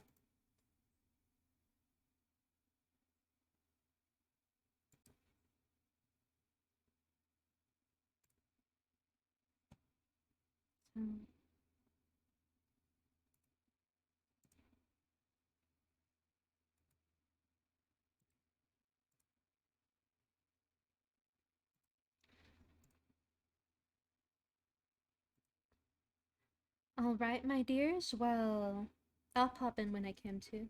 All right, yes, of course. So here is the link to my Discord. Ooh, I hope you have fun. So the movie will be starting in just a moment. I will be streaming it on my Discord. In the side, you will see in the voice chat, there will be a movie night section. And so from there, we will watch Vampire Hunter D Bloodlust. Of course, I will take a moment to recover from this, i.e. use the restroom and get some food. But I will get that all set up as quickly as possible for y'all. So, thank y'all all so much for coming to my birthday stream. I had so much fun with everyone. And just being able to talk about my lore and even a little bit about myself was really wonderful. So, until the next time that we meet, my dears. Ta-ta! Oh wait, let me actually see if there's anyone... Alright, yes, so, oh no, Amundal's also open. Oh, but I told Game Crazy I would raid. So we're gonna go to my friend Game Crazy, but I would highly recommend that everyone go and also love on Amundal. He's been really sweet to me too. But let me do Game Crazy because there's a VTuber Smasher Pass event he's holding with some friends. So let me see if I can get this all set up.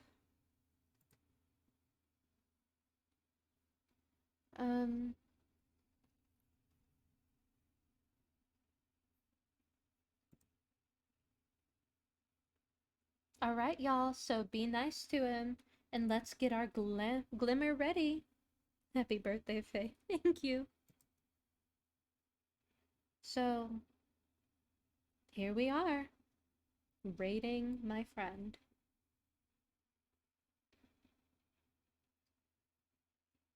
And raid.